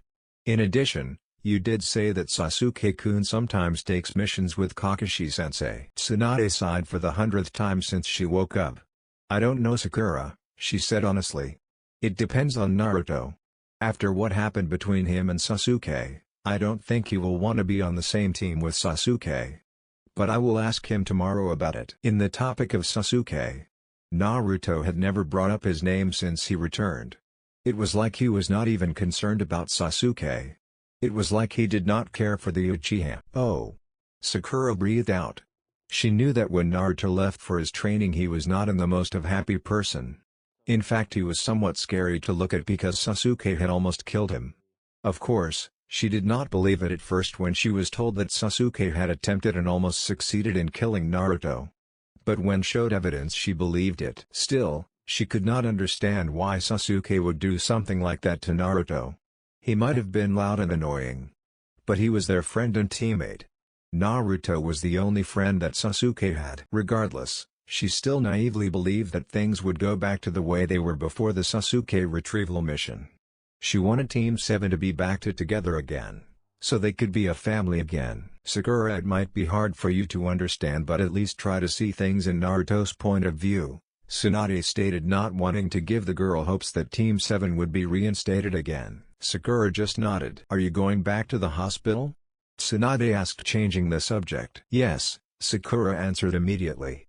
I have a few patients that I have to see before noon, she said. Tsunade nodded in understanding. Tell the rest of Naruto's friends to be at Training Ground 7 tomorrow at 10 HOO. What will be happening at my old training ground? It's a surprise, Tsunade said with a small smile. An hour later, after the meeting with Tsunade, Naruto had flashed back to his house to get money for the things he wanted to buy. First, he had went on to buy the furniture he wanted. He was surprised to see that shop owners were actually smiling at him while he bought the things he wanted. Once he bought his things, he had given them the directions to his house, so they could deliver his things. Some of the things had to be added, some custom things he wanted, so it would take a few hours for them to finish. Nevertheless, at noon they said they would bring him his furniture. Naruto appeared in front of the Yamanaka flower shop. He used the roofs and his own advanced shunshine that was similar to the one Anbu used to travel and teleport himself to places. He wanted to avoid meeting some of his friends today when necessary before tomorrow.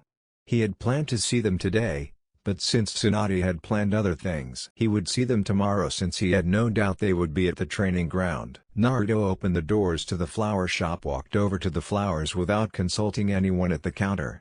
He did not even notice who was behind the counter. Hello! A voice Naruto recognized very well called. Can I help you? Naruto turned around and looked at the blonde-haired girl behind the counter. Ino stared at him with wide eyes upon seeing his face. He was so, wow.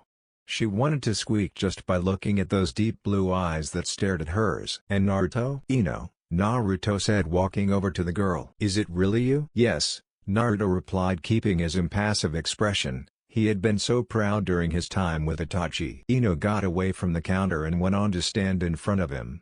Her eyes were ogling him from toe to head. My Naruto, you look wonderful, she said slyly. Well, expect Ino to be subtle and she will give you just that.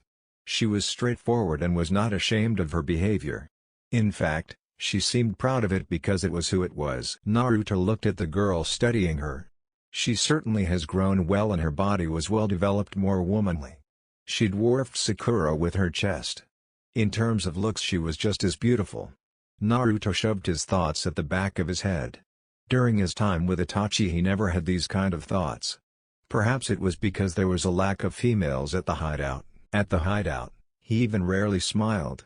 However, ever since he returned he had been smiling more often. Nevertheless, he knew that the smiles would disappear soon and replaced by a bored look. When did you return?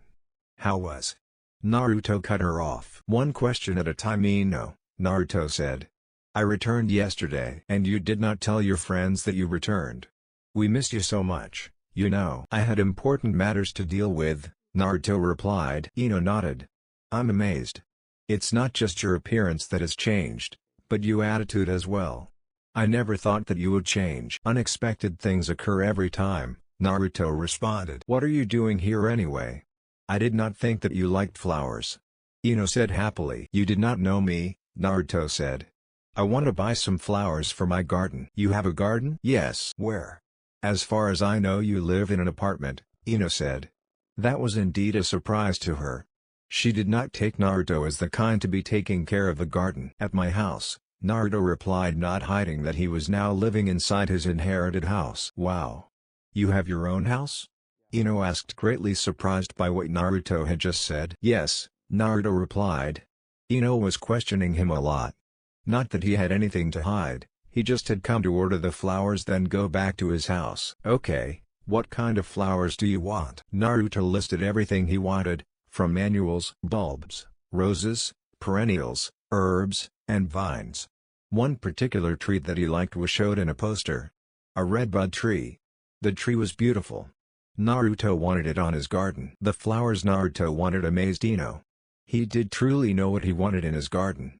Thinking of it, she really wanted to see it. Anyone who liked flowers had to be her friend, especially if it was a hot guy like Naruto. Naruto handed the money as flowers cost. Some of the things you bought here are not in the flower shop but at our garden. I will have to get them there. Ino said. It's alright, Naruto said. Pen and paper, he said. Ino gave him what he requested. Naruto wrote something on the paper then handed it back to Ino. What is it? Directions to my house. You will have to deliver them. Okay, Ino said rather happily that she should have been. With that Naruto walked away from the flower shop without another word. Ino just stared at his retrieving figure with her head resting on her hand. After Naruto stepped out of the flower shop, he took the roofs and headed back home. Naruto's house. Jiraiya had been waiting for Naruto for a few minutes now.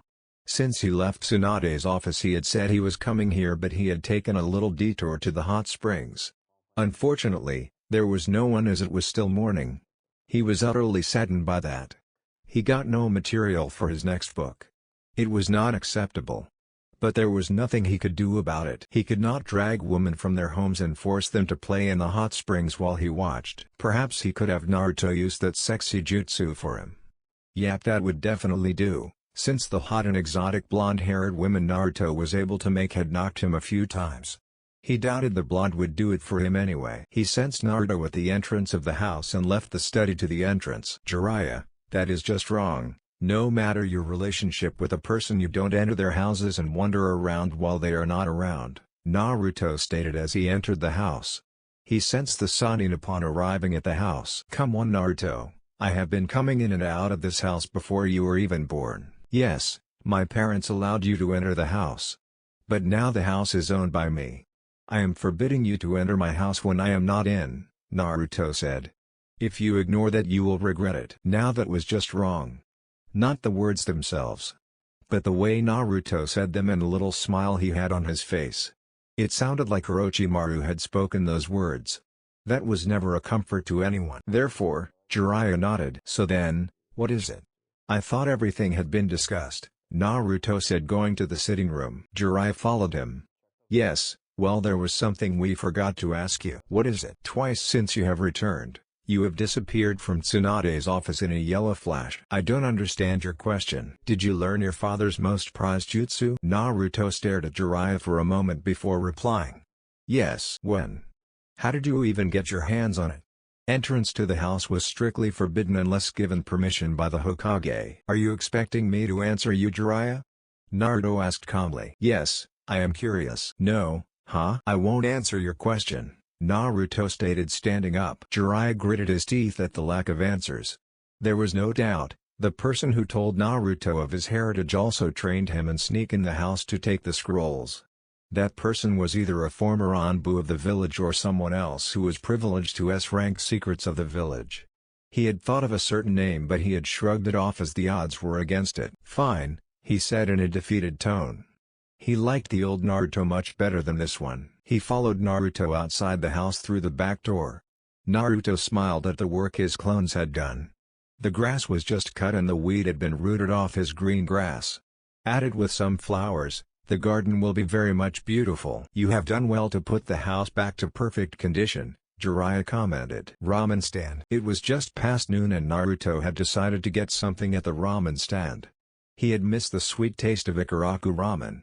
Itachi had never allowed him to eat any, he never even bought any each time he went away to get food for them to eat.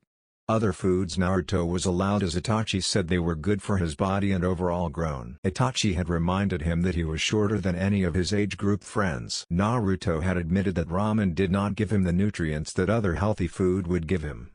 Healthy food that were rich in nutrients was also good for him on his training. To be able to recover quickly and keep a healthy body, he needed to eat healthy food.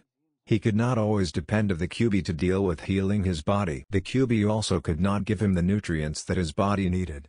He could only get them from food that he ate. And so he had gone for 3 years without eating a single noodle of ramen. Ino had already delivered the flowers he wanted. He kept them safe and watered. He would plant them at night or tomorrow morning. It would depend on whether he had time today. If not, tomorrow before training ground 7 he would plant them. Ino had insisted on getting to see the inside of his house. Luckily, there was no portrait of his parents in the sitting room and kitchen, the only place he had showed Ino. If Ino were to know that his father was the Yondaime Hokage, the whole of Konoha would be aware of it by the end of the day. Girl did not know when to keep her mouth shut after hearing something that other people did not know. Naruto arrived at the ramen stand and took his sit. "Hello Ayame," he greeted to the woman who was attending another customer. Ayame took notice of Naruto and rushed over to him. "Naruto, is that really you?" "Yes," Naruto responded. The moment the yes left his mouth, Ayame jumped the counter and threw herself at Naruto. She hit him, making him fall off his chair. She had more power than Naruto had anticipated. Both crashed at the ground with Ayame sitting on top of Naruto. "I have missed you so much, Naruto," she said happily, with no intentions to get off him as she had yet to realize that she was on top of him. "I missed you too, Ayame," Naruto said. "Not that I have a problem with you sitting on top of me, but I'm really uncomfortable," Naruto stated, looking at Ayame's eyes. Ayame took notice that she was indeed on top of Naruto and he was uncomfortable, as he had hit the ground awkwardly. She blushed slightly and hit Naruto on his shoulder for his comment before getting off him. She stalked off to the back of the counter. Naruto stood up and dusted himself before sitting down again. "When did you come back?" Ayame asked, looking at Naruto happily. "Yesterday," Naruto responded. "How are you and how was the 3 years for you?" "I'm well. The 3 years were quite pleasant and satisfactory," Naruto replied. "How about you?" "I'm well. It just was never been the same without you around. Your disappearance was quickly noted the second or perhaps the day you left." "I would imagine so given my character those days," Naruto responded with a smile. Those days, he was very loud and would be going around the streets of Konoha shouting something to anyone. He was not very quiet and his orange made it easy for people to recognize him without mistake or a second look. "Father!" Ayame shouted. "Come here, there is someone I want you to see." A second later Itachi appeared behind the counter. He still held a spoon on his hand. It was clear that he was cooking something before Ayame decided to call him. "What is it, Ayame?" he asked. Ayame pointed at Naruto. Itachi looked at Naruto and then smiled softly. "Naruto, my boy, you have returned," he said. "Yes," Naruto responded with a smile of his own. "How have you been, Itachi-san?" "Good, good. I must say, I'm happy to see back in one piece and looking to be in perfect condition," Itachi said. The Ikaraku had been like his family, seeing that they provided for him and were the only people who allowed him to eat without overcharging him and just kicking him out of their shops. They sometimes even allowed him to eat without money to pay for his food. He was very grateful for them and what they have done for his life. "How has business been?" Naruto asked whether the ramen stand was still making profit or not. Itachi smiled pleasantly. "Good," he said. "If it wasn't, we would not have opened now, would have we?" "Even if you just to open for your number one customer?" Naruto asked. Itachi chuckled slightly. "If the bar was closed, I would open any time for my favorite customer," he said. Naruto smiled. "Can I have one bowl of miso ramen?" he said, getting his order. Ayame nodded and went back to the kitchen along with her father, who went back to cooking what he had been cooking before Ayame called him. Naruto did not have to wait for too long to get his ramen. He ate it surprisingly slowly and savoring it. Ayame was really surprised to see Naruto eat with proper manners. She was even more surprised when Naruto said only a single bowl was enough. "No, it's free for today since I have missed you," Ayame said, refusing to take Naruto's money. "Please, Ayame, I have already ate much more from you guys for free. At least now that I have money, allow me to pay for my meals," Naruto said, trying to convince Ayame to take his money. He did not want the Ikaraku to suffer on their income because he was eating from them for free. "No, as I said, the meal was for free." Naruto sighed and pocketed the money. Perhaps when he was still young he would have gladly accepted the free ramen because money at that time was scarce. He also did not understand what it meant for the Ikaraku when they gave him free food. While the girl was not going to budge, he could at least be grateful. "Well, thanks anyway," Naruto finally said. "I will see you around, Ayame." With that he disappeared from the ramen stand. Ayame blinked once, twice and then shrugged before going to the kitchen to help her father with kitchen duties. Later that day, after Naruto had left the ramen stand, he had gone home and went straight to the study to continue with his book. He spent hours writing it. Then he was interrupted. To be precise, his own thoughts interrupted him. He had remembered the time Jiraiya had been refusing to train him, saying he had to do research for his next book. Naruto had worked the whole night writing the next book to the Icha series. Jiraiya had been devastated upon learning what Naruto had done. More shocked when a courier took the notes and delivered them to a feudal lord of another country. Naruto was surprised when the feudal lord actually giggled perversely after reading the first page of his script. At that time he had just thought he could write well as much as Jiraiya could. Perhaps he is indeed right. He was only 12 at that time and he was able to write stuff that Jiraiya needed to peak on women to write. He wrote it without peeking. That spoke much about his own thoughts and imaginations. Unable to continue with his book, Naruto had decided to visit to Forest of Death to blow off some steam. Naruto stood in the middle of the forest after having made sure that he had created enough distance between him and Konoha. He did not want anyone eavesdropping while he blew off some steam. Wind style, wind god technique. He created a giant tornado, which spun towards the trees. The giant tornado moved towards the trees and began to uproot a number of trees in its path with its ferocity. The jutsu continued to cause destruction on its path before dying down and leaving only its destruction behind. Naruto formed more hand signs for his next jutsu. Wind style, divine down current. Naruto created a vortex of wind and blasted it towards the trees. The jutsu successfully destroyed its helpless targets within seconds. Naruto set more hand seals. Wind style, vacuum wind barrage. He took a deep breath and exhaled several wind blades. He shot them at different angles by rapidly moving his head towards different directions. The wind blades Naruto shot hit the trees, cutting them from different directions. When Naruto stopped his jutsu, the trees around him were cut down by the jutsu. A seal-less clone appeared next to Naruto. It jumped away from creating some distance between them. Just as it was about to take action, Naruto sensed something. His clone also sensed it and disappeared in a puff of smoke. Naruto tilted his head sideways as a kunai came flying towards his head. He caught it rather easily in the middle of his fingers. He then flicked it and gripped it tightly. He spun around swiftly and threw the kunai at a rather fast speed. The target managed to avoid being hit by the kunai. But she was surprised when she felt a cut on her right cheek even though the kunai missed her. She ran her finger horizontally on the cheek and brought it in front on her. She smiled in a wrong way and leaked her blood. Naruto recognized the woman. "Ah, the sexy Mistress Anko Mitarashi," Naruto said impassively, looking at the woman. Anko jumped down from where she stood and walked in a way that could be called seductive towards Naruto. She stopped just a few inches from him before a snake shot out of her sleeve and wrapped itself around Naruto. "And who might you be? You don't remember me?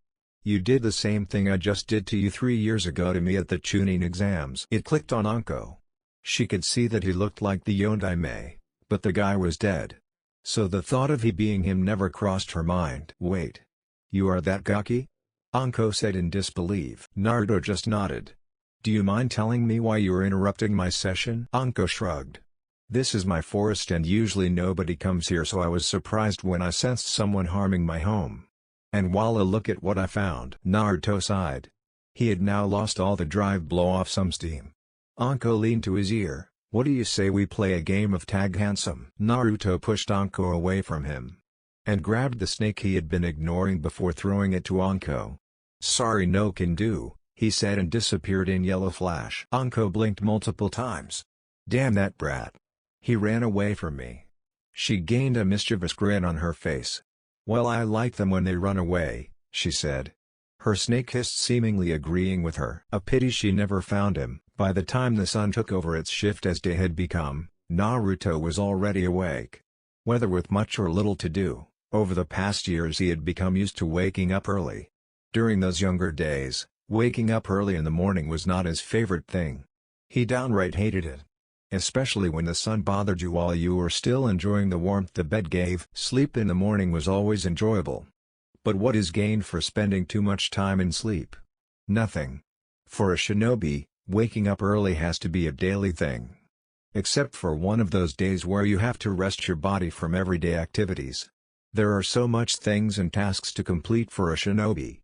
Sleeping too much only delays the completion of tasks. But that did not mean that one did not have to rest. No, the body and mind needed rest each day. Without rest, The body can never function at its full capabilities. It is always important to sleep the normal hours needed for the body, mind to rest, and recharge. Despite often waking up before others, Naruto always slept the hours that were enough for his body to rest. Everybody was different, hours needed for the body to rest were different. With him, he knew that his body needed only few hours as the QB always refreshed his body of whatever stress it endured. His mind was what always needed. He might not be a genius like the Nara, but his mind worked overtime more than the Nara. He worked of complex things that even the smartest of the shadow users cannot hope to decipher. That was why he was proud of his mind and why he always gave it much needed rest. It computed everything he did.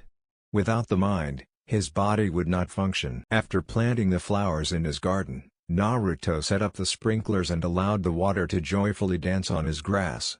The grass would be pleased with the service. Happy grass meant a beautiful garden for him. He went upstairs to take a shower. He would need to before going to the study. He was dirty with mud from his plantation. Today he had rested his clones. They had done much with the garden.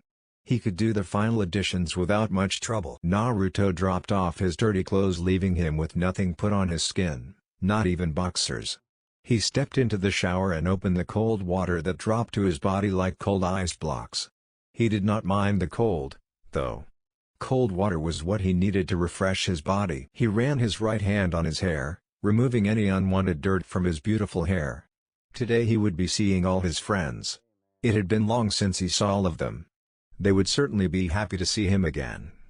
He was the one that always made them laugh and sort of like the light on Konoha 12. A pity that it was never to be the case again. Most of them would be mostly annoying. He doubted that Kiba would have changed. He was annoying than anyone. One would call Lee annoying, but that was who he was. Many might ridicule him for his attitude, but it is his attitude that makes him strong. It is his attitude that makes him strive to become better than anyone in terms of taijutsu. Naruto admired that. Perhaps one person he would see differently would be Neji.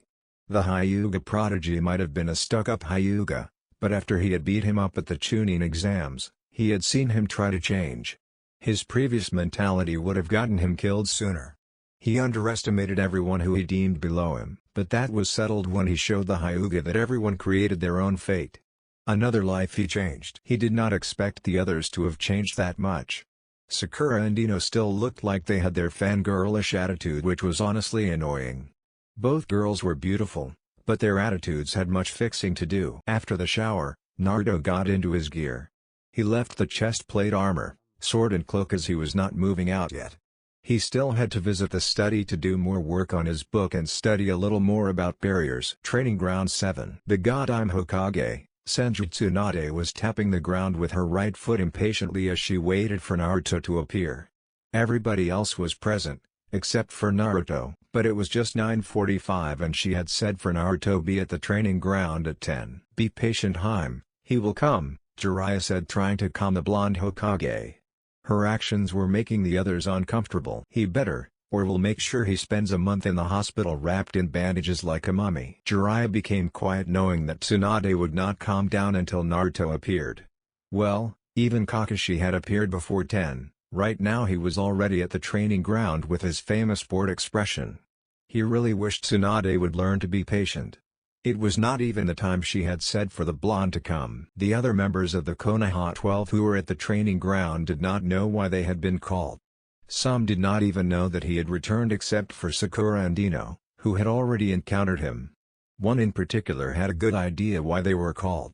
Sakura, being a good girl, had only informed them that Tsunade wanted them here at 10. She did not tell them that Naruto had returned. Surprises were good after all. Amongst the group were Yuhi Kurenai, Jounin Sensei of Team 8, Asuma Sarutobi, Jounin Sensei of Team 10 and Might Guy, the Jounin Sensei of Team Guy. Of all the Jounins, Kurenai and Kakashi were the ones who knew that Naruto had returned. Kurenai had also forgotten to tell Hinata that Naruto had returned. Perhaps she had done it intentionally. If Naruto had not made his return known to his friends, then it was not her place to tell. Even the Hokage had not told them. 1000 AM. Tsunade was about to have someone get Naruto when the blonde appeared in front of the group. Like he had been doing, he just appeared, no puff of smoke, No swirl of leaves. Naruto stood in all his glory with the wearing his full gear and sword strapped on his back. He turned to face the group. About time you. The voices of Naruto's friends cut Tsunade off before she could say anything. Naruto? Naruto took his time to look at the group. Kiba still looked the same, Neji seemed somewhat different and Kuji and Shikamaru still looked the same. Shino was looking stoic as always. The females had just grown, physically. He did not know much about their mindset though. Is that really Naruto? Asuma asked, finding it hard to believe that the former loudmouthed brat was the young man standing in front of them. Yes, that is him, Kurenai said. I saw him the day he returned. Yosh, he looks youthful, Guy said. Kakashi remained quiet as if he was not interested in anything. That was not the case though. He was very much interested. He wanted to see how strong Naruto had become. Is that really you, Naruto? Kiba asked. Naruto nodded. Before he could say anything, Tsunade spoke. The reunion will be for later, she said firmly. Right now we need to get on to why I called everyone here, she said. Naruto looked at the Hokage, his face no longer adopting the small smiles he had been carrying since he returned. Who will it be, Jiraiya or Kakashi? There was no other person Tsunade would have him fight to test his strength, since she knew that the two were the only ones who could test him in all areas. Sakura, get ready, Tsunade said. You want me to participate too? Yes, your former sensei and teammate have to see how far you have progressed with your own training. Naruto raised his brow, seeing Sakura smile at the opportunity. Could not you have done that another day before this? He asked the blonde Hokage. What was that? Tsunade asked with narrowed eyes. There seemed to be an underlying threat between her words. Apparently, Naruto was oblivious to it, or he just did not fear the threat. I believe you could have done it another day. And you have her reports. So I don't see the point in having her fight. The others just looked at Naruto. Some had the same train of thoughts with him, but neither were willing to voice it out. They still liked their bodies as they were. Jiraiya was willing to voice his own thoughts. He does have a point. He earned a glare from Tsunade. Plus, if we really want to see how far Naruto has progressed with his training, we should have him fight one-on-one. Jiraiya wanted to fight the blonde himself, but Tsunade said he was overestimating Naruto's abilities if he thought he could handle a Sannin. Even if he could not handle him, fighting someone far stronger than him will force him to use everything he has to win. However, Tsunade failed to see the logic in that, despite having explained it to her abundantly. Who trained her anyway? Naruto asked quietly. The rest of the Konoha 12 just watched. They were seeing the new Naruto. He had definitely changed. His tone was calm and relaxed. No more were the goofy smiles. In fact, ever since he appeared, the only time he seemed to smile was when he looked at them. However, when he turned to Tsunade, the small smile disappeared and was replaced by an expression that gave away nothing. Tsunade-sama did, Sakura replied, feeling left out of the conversation. She was a little disappointed that Naruto was against the idea of having her participate in the fight. She wanted to show everyone what she had been doing over the past 3 years. No doubt she turned you into her copy like Guy did with Lee. Shinobi skills speaking of, that is, Naruto stated, looking at Sakura. Both also had quick tempers. They could be quite a pair. Did he just say that? Were the thoughts that ran through the minds of those observing. You could have been like me too, Jiraiya thought sadly, looking at Naruto. He would have turned Naruto into the next author of Icha Paradise had he not run away from him. What is that supposed to mean, Naruto? Tsunade asked. There seemed to be some danger within her words. But again, either Naruto missed it or just ignored. Nobody knew as he answered. If Guy-san took an apprentice, you assume that the apprentice will be a taijutsu master. If Kurenai-san did the same, her student will be a genjutsu master. With Kakashi, you can't say because he would not bother. Jaws dropped at those last words. Kakashi decided not to comment. It appears that his former student has a low opinion of him. Asuma-san, I don't know, since I know not his area of expertise. With Jiraiya, it is somewhere along the lines of dodes and pervert. Is it just me or is there something wrong with his picture? Kiba said. Naruto should not be speaking like that. Apparently, Kiba had only noticed that Naruto had changed. Akamaru barked, whether agreeing or disagreeing with his master, only Kiba could tell. Troublesome, Shikamaru said, ignoring Kiba's words like everyone else. He did make an accurate assessment though. Sakura asked Tsunade-sama's apprentice should specialize in areas her master specializes because that is all she can teach her. In this case, Sakura has become good in medical ninjutsu like her master and has taken her master's way of fighting. As Naruto put it, her copy. That was spot on.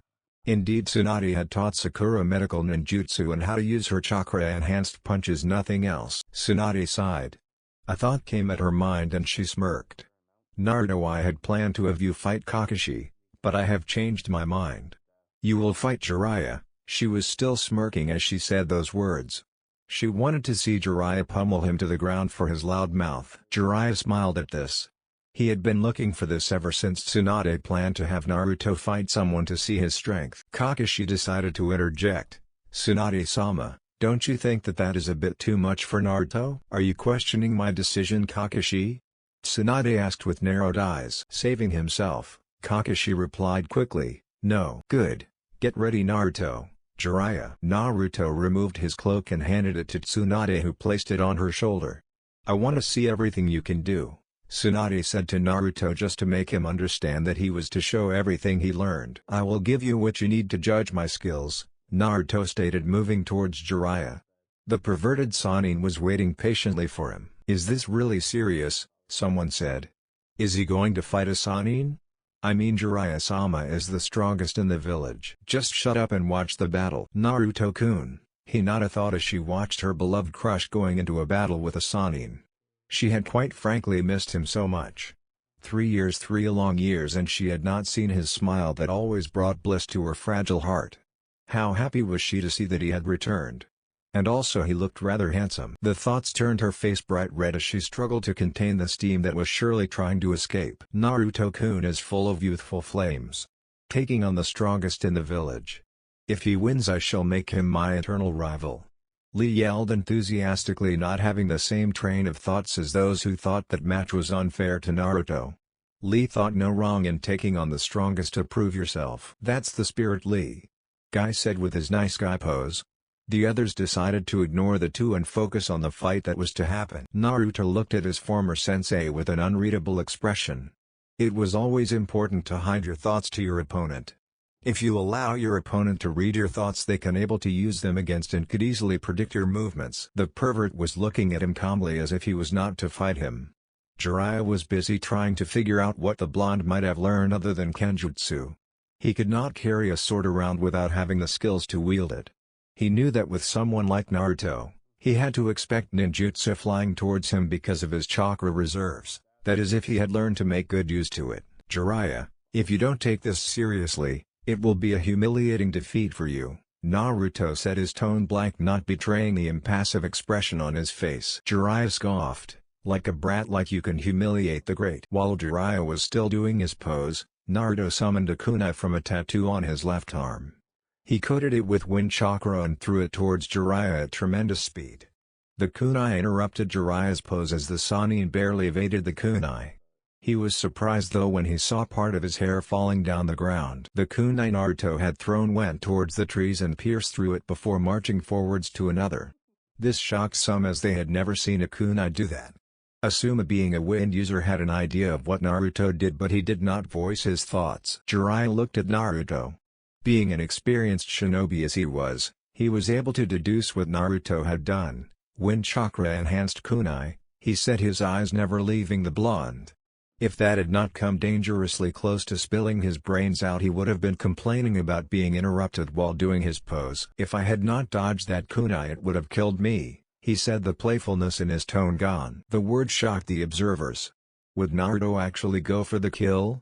Even if it was just a sparring match to test his skill? Then you were lucky you dodged it. I should not be the one to teach you shinobi rules, Jiraiya-sensei. You took your eyes off me. That is something that is taught at the academy. Never take your eyes off your opponent, Naruto said, educating his former sensei. Haim had not said we could begin, Jiraiya said, feeling a bit insulted because Naruto was trying to teach him something that he should be teaching the blonde. You know it as well as I do, that in a battle there are no proctors. Shinobi do not fight fair. We use everything to our advantage.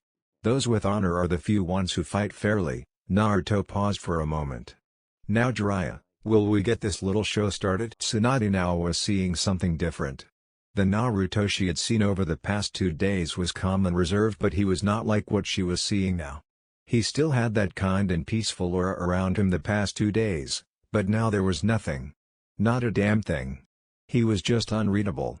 She could not predict what he would say next or do next. He calls it a little show, and yet he seemed to be taking it seriously, someone thought, looking at the blonde-haired Namikaze. You can begin anytime, I don't have all day here, Tsunade said impatiently at the two former sensei and student. Jiraiya got into a stance while Naruto did nothing. Aren't you going to take your stance? Jiraiya said, looking at Naruto, who stood like he was not about to fight. This is my stance, was the reply Jiraiya got from Naruto. Simply nodding, Jiraiya waited for Naruto to attack. But Naruto did nothing, he just stared at him. He saw that he was not going to attack him. So he decided to take the first stance. As soon as Jiraiya moved, Naruto did the same, surprising the Sannin at how quickly Naruto was able to follow his movements. He had not moved at full speed, but still surprised that Naruto could still react that fast to his movements.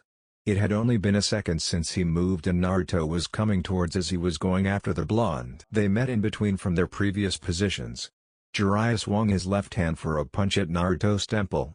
The blonde was fast and able to see Jiraiya's attack, thus able to block. He moved his right hand and positioned it at his right-hand side. Jiraiya's punch collided with his well-put defense and came to a halt. Jiraiya again swung his right hand towards Naruto's temple. The same as before happened. Naruto blocked the punch with his left hand. Before Jiraiya could do anything else, Naruto pushed Jiraiya's right hand away forcibly. This gave him an opening he needed. He went for a headbutt at the Sannin. Jiraiya was not a Sannin for nothing. As Naruto's head was coming towards him, he leaned back. Balancing himself carefully before Naruto could react for missing his target, he moved his right leg in an attempt to kick Naruto on his face while he, Jiraiya, was still in a leaned-back position. He placed much power he could on the kick. Naruto quickly brought both his hands in front of him to make a hasty defense. He wanted to block Jiraiya's kick, which would have definitely hurt his precious face had he not blocked it. The power of the punch pushed him backwards, forcing him to lose his footing. As he was about to hit the ground, Naruto used his hands as balance, so the rest of his body would not hit the ground. Naruto's middle body was positioned horizontally while both his legs and legs supporting it. He was like a four-legged animal, juts facing upwards. Jiraiya took advantage of the situation and moved towards around. He jumped a few feet up in the air and attempted to punch Naruto on his chest. Naruto used his hands the way he should be using his legs. He raised both his feet and crossed them to put up a defense. The defense was successful in blocking Jiraiya's punch. The force behind it caused small cracks on the ground where Naruto's hands were positioned. The Sannin jumped away from Naruto, allowing him to recover. Wow, mostly watching could only say the single word. You have improved, Jiraiya said. Naruto said nothing. That was to be expected if someone had taken time to train. Jiraiya was speaking as if he had not expected him to change. You don't train to remain the same, but train to become stronger. He had taken much of his time to train so that he may improve from where he was in terms of skill. He shot towards the Sannin and low down in speed. Jiraiya did the same, running towards Naruto. The Sannin was the first to attempt an attack. He sped his right hand for a right hook. Naruto ducked under the punch. While he was ducking, he held out his right hand and formed a spiral ball on his hand. It was just as big as his hand. Very, very small for a Rasengan. Shit, Jiraiya cursed. That was fast, he thought. Naruto crashed the Rasengan on Jiraiya's gut. The Sannin disappeared in a puff of smoke. Naruto stood still, narrowing his eyes at the nearby trees. A second later, Jiraiya jumped out of the tree he had, observing his clone watch Naruto from. He looked at Naruto for a moment. The speed in which Naruto created that Rasengan was impressive. Even for a smaller version of the jutsu, it was impressive. Even he could not form the jutsu in the seconds Naruto took to do it. It must have been 1 second or less. If he could do a smaller version of the Rasengan in that time, how fast could he do the normal version? How did you know it was a clone? He doubted that Naruto would have hit him with a Rasengan without knowing he was a clone. If it had been the real him, he would have been put out of commission by the hit. There are 4 things, Naruto began. First, I'm not stupid enough to think that you would fight me head-on at first without gauging the strength by a clone. It's the same tactic Kakashi uses. It is also obvious that you underestimate me. You obviously thought that a mere clone could do a little damage. Well, that was what Jiraiya had thought. He was a Sannin, and his clone could defeat a Chunin. He was surprised though, that Naruto defeated his clone easily without receiving any hit. Second, you cannot fool me by a jutsu it took me an hour to learn, and execute perfectly. Despite the words being said impassively, Jiraiya had a feeling that Naruto was not pleased with the fact that he had used a clone to fight him and that he tried to fool him with it. Third, the Hyugas had their dojutsus activated. I caught their eye movements. In addition, Kakashi, Hokage-sama had already sensed you. Fourth, I was watching you. The moment those words left Naruto's mouth, shurikens flew towards Jiraiya. The Sannin looked behind him from the trees and looked at wave of shurikens flying towards him. He cursed. The shurikens hit Jiraiya dead on, piercing him. But Jiraiya turned into a log in a puff of smoke. The log revealed that the Sannin had used a replacement jutsu in the last minute. Jiraiya landed on a tree branch after replacing himself with a log. But before he could even sigh in relief, another wave of shurikens came flying towards him. He cursed again and blurred away from the tree, getting away from the projectile's path. He appeared on the clearing. His clone had been fighting Naruto. Just then he sensed something coming at him, fast. He did not have time to turn out as the projectile flew past him. He doubted that Naruto had missed him unless. His train of thoughts was stopped when he heard an explosion of smoke. Naruto appeared in the smoke. Uzumaki dance, he muttered. Jiraiya saw Naruto sending a flying kick towards his head and hastily brought out both his hands to block the kick. The kick broke through his defense and should have sent him flying. But before he could, he received another kick on his back. The Sannin again felt another hard kick on his gut which made him wince. Before he could do anything again, his legs got swept and he lost his footing. As he was about to hit the ground on his front, Naruto appeared under Jiraiya and delivered a hard kick on his chest that broke a rib, sending the Sannin into the air. All this happened in a seconds. The group observing only saw black blurs around a helpless Jiraiya. Guy knew that it must have been some sort of taijutsu, even though he had never seen it before. Kakashi did not even have time to lift his forehead protector. Naruto appeared above Jiraiya in air. His right leg moved in speeds that not even the Sharingan could track. His kicks formed air pressures that were enhanced by his manipulation of wind. The air pressures shot towards Jiraiya upon being released. They hit Jiraiya painfully and sent him crashing towards the ground. Naruto flashed through hand seals before raising his right hand, wind hammer. His right hand moved downwards like it was controlling some invincible force. Just then, something heavy hit Jiraiya on the ground. This caused a crater to form where Jiraiya had fallen. The Sannin gave a low growl as he felt like the Hokage tower was thrown at him. Naruto landed on the ground gracefully before turning away from Jiraiya. He walked towards the group who observing. They noticed the slightly bored and annoyed look on his face. Did Naruto just defeat a Sannin without a scratch? Ino asked in disbelief. No, surprisingly the answer came from Naruto himself as the girl spoke loud enough for him to hear. He should be waking up soon, he said. But you held back on the attack that sent him crashing down. Guy pointed out what the others did not see. You noticed, Naruto said. It was not a question. Where are you going, Naruto? It will take more than that to defeat me, Jiraiya exclaimed, standing up. His body was bruised from head to toe, but mostly from waist to shoulders. His mouth was leaking off some blood. He did not look to be in great deal of pain, but he had a few broken ribs caused by Naruto's last jutsu. Naruto narrowed his eyes back at Jiraiya. His eyes locked with Jiraiya's for a moment. He then looked away and continued walking. The group's focus turned to Jiraiya as the perverted Sannin started to let loose a few perverted giggles. His nose started leak of some blood, and his eyes got a dreamy look in them. A second later, a heavy nosebleed and Jiraiya was out cold. When Naruto heard Jiraiya's fall, he spoke. I did not answer your question clearly, he said, looking at Ino. The other's sweat dropped at his actions, lack of rather. He had completely disregarded Jiraiya. Jiraiya was not fighting me seriously. He was at most using 25% of his power. When he stood up from my last attack, it was then that he wanted to become serious. But I had already gotten bored and waiting for him to become serious, he explained, earning a nod from Ino, and some, though not all, understood his words. So Hokage-sama, can I have my cloak back? Tsunade threw the cloak at Naruto, who caught it. She then stalked off to an unconscious Jiraiya, drawing the others' attention. One would think that she was about to heal him, but, "Wake up, you pervert!" she yelled, punching the perverted Sannin on his chest. Jiraiya came to quickly and backed away from Tsunade despite being in heavy pain. "What the hell happened? You were supposed to fight him so I could see what he has learned. And you could not become serious." "Wait," Jiraiya said, holding up both his hands in defense. "He used my weakness against me, and I could have still fought after his last attack." "Why did you not fight seriously at the beginning?" "Well, Naruto was not completely serious either," he said, defending himself. "Huh?" "He was holding back even with that last attack. He did not even draw out his sword," he explained, "but that did not save him from Tsunade. She punched him on his face while he was not expecting it. The punch sent him flying away. When he crashed to the ground, he was already unconscious." "Naruto," she called to the blonde. "Come and see me in my office later on," she said, and disappeared in a puff of smoke. "What was that last move?" Guy asked Naruto, beating everything from saying anything. "Uzumaki dance, I created it," Naruto replied to the green Jounin.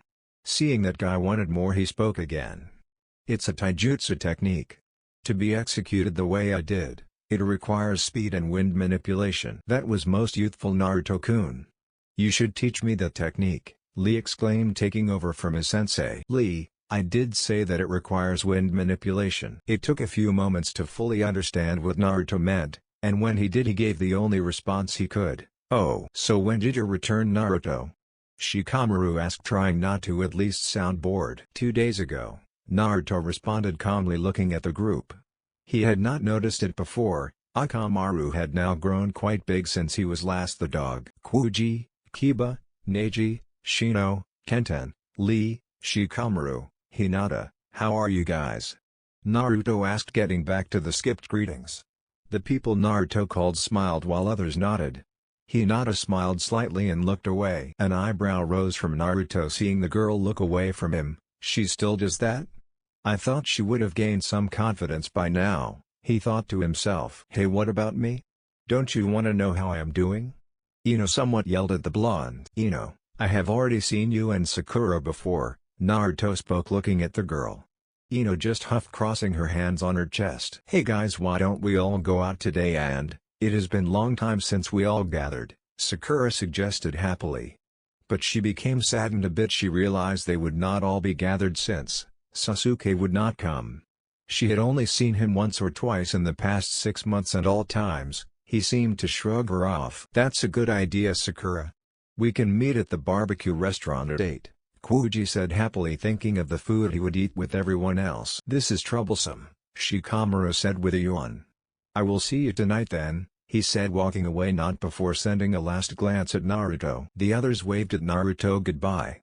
Hinata looked to have something to say, but she quickly hurried away as soon as she locked her eyes with Naruto, making the blonde sigh and shake his head. He noticed that Sakura was still waiting. "Hey Naruto, do you want to get some ramen?" she asked with a small smile. If Naruto was surprised, he hid it too well. "Some other time, Sakura," he politely turned her down. Sakura then noticed the lack of chan when Naruto called her.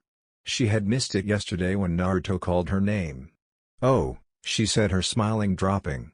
"Some other time then," she said, walking away. Naruto turned to the Jounins, who had been conversing amongst themselves, to give his friends some time to say hello.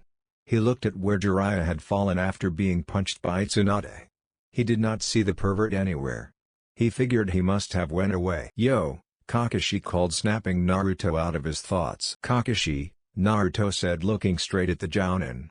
He still had his orange precious on his hand. "I see you are still the same," he said. Kakashi merely shrugged his shoulders nonchalantly in response. It said it all about the man. He did not care if he changed or not. He was who he was. "You have gotten stronger," he commented. "And it took you 3 days to say that," Naruto said, knowing that the copy nin had known he had returned. The man had watched him for the past days. Once was yesterday while he was at the ramen stand. Kakashi smiled, and scratched the back of his head. "Mama Naruto, I was giving you some time to familiarize yourself with the village." He gave another lame excuse. Naruto did not bother to respond. He looked at Asuma, who was about to say something. "Kurenai, he is going to be a lady killer, don't you think?" The Genjutsu mistress felt at a loss of words on the question. A few moments later, she nodded. He was indeed a handsome young man. She looked at him carefully and only thought with a nod, indeed. Guy, being the only serious jounin, spoke next. "Naruto, you should come and train with me and Lee sometimes," he said. After seeing Naruto's taijutsu, he wanted to train with Naruto. He also saw that Naruto taijutsu was good despite seeing it for a few minutes. Lee would surely learn something, so will Naruto. "Sure," Naruto agreed with a small smile.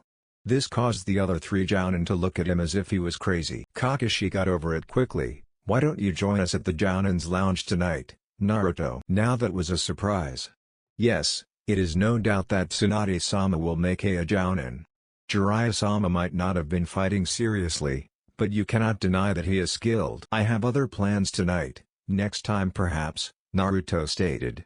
"Johnny," he said and disappeared into nothingness. "He sure has changed a lot," Kurenai commented after Naruto left, earning a nod from her fellow jounin. "What do you think knocked out Jiraiya-sama?" "It was genjutsu," Kurenai said.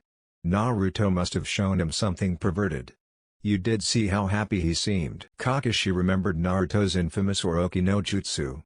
"I wonder what he showed him," Kakashi thought aloud. "Afternoon, Hokage office." "You wish to see me, Hokage-sama," Naruto reported after having an Anbu at his home report to him that he was wanted by the Hokage. "I thought I told you to come and see," the goddamn Hokage stated, looking straight at Naruto. "You did, but did not specify at what time," Naruto responded coolly, leaving the Hokage to glare at him before sighing. "Can you at least tell me what else you trained in? I did not see you anything that satisfied me." Naruto sighed. Well, it would not hurt to tell her something, but not everything. "I learned Fuinjutsu, Kenjutsu, Ninjutsu, Genjutsu and also Taijutsu." He paused for a moment. "With Ninjutsu I learned Winjutsu. My Fuinjutsu is good, I am better than Jiraiya with that regard. My Kenjutsu and Taijutsu are both good, I would say Jounin level. Ninjutsu is Cage level." Tsunade stared, then blinked. "Is that all true?" Naruto said nothing. He merely looked at her blankly. The goddamn Hokage rubbed her temples. "You know, with what I saw today, I cannot possibly say that you are Jounin level. However, I will take Jiraiya's word for it. He said you deserve the rank." Guy, Kurenai, Asuma and Kakashi all agreed. She paused, smiling. "So congratulations, Naruto, you have now become a Jounin. I am sure that the council will be knocking at my door when they find out about this, but I will handle them." Naruto nodded. Tsunade threw him his Jounin vest. "Before you leave, Naruto. We have never gotten a chance to be alone since you returned," Tsunade said, getting up from her chair. She walked towards Naruto and engulfed him in a warm hug. Naruto was a little surprised by her action. Nonetheless, he wrapped his hands embracing her. "I missed you, Naruto. When Jiraiya told me that you had run away, I became scared. I did not want to think of something bad happening to you because I did not want to lose you too," she said, a soft tone. "I don't know what I would do if something happened to you. I have lost much in my life, I don't want to lose you too." Naruto smiled warmly, embracing the goddamn. "I missed you too. But I did what I did for the better. It was not my intention to worry you. I wanted to become strong for my sake, for the sake my cause, and so that I could not feel powerless when those I value are in danger." He paused for a moment. "But do not worry. I will never leave without telling you." "Promise me, Naruto," Tsunade said, breaking the embrace as she looked at Naruto's eyes. Naruto leaned closer to the Hokage and placed a kiss on her forehead before smiling genially at her. "I promise," he said, letting her go before disappearing. That night, the night had still been young when Naruto actually got bored, but he could not leave his friends. Just for this once he would endure their topics. The group lacked intellectual conversations. It was not wrong to talk about something else that is amusing and doing things for amusement. There was nothing wrong with that.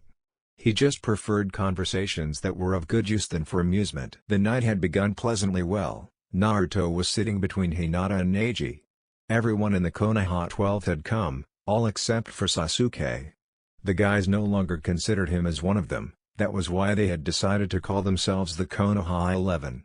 Ino and Sakura were the only ones who seemed to object to that decision. But then again, their thoughts did not seem to matter to the group. They had been Sasuke's fans since from the beginning, It was not surprising that they would object to the thought. Naruto was surprised to find that the main reason the group had decided to remove Sasuke as one of them was because of what Sasuke had done to him. But it did not matter to him since that Sasuke who did it was dead. The Sasuke that existed now was Itachi's brother. The one that died was his friend and brother. Another reason was that not everyone actually liked that spoiled Uchiha. No, that's coloring it. None of the guys liked the Uchiha. They disliked his ass. Because Hinata had been seated close to him, she had a red face most of the night and had passed out once. Naruto had been surprised that she could stay that close to him and only lose her consciousness once. That had been an improvement from her past record. Naruto was mostly asked about his training trip. Everyone was interested in what he had been doing for the past 3 years. They had all looked at him waiting for answers. He was able to give the answers they wanted to hear. But he was sure to leave out important details. He had told them some things about how hard he trained. Lee had been happy about that part upon hearing about his training methods. While he did tell them minor details about his training, he never told them where and who he was with. Shikamaru had been surprised at the fact that Naruto did not reveal that little detail. Well, not entirely surprised. He was the one who did notice that Naruto never said anything about where he was. His other friends were interested in how strong the blonde had become in his change. The last part was nothing new to him though. He was very much aware that Naruto was not stupid. The first hour at the barbecue restaurant was the only good part of the reunion. Neji happened to have been the only one who made jounin in the group. The rest were chunin. Well, that changed when Naruto became a jounin. But that did not change the fact that he had become jounin faster than anyone in their group. Sasuke was not counted as he was no longer a part of the group. Neji was a Hyuga prodigy that was expected. It was no surprise to Naruto either. Despite his previous mentality, no one could deny that Neji was skilled. He stood high above the other Jonin's. That was what he had become before Naruto came back. He was high above the others. It was not only about his skills, it was also about the way he conducted himself. He was respectable, calm, a bit cold. But he had the mentality of a jounin and was a lot more mature than the rest of the group. But now that Naruto had come and was a lot mature than he had been in his jounin days, he was matured in the same league as Neji. Perhaps Naruto understood the shinobi world better than Neji did. Naruto had been made to watch the horrors of war by Itachi. The Uchiha had placed him in a genjutsu and made him see what he saw in his young age during the Third Shinobi World War. He had said it was good for his education and also would help him understand what the world a bit better. And then Naruto became bored. A few noticed that he was bored. The subject was just random stuff that Naruto was not the least interested in. Perhaps he could be called rude, but he could not pretend to be interested in the subject of conversation. He was past the time where he pretended many things. It was then that the topic was changed, the jounin days. Those days of the loudmouth idiot blonde. That had made many laugh recalling the memories. That was a bit not boring. But still not the kind of conversation Naruto would have liked to have. Well, at least it did manage to put a smile on his face. Still, he thought he had overgrown the kind of meetings. Perhaps it was what he should have been doing because of his age. He should be enjoying his life while he has the chance. That if he was someone else. He was Namikaze Naruto, a born protector and hero of Konoha. From the day he was born, his life had been changed. He was beyond normal. Perhaps at times he would shower himself with some form of entertainment. But his joy came from seeing those he cares for smiling, happy. That is what would make him proud and happy. Surely anyone would be happy knowing that they have succeeded in protecting what is close to their hearts. Neji, come to my house when you are free, Naruto said walking out of the restaurant. The night had already grown old, so it was time for home. Tenten had been the first to leave with Lee. Her reason was that she did not want Lee to drink something he should not.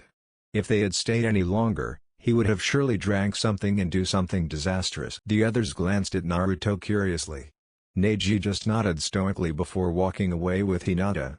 The latter seemed not to want to leave, but he insisted that they leave because it was already late. Her father would be displeased if they went back home too late. Hinata sadly agreed and walked home with her cousin. So Naruto, when did you become friends with Neji? That was a question by Shikamaru. Naruto never seemed to get well with Neji. So he was curious as to why Naruto would want Neji to be at his house. He could have just put his mind to work, But that would be troublesome, hence his question. You have a good mind, put it to use, Naruto replied, not answering Shikamaru's question. This left Shikamaru with a sigh. Well, it was good seeing the real you, the Nara heir said with a small smile. I will see you around, Naruto, he said with a hand wave, walking away. Bye, Naruto, Kuji said, following Shikamaru from behind. Naruto nodded at him before disappearing also. Smile found its way across Naruto's face. Only one thought came into his mind when he saw the black crow standing on top of one of his flowers. Itachi. So finally, Itachi had come to Konoha. It had only been a week and a half since he returned to Konoha. Nothing serious has been happening as of yet. He had been staying inside the walls of the village. There were no missions for him to do. Tsunade seemed reluctant to allow him to do any higher-ranked mission.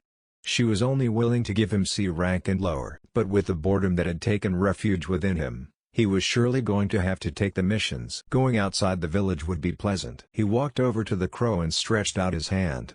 The crow flew onto his stretched hand. He locked eyes with it. He knew where Itachi was waiting for him. He was probably not taking any chance by coming into his house. He would not have minded though if Itachi had come.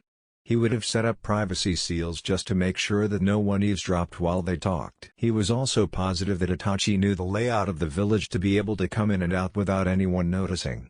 But with how things were, he could understand Itachi's reasoning in staying out of the village. He had given Itachi the Hiraishin kunai, he was wondering why the Uchiha had not used it. Oh, how forgetting of him. Itachi had said he would only use it on emergencies. So anything that was not a life and death matter, he would not be using the kunai. Sighing, Naruto burst into a flock of crows. Itachi had chosen a good place for them to meet. It was just outside of Konoha, but nowhere near where Anbu kept constant watch over the village. Anbu always patrolled near the village walls, especially at night. Good thing it was still day. I was wondering when you would come, Naruto said, walking over to the stoic Uchiha who was seated on a tree branch. You have grown bored already? Itachi asked. To him it sounded like, what took you so long? He assumed that Naruto had already grown bored with being around Konoha. Yes, Naruto said with a nod. He stopped walking and sat down leaning against the tree Itachi was sitting on. There is nothing interesting to do inside the village. The only thing that seems to keep entertained are a few sparring sessions with Guy and Lee, he explained, his eyes staring down the ground. Odd, they never did the greetings like every normal people did. They just moved on with the flow. Well, they were not normal people. Their conversations weren't like what other people had. There was no need for greetings. If Itachi was not well, he could have already seen it. And if he was not well, Itachi would have seen it without him saying anything. That was how it was. You are training with Guy? Itachi asked with a raised brow. Yes, despite his ridiculous training methods, he is a taijutsu master, something I am not. I can learn something from him. You never do stop training, Itachi said, shaking his head slightly. Naruto always wanted to become strong. He was always training. He always wanted to find new ways to become strong. The blonde always spent his time trying to invent new things that even he could not understand and creating jutsus that he could not even hope to learn. There can never be too much of training. Each day we always learn something new, we always improve on ourselves, Naruto responded, not even looking up to Itachi as he did, because we are alive. Yes, the international criminal admitted. But you have to know your limits. When you become too engrossed with training, becoming strong and gaining the knowledge of the world, it will change you and you'll become obsessed at. Speaking of Orochimaru, he is a prime example. All his life, he has been obsessed with gaining everything there is and learning all jutsus in the world.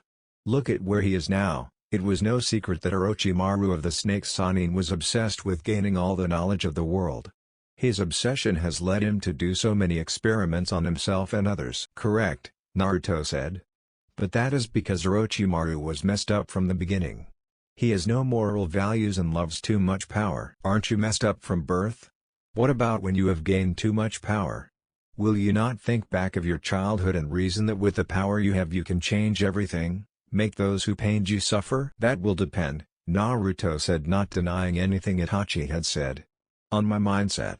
With the correct mindset and someone to always put me in correct path, someone to remind me of my purpose, something like that can never happen. Understand this, Naruto, Itachi said.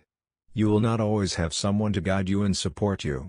There will be times where you have to find your way on your own, times where you have to stand on your own without anyone helping you out. I know that, the blonde-haired Namikaze said, casting his eyes over the green trees.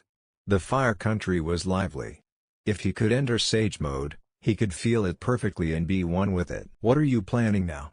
Itachi asked, getting to business. This was why he liked Itachi. They talked serious matters. Nothing as of yet, Naruto answered.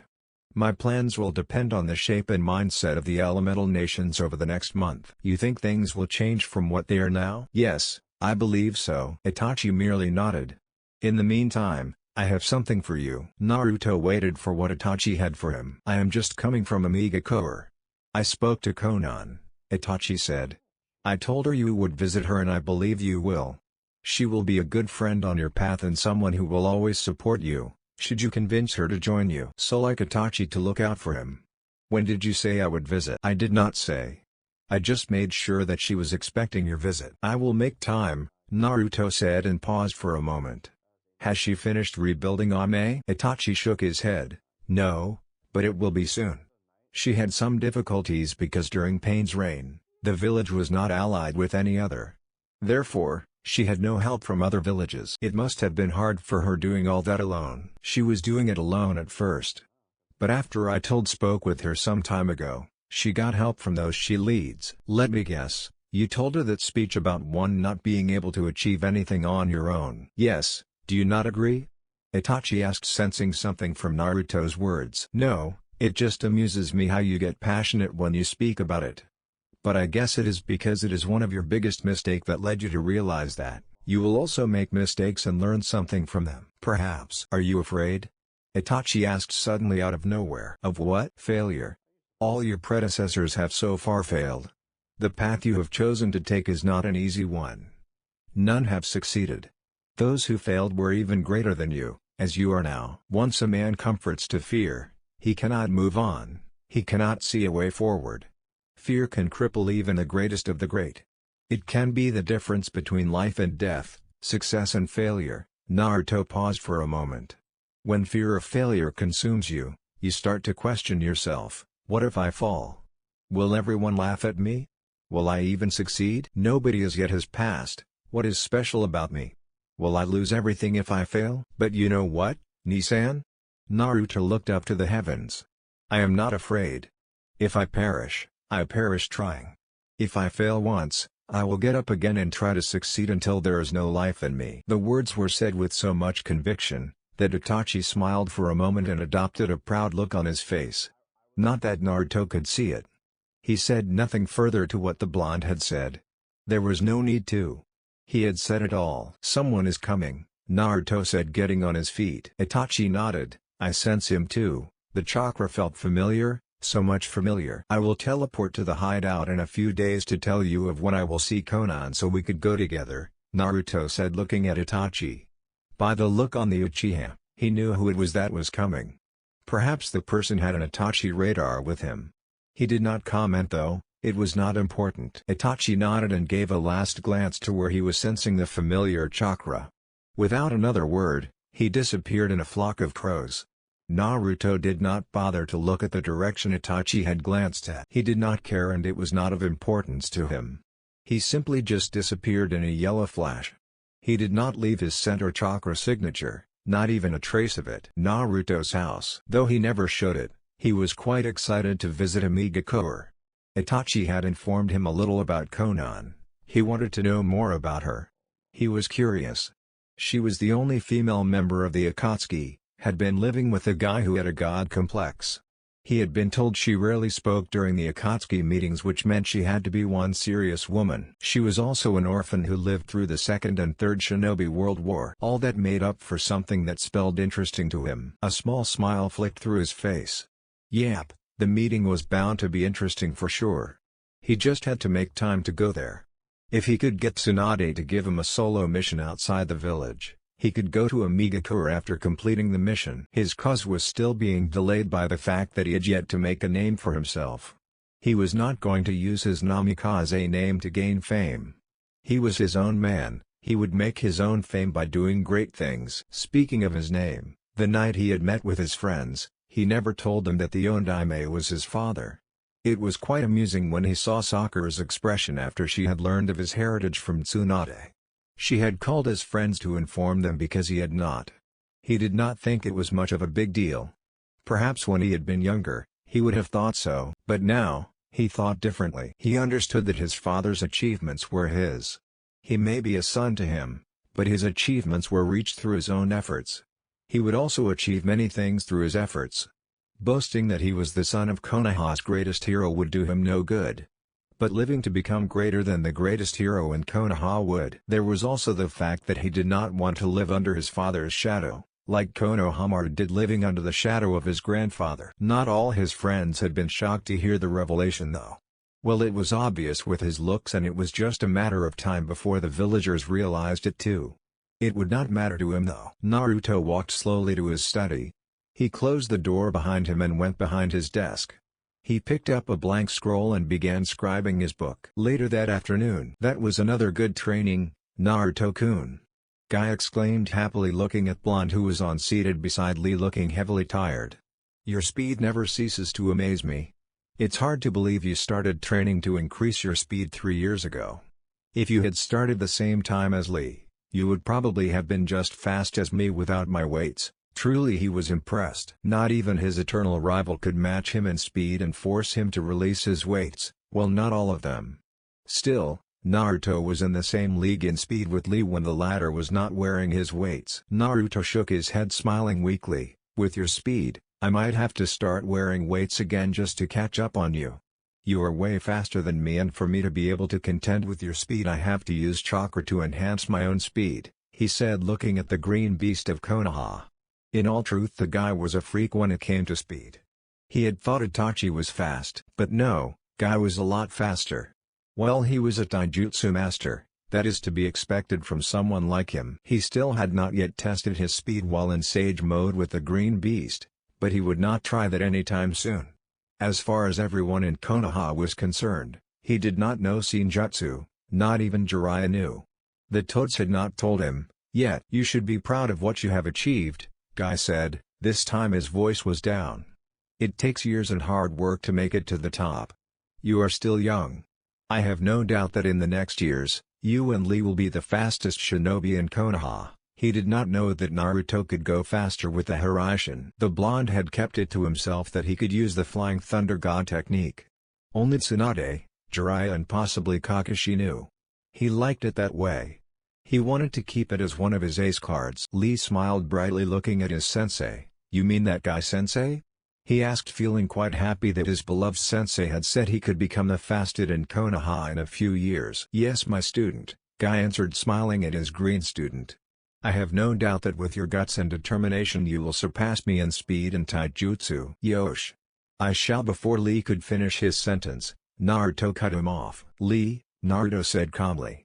You weren't just about to say that you were going to train harder than you have been, were you? Lee scratched his head nervously, making Naruto shake his head. How many times have we gone through this, Lee? I told you, you cannot add more weight to your current training regime, or your body won't be able to handle it. He had placed a gravity seal on Lee to increase his speed. Since Lee could not utilize the little chakra he had designed the seal especially for Lee. But like all gravity seals, it carried some risks.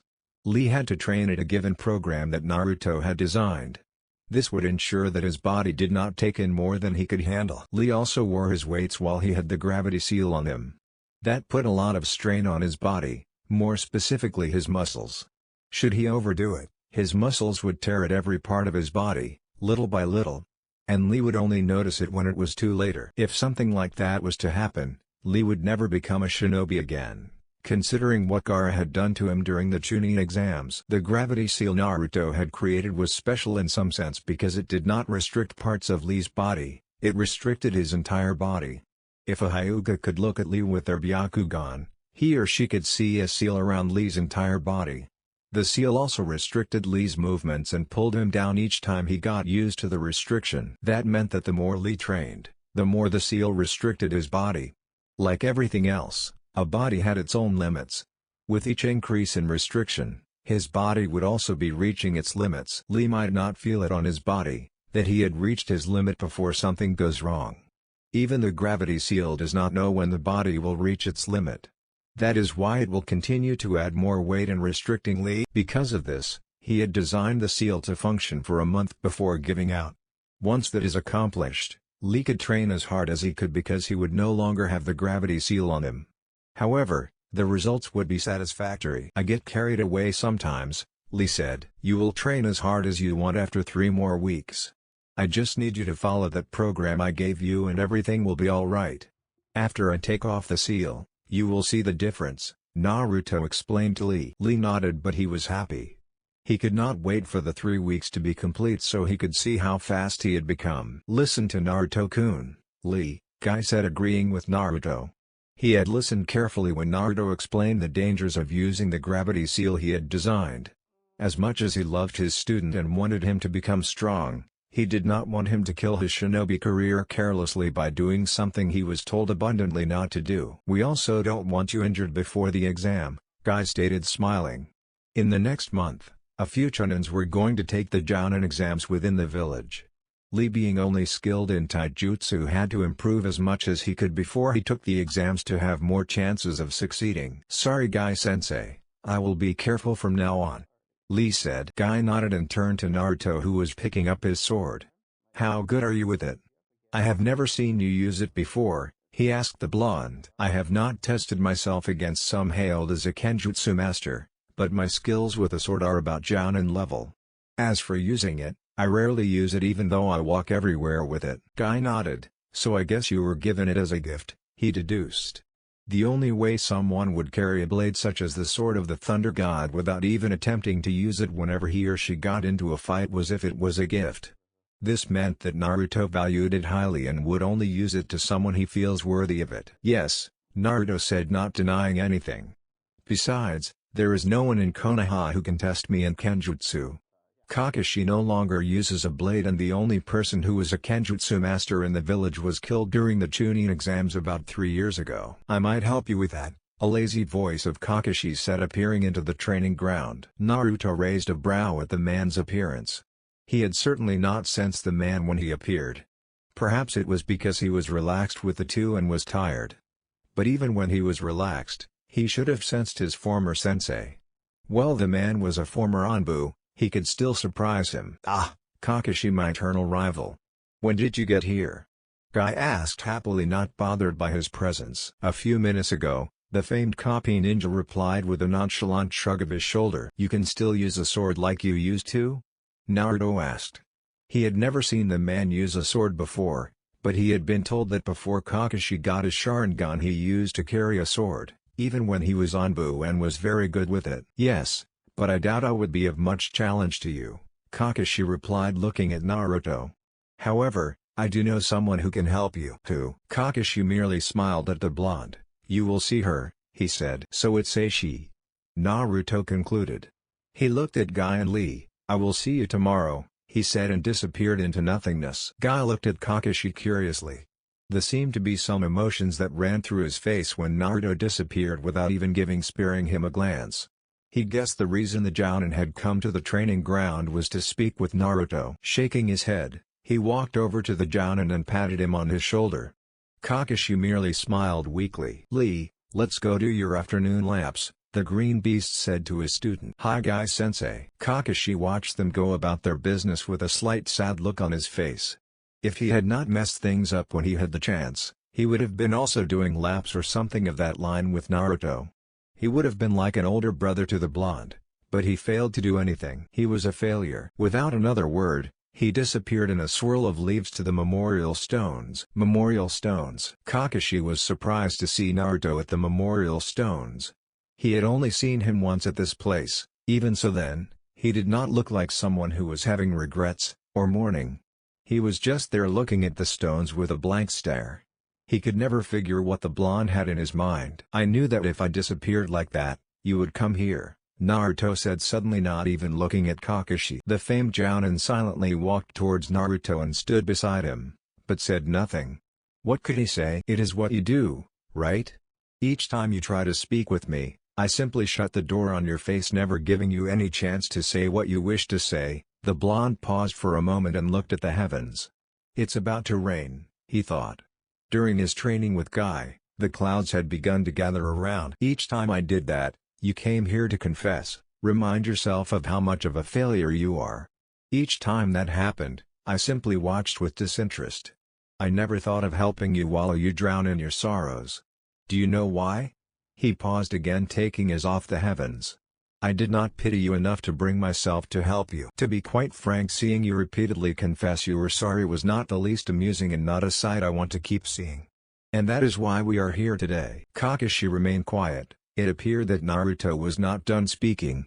He still wanted to speak. He would say something when given the chance. Do you know what I thought each time I watched your therapy sessions? Pathetic. I asked myself, was this the man trained by my father? Was this the man many consider as the strongest in the village? Was this the man my father saw as someone who could succeed him as Hokage? The answer was no. Naruto continued speaking before pausing. What I was seeing was a pathetic man with serious mental issues. I was seeing a man who was lost in his own failures. So Kakashi, say what you wish to say. Kakashi did not respond immediately. Naruto was not being gentle with him, he was quite harsh and frank. He had not expected their conversation to begin the way it had. Regardless, this was his chance. Naruto, he said after a few minutes of silence. The called blonde was waiting patiently for the Jounin to speak. Sensei was more than just a teacher to me. He treated me like family. And I saw him as someone to look up to. He was always there for me, my teammates. When your mother became pregnant with you, Sensei was overjoyed. I too was happy. By that time I had already lost all my teammates and the only friend I had was Guy. I was happy that I would have someone to call a little brother. But Sensei died. I had already lost my mother, father, but my father's death was the one to have affected me the most. My teammates were dead already. And when your father died, it was too much for me. Everyone I cared for had died and I could not do anything to save them.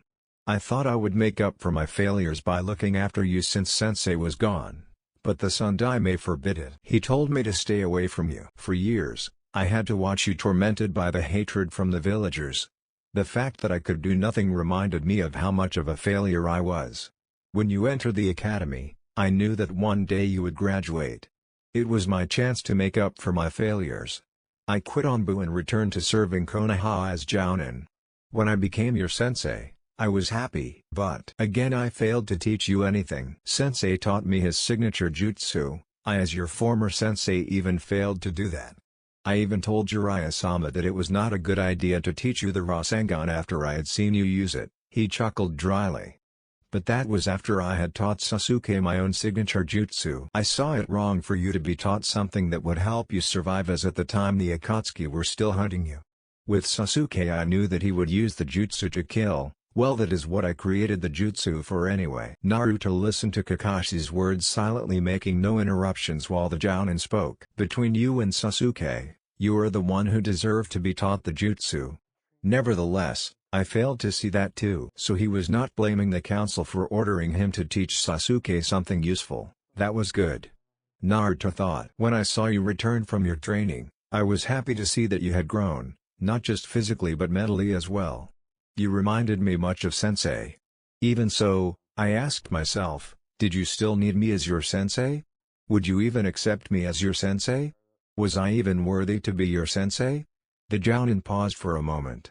The answer I got was no to everything question. Whoever trained you well.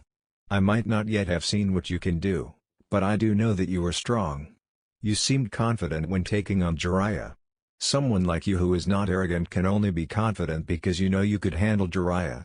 All I could say when I looked at you, was that you had been trained well despite not seeing the extent of your abilities. I have watched you spar with Guy and Lee. From that I knew that you have been trained better than I could have. Again Kakashi paused before continuing.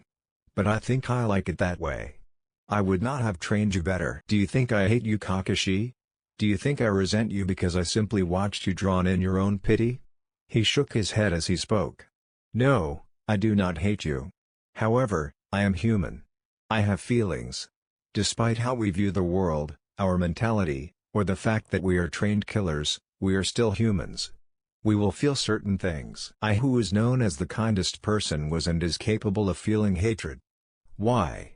Because I live, I am human. The difference is what I do when I feel hatred and anger. Do I let that control me? Do I allow that to cloud my judgment? He looked up at the heavens again. Any moment now, he thought, and waited.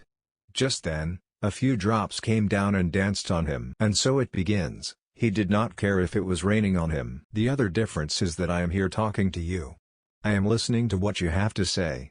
You have also been patient even when I seemed not to care about what you wanted to say to me. If I had simply allowed my emotions towards you to rule everything, I would not have bothered to be here. But because I do not allow my emotions to rule over my rational thinking, I am here. Seeing that Naruto was done, Kakashi spoke. You might not hate me as you say, but how do I forgive myself for being a failure? How do I try to change the disappointment that I am? Naruto shook his head. I am not here to help you solve problems you have been having before I could even speak. Nevertheless, what I can tell you is that, if you continue walking on that path, your life will be on an impasse. There will be no moving forward.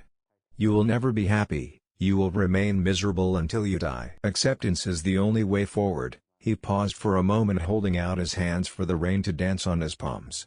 You are like a man holding out his hands, allowing acid to fall onto his hands. Little by little, the acid will consume his hands. Little by little your inability to forgive yourself will eat you away until, he flicked his hand, allowing the water to fall off his hand, you allow yourself to be killed in battle because you see no way forward. Kakashi quietly listened to Naruto. Even after the blonde had stopped talking, he remained quiet for a moment. He did not mind that rain was falling on him. There were more important matters than that. Before I came to here, I had thought about this conversation. You were supposed to have been like my adoptive brother. When that failed, you were to be my student.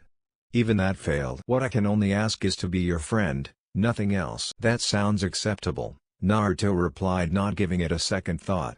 He never waited to see Kakashi's reaction to his words. He simply disappeared in a yellow flash. Kakashi smiled slightly and looked at the names he usually came to stare at.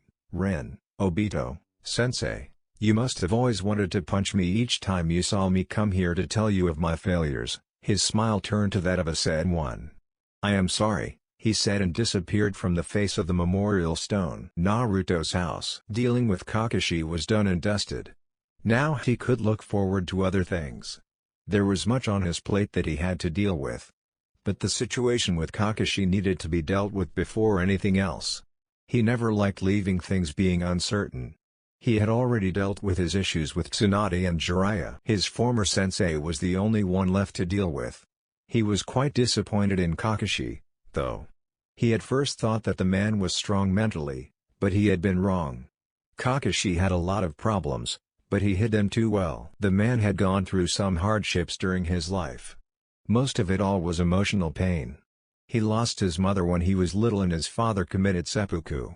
His father's death put a lot of strain on him and changed much about his views and attitude. He had read it all on some of his father's journals. His parents were not the only thing Kakashi lost. He had also lost his friend Uchiha Obito, the person who gave him his Sharingan during the Third Shinobi World War. Obito had made Kakashi promise that he would protect Rin, their teammate. Kakashi failed to do that. Then came his beloved sensei. Still, that did not excuse him. Everybody had their problems, and some during their lifetimes, they learned to solve them. Kakashi has been living for how long? Yet, he is still unable to move on with his life. He constantly reminds himself of how much of a failure he is, then trying to move on with his life. It was good that he handled it though. Naruto downed a cup of tap water before walking away from the kitchen. He needed to take a shower. Training with Guy and Lee brought much sweat to his body. Without a bath, he would surely stink. It was odd that Guy and Lee never seemed to stink that much despite their ridiculous training methods. You know, I was beginning to think you were enjoying seeing him suffer. A voice of Jiraiya spoke coming from behind Naruto. You thought I was a sadist? Naruto questioned without even looking back at the Sannin. He had already sensed him. No, I was just wondering why you simply watched him suffer from afar. What would you have me do, Jiraiya? Try to comfort him? Tell him he was not a failure? You could have done something sooner. You have that power in you to get people to listen to you, Jiraiya replied calmly. I also messed up big time, but you did not give me a hard time about it. I have not forgotten about that, Godfather. Naruto reminded Jiraiya that he had yet to forget about his own mistakes. He stopped walking and leaned against a wall into the passage. Now he was facing Jiraiya. Would you have been satisfied if I had tied you up and beat you up to an inch of your life? Would you have been happy if I had removed the thing you hold so dearly just to show you how angry I was and still am with you? Jiraiya cursed his big mouth. He should have not brought the subject up again. They had already spoken about this, and he had to bring it up. No, he admitted quietly. But I would have understood because I deserved it. Indeed you did and still do. Naruto said. Perhaps I should do just that, give you what you deserve. Jiraiya was quick to reply, no, there is no need for that. We have already discussed things like adults, there is no need for violence. There is no need to worry about that. Jiraiya did not believe that for a second. While I was watching Kakashi, I was studying him trying to find a way to handle him. I was also interested to see if he would give up if I kept pushing him away. My problems with Kakashi are solved, and to correct you, I never even gave the guy a hard time. We talked and I gave him an advice. Unlike you, Kakashi was just a student of my father. You on the other hand, were my father's sensei and my godfather. Do you think a mere sorry and acknowledgement of your wrongs will make up for what you did? Jiraiya said nothing. What could he say? You said I did not make things hard for you. That is not it. The thing is, I just have yet to make things hard for you. I told you that I was angry with you but did not hate you. Do you think all the anger I felt when I found out that you abandoned me to the vultures of this village just disappeared? Do you think that I will easily forget that you let me think that my parents had abandoned me while you knew that was not it? Anger like that does not simply disappear after a one-night sleep, Jiraiya. Perhaps in the movies it might, but this is reality. I told you I would punish you and I still intend on doing that, Naruto stated, making Jiraiya pale at the thought of being punished. Now state what you wish and excuse yourself. I want to take a shower. Jiraiya nodded quietly. I wanted to say that what you did for Kakashi was good, even though you took your time, he said. Haim has told me that you wanted to go on a mission. That is true, Naruto confirmed. If you like, we could go together when I visit my contacts in Kiri and Kumo, the Sannin offered. This would give him an opportunity to get closer to Naruto. Naruto caught on to that. However, there were far more serious matters than that. This could give him a chance to see other villages before making his move. When do we leave? Jiraiya grinned the second Naruto asked. I will just have to check things with Haim. I will talk to you tonight. Okay, Naruto said, turning to face the passage. You know your way out, he said, disappearing from Jiraiya's view. Jiraiya sighed and walked out of the house. He went to the garden first. It was quite lovely when Minato was still alive. He had some good memories in the house. He would have had a lot of them too with Naruto had he not messed up things. Not all was lost though. There was still time to make up for his wrongs. He doubted he could ever do enough, but the little he could do, he would do. Later that day, Naruto was walking alone towards his house from the ramen bar. It was so much better to take a walk sometimes than to simply teleport. He was thankful that Tsunade had decided against telling everyone about his heritage, not that he was hiding it anyway. With things the way they were, he could walk happily and peacefully around the village. A few number of villagers still ignored him, while some just went about their lives. He had no complaints though. He could not wish for any of it to be any different. He sighed, looking at his right at the corner of his eyes. Hinata, he thought, catching the weird Hyuga girl tailing him. She never seemed to be able to hide whenever she was spying on him. It had been going for a few days now. He thought eventually she would decide to leave the shadows and step out into the light. But he thought wrong. It did not seem like she would be doing that anytime soon. He had thought that it was annoying at first, given that she was always tailing him whenever she got the chance. Sometimes she would be at it for hours. It was annoying having a pair of wide eyes staring at him.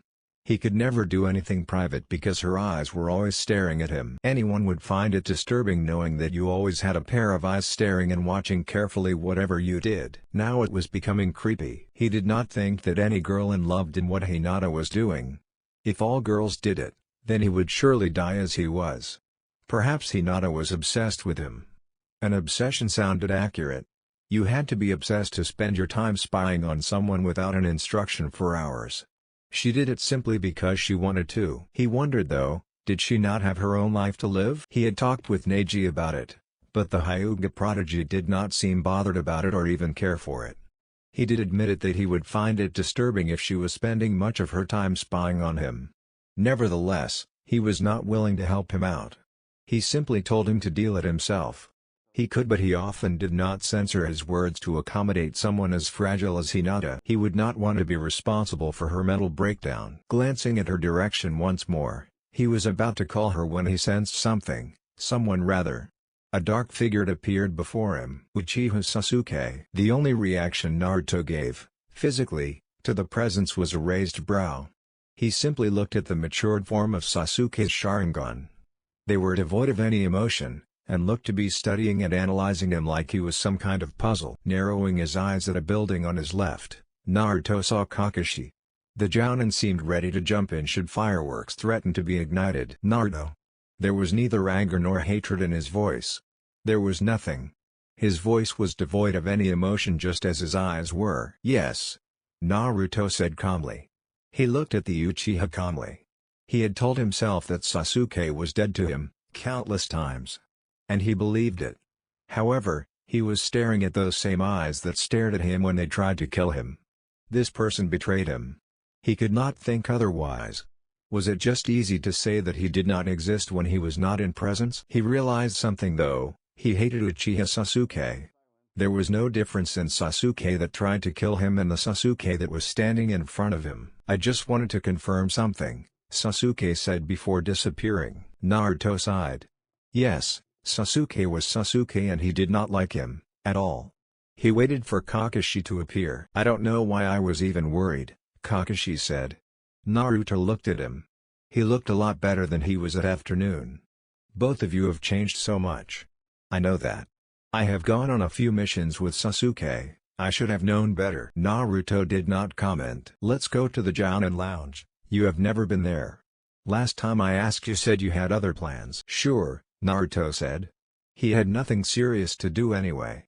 He could as well see what the Jounin usually conversed. Shimura Dansu narrowed his eyes at the presence before him, Orochimaru of the Snake Sannin. The snake was watching him as it made its way towards him, possibly plotting something devious. He could never figure what went on in the head of the snake. He might be in a comfortable position, but the snake is dangerous, he knew that. Why the long face, Dansu? Orochimaru asked with a wide grin. You still have not brought me my perfect weapon, Dansu stated. He had contacted Orochimaru so that the Snake Sannin could make him a weapon since he had failed to get his hands on the Kyuubi's Jinchuriki. He needed a weapon, a strong one. Sasuke was uncontrollable. He could not depend on him to achieve certain things. Yes, Orochimaru said, keeping his grin. I am beginning to think you are incapable of making me the perfect weapon, Dansu stated, keeping his calm nature. Kukukukuku, Orochimaru laughed, finding it amusing. You forget that I always deliver, Dansu. I created your right hand. Yes, you were able to achieve that. But this task seems to be beyond you. It has been 2 years now since I contacted you. You must understand that creating this perfect weapon is a delicate matter that cannot be rushed. I also have to make sure every possibilities and impossibilities are calculated perfectly, Orochimaru stated, standing in front of Dansu. The matter is much more complex and requires me to do things that your simpleton mind cannot understand. Insults, that is what Orochimaru reverted to when someone said something about his capabilities, more especially about his genius. How many times have I told you to watch what you say, Orochimaru? Kukukukuku, again Orochimaru chuckled. It always amused him when Dansu said things like that. There is nothing you can do even if I continue to show you disrespect, the Snake Sannin stated a fact. I will assure you that there is something that I can do to you. Kukukukuku, this time Orochimaru laughed really hard in a very sick way. You forget, Dansu, I know everything about you. I know things that can get you executed by Konoha since you have committed treason many times. Enough of this, Dansu said, firmly not wanting to continue with the conversation any longer. When will I get my weapon? Very soon, Dansu, the Snake Sannin said with a grin. I have collected all the materials I need for the project. Since the last months, I have been collecting necessary data by conducting a series of tests. And so far the data I have collected is satisfactory. You have not given me an exact date of when I will get it, Orochimaru, Dansu stated, tapping his fingers on his throne impatiently. Orochimaru felt sort of disappointed that Dansu had not asked anything about the developments of the project. He sighed. Brutes could never understand the delicate scientific principles he had not follow with the project. It was not like magic where he would say the magic words and the weapon would be formed. Everything had to be calculated, measured and weighed at the right value. All formulas had to be rethought and composed again to see if there were mistakes. Mistakes in a project like this one were not something he wanted. It would prove to be dangerous for anyone should a mistake and miscalculation be made. Everything had to be in the exact order and angled correctly. Soon, he finally said. When is soon? You have been saying soon for months now. Dansu was really becoming impatient. He needed his weapon ready for use at any moment now. He needed it a year ago, but with the weapon not yet ready, he had postponed his plans. He could not wait any longer than he already had. Soon, just be patient and I will give you your toy, Orochimaru stated annoyingly. He hated being hurried to do his work. He liked taking his time when experimenting on things. It was fun that way. Now he was calling it a toy? Orochimaru, I will give you a month to finish creating the weapon. If you have not yet completed the project, then I will concede that even the once-in-a-generation genius is incapable of making some things. How clever Dansu, Orochimaru thought with a smirk. Dansu was just saying it so to entice him to work even more hard to prove his genius. Well, he was not going to fall for it. He had dealt with Dansu long enough to know how the old war hawk worked. Fine, Orochimaru said. But when it does not end well, don't come running back to me because you are rushing me. Just get it done. And our deal? Orochimaru asked. He was thrilled with that he was going to get out of this little deal with Dansu. The price was worth all his efforts. I will keep my end of the deal if you keep your end, Dansu stated calmly. He had what Orochimaru wanted. He knew the snake would do anything to get the project done. Make sure that the weapon knows where its loyalties lie, Dansu said with narrowed eyes. He had been saying this each time Orochimaru came to see him. He wanted the snake to remember that the weapon he was creating was for him and him only. Actually, that is the reason I came here, Orochimaru stated. What do you need? Your blood, Orochimaru said, licking his lips. Lots of it in your chakra. Why? Is it not obvious? Orochimaru questioned with a smirk. Dansu nodded. Fine, you will have what you need. Orochimaru threw Dansu an empty bottle for blood and a chakra storage seal. Dansu cut himself and allowed his blood to flow into the bottle. After that he channeled his chakra into the storage seals. He handed everything back to Orochimaru. Orochimaru turned around to leave. He took a few steps before stopping. Dansu, next time you send one of your pests to follow me, I will not simply mislead them, I will kill them. Then he was gone. Dansu was going to order one of his root to tail the snake to find out where he was conducting the experiment. The snake knew how to hide. He had never been able to get hold of the snake when it did not want to be found by him. Naruto's house. Naruto sighed as he sealed a few things he would need for his journey with Jiraiya. He regretted going with Kakashi to the Jounin lounge yesterday. He did not think that adults would behave so childishly, and then came Anko. He shook his head. The woman was crazy as they came. He had to restrict her with a seal to avoid her jumping on him.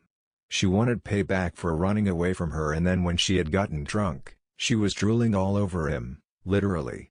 The sight was unpleasant. Never was he going back to the lounge again. The Jounin drank sake too much, especially when they were happy or celebrating something. Still, their celebrations were wild.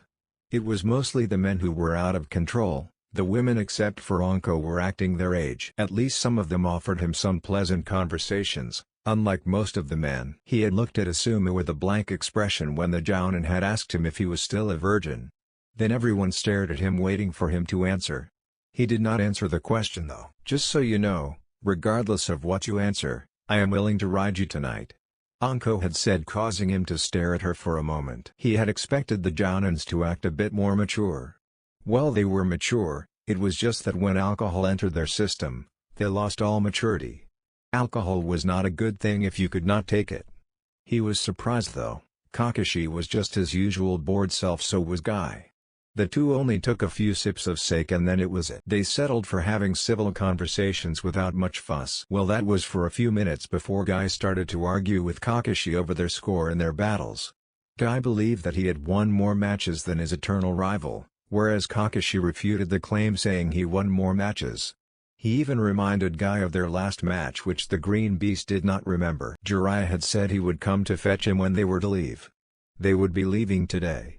The Sannin said he would have to do a couple of things before they left. Their journey would take up some time away from the village. That meant that they would be away from the village for a few weeks. He did not mind being away from Konoha though. He had been away from the village for 3 years, and he liked being away. It was refreshing being away. He never got many chances to leave the village during his Junon days. So any chance to go outside the village was highly appreciated and welcomed. He would not miss the chance for the world. It was not that he hated being inside Konoha. He liked being inside the village. Konoha was his home, and nothing could change that. It would always be his home. He had been born for this village.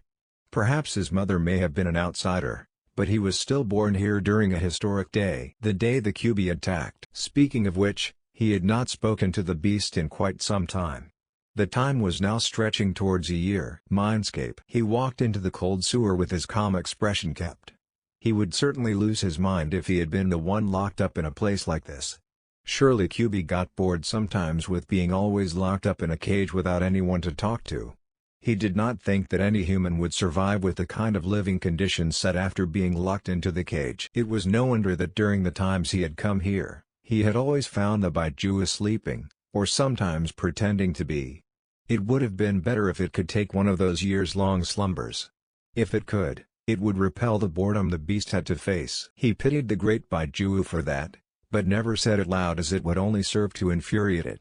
He remembered the time he had thanked the Kyuubi for saving his life when he was still playing stupid. The Baiju had reacted in a way he had not been expecting and went on to remind him it only did it because if he died it would be the end of it too, temporarily, as in a few more years, the Baiju would reform. He stopped walking after reaching the front of the cage that kept his prisoner.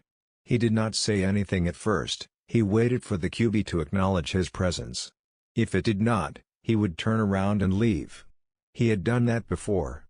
But he knew that the beast always knew when he was there, it just refused to acknowledge his presence. Slowly but surely, the huge blood-red eyes of the Kyuubi open, lazily as they did. "Hello, Kyuubi," Naruto began in a casual tone as if he was speaking to his friend. "What do you want?" Nothing more of what he had expected. It was always like this with the Baiju, to the point first. "I came to talk to you," Naruto stated. The fact that the Baiju had acknowledged his presence meant that it felt like talking to him. "Get it out and leave. You and I are going to be stuck together for a long time." "Tell me something I don't know," Kyuubi said sarcastically. "I know you don't like me, being that I am the one containing you. But you and I know that I had no say in that. Nevertheless, you don't like me and I believe you don't like anyone for that matter." He paused and looked at the Baiju intensively. "As I said, you and I are going to be stuck together for a long time. We could work on our differences and get along quite nicely." "You are repeating the same words you said 2 years ago," the Kyuubi said with a snort. Sometimes it really did not understand its container.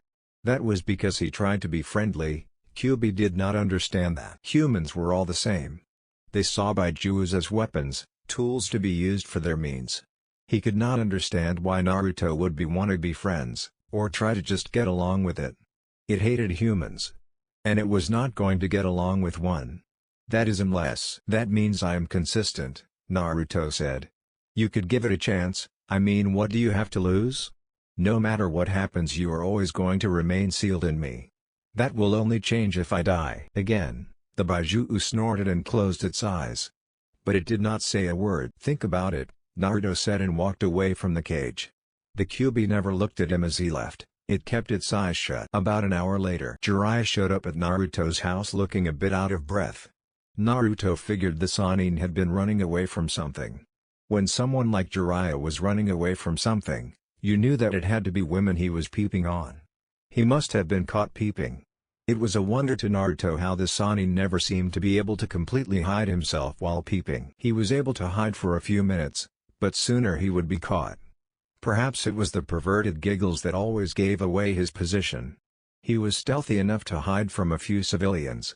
When he was caught, it was punishment time. He never seemed to escape that one. Never would Naruto pity the man, Even if women do beat him up to an inch of his life. Perhaps people like Kakashi and other fans of Jiraiya's perverted books would be able to pity him. He was the source of their favorite books. Without him, there could be no books. That would surely be the end of some men. Kakashi would probably go into a mental breakdown and quit his shinobi career if Jiraiya was no longer there to provide him with new issues of Icha Paradise. "I thought you were doing something important," Naruto stated, looking at the pervert. He had said he had something of importance to do before they left. He had not thought it would be peeping. "I had something important to do," Jiraiya said in a slightly serious tone after catching his breath. He had been nearly caught. Had he been caught, he would have been at the hospital. Today he had peeped on some beautiful and feisty women. They were really mad when they found him. He was lucky enough to have outrun them. He did wonder why they had to be so mad about it. It was not like he had taken anything. And he had also seen what he wanted to see. Hitting him was not going to make him forget or stop doing what he loved doing.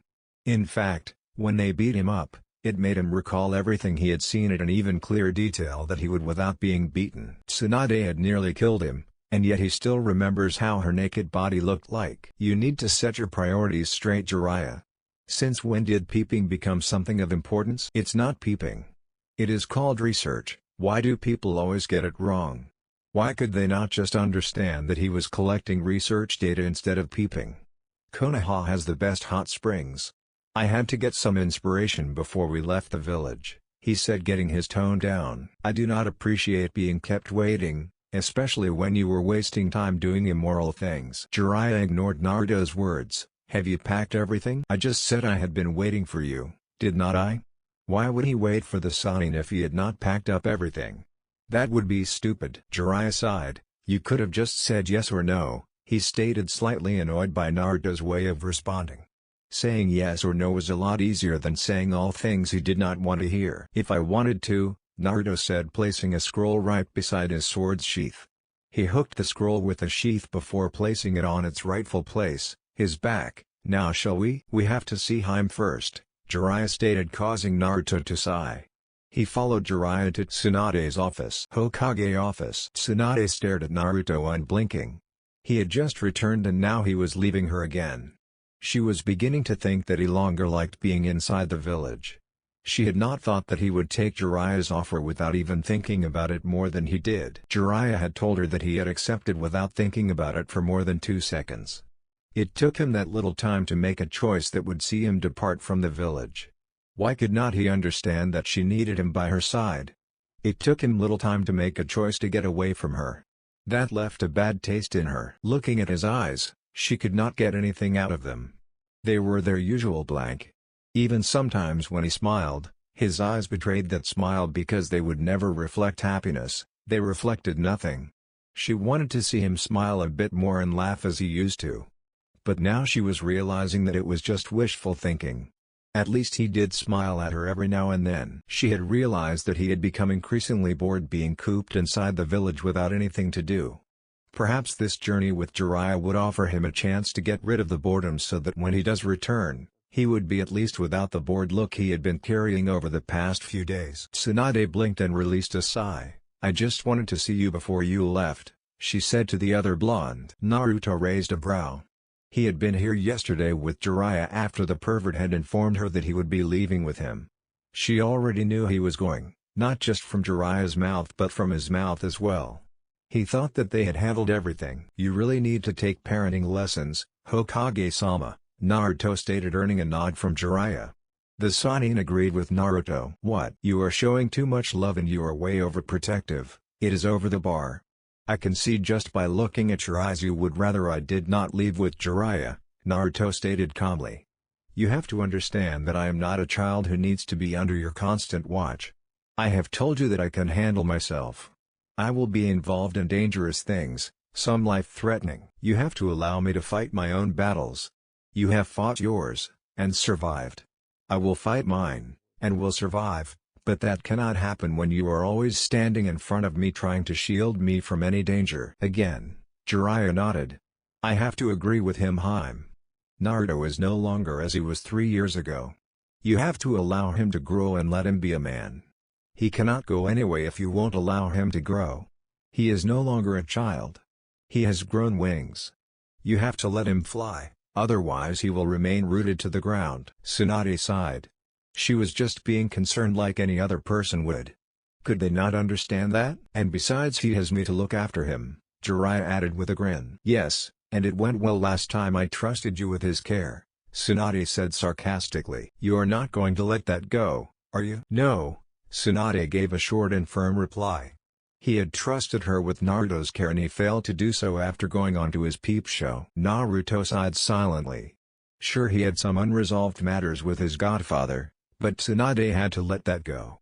There was nothing Jiraiya could have done against his escape. Jiraiya was certainly not going to forgive himself if Tsunade kept reminding him of it. It would leave a bad taste in his mouth if he simply watched without care while the Sannin suffered.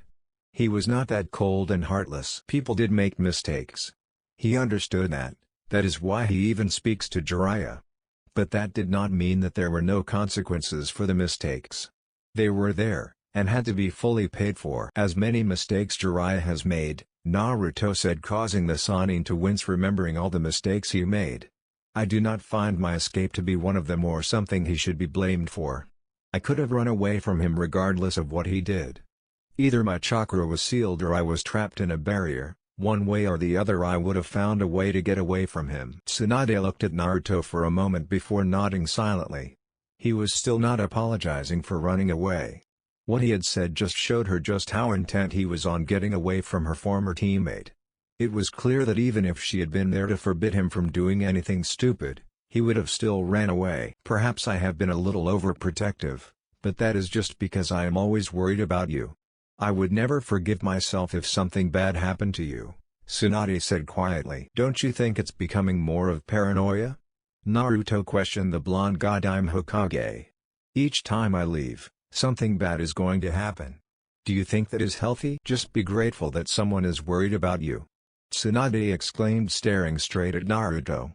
"Well, anyway, have a safe journey and don't ever return like Jiraiya." "What makes you think I will ever be like him? He is not the ideal role model and anyone who would want to follow on his footsteps would surely be lost." "You know that I am right here and can hear you perfectly well, right?"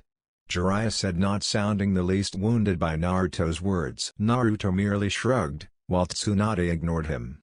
"Point taken," the blonde Hokage said with a small smile. "That was cold." Jiraiya said after Tsunade had ignored him like he had not said a thing. Sighing, Jiraiya continued, "Let's go, Naruto," he said, turning his eyes towards Naruto. Naruto nodded, and smiled once for Tsunade before disappearing into thin air. "I really hate it when he does that," Tsunade mumbled after Naruto had disappeared into nothingness with his unique sunshine. "You are not the only one," Jiraiya said before he too disappeared.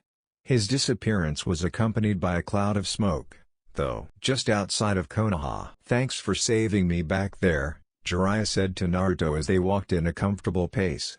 He was referring to when Naruto told Tsunade that she should not blame him for his running away. "I was merely doing what was right," Naruto stated, not even sparing Jiraiya a look. Jiraiya sensed there was a hidden meaning to the words, but did not press to find out what it was. It was better that way. Some things were better left uncovered. Sometimes it was better to let things be and stop reasoning, because there were times we would uncover things we rather not have uncovered. "Where are we going to visit first?" "We will first go to Kumo, then Kiri," Jiraiya replied. Naruto nodded. Before they even reached Kumo, he would have to disappear so that he could speak to Itachi. He needed to inform the Uchiha of when he would try to visit Konan and Amigakure. Jiraiya was not going to be always at his side. The pervert would occasionally leave him on his own while he did other things. Given that opportunity, he would teleport to the hideout. Luckily, Itachi would be there. He had informed him that he would teleport to the place. He walked silently beside the Toad Sennin. This journey would surely give him a chance to see the world more. He would not mind to eliminate some bandits' camps while on the way. There were many of them scattered across the elemental nations. More of the bandits' camps meant more women were suffering. Perhaps some action would get his name on the map. Certainly having his name known in most lands would make it easy for him to reach foreign lands. With more reach over other lands, he could find the space to operate, have some sort of influence over the world. Naruto and Jiraiya. They had been traveling for 4 days now. Well, not exactly that. They had only traveled for 2 days, and when they reached a town, Jiraiya decided it was best they rested for some time. He had said that they were not going to stop at another town after this one. They would simply head straight to the Lightning Country without any stops. They would only stop for rest. Naruto was not complaining though. He did not mind their pace, he was in no hurry to return to Konoha. Returning to the village, he would only be welcomed by boredom. At least out here he could take a walk and see people he did not see every day of his life. It was refreshing seeing new things than things that were already imprinted within his mind. The image of Konoha and its street was plastered across his mind. He could fairly walk around the village with his eyes closed and never fear about hitting something. He had run around the village countless times during his younger days when he was playing pranks on the villagers. He knew all the hiding spots. He had a blueprint of the village in his head. At least he got something from his stupid days. Jiraiya was going to be leaving any minute now. He could see by the look on the man's face. He was increasingly becoming bored and had a look on his face that went towards a brothel. That's how Jiraiya got laid. He had to pay for sex. It was pitiful, yet amusing for him. He had no doubt that if he was the type who felt like getting laid, he would never need to pay. He would simply talk his way into it without visiting a brothel or paying any women for the sex. For Jiraiya, despite his fame, women did not throw themselves at him. They never showed any interest in him. Perhaps a few did, but there were only a few of them. What kind of intel are you going to get from your contacts? Naruto asked. Jiraiya was now spotting a dreamy look, but it disappeared as soon as he asked the question. You will know when you meet with them, Jiraiya replied with a shrug of his shoulders. How about we go and have some fun? You are getting at that age, and I think it would be normal if you showed some interest in women. Why? You are missing something great, Jiraiya responded. Naruto was missing the pleasures a woman could give a man. He knew all about it, but it would also be great if his godson knew about it too. It would also give him research material and something to write about. I think not, Naruto responded with a wave of his hands. Come on, just come with me, for today only. If you don't agree with me, I will never make a request like this again, Jiraiya said standing up. I will also think that there is something wrong with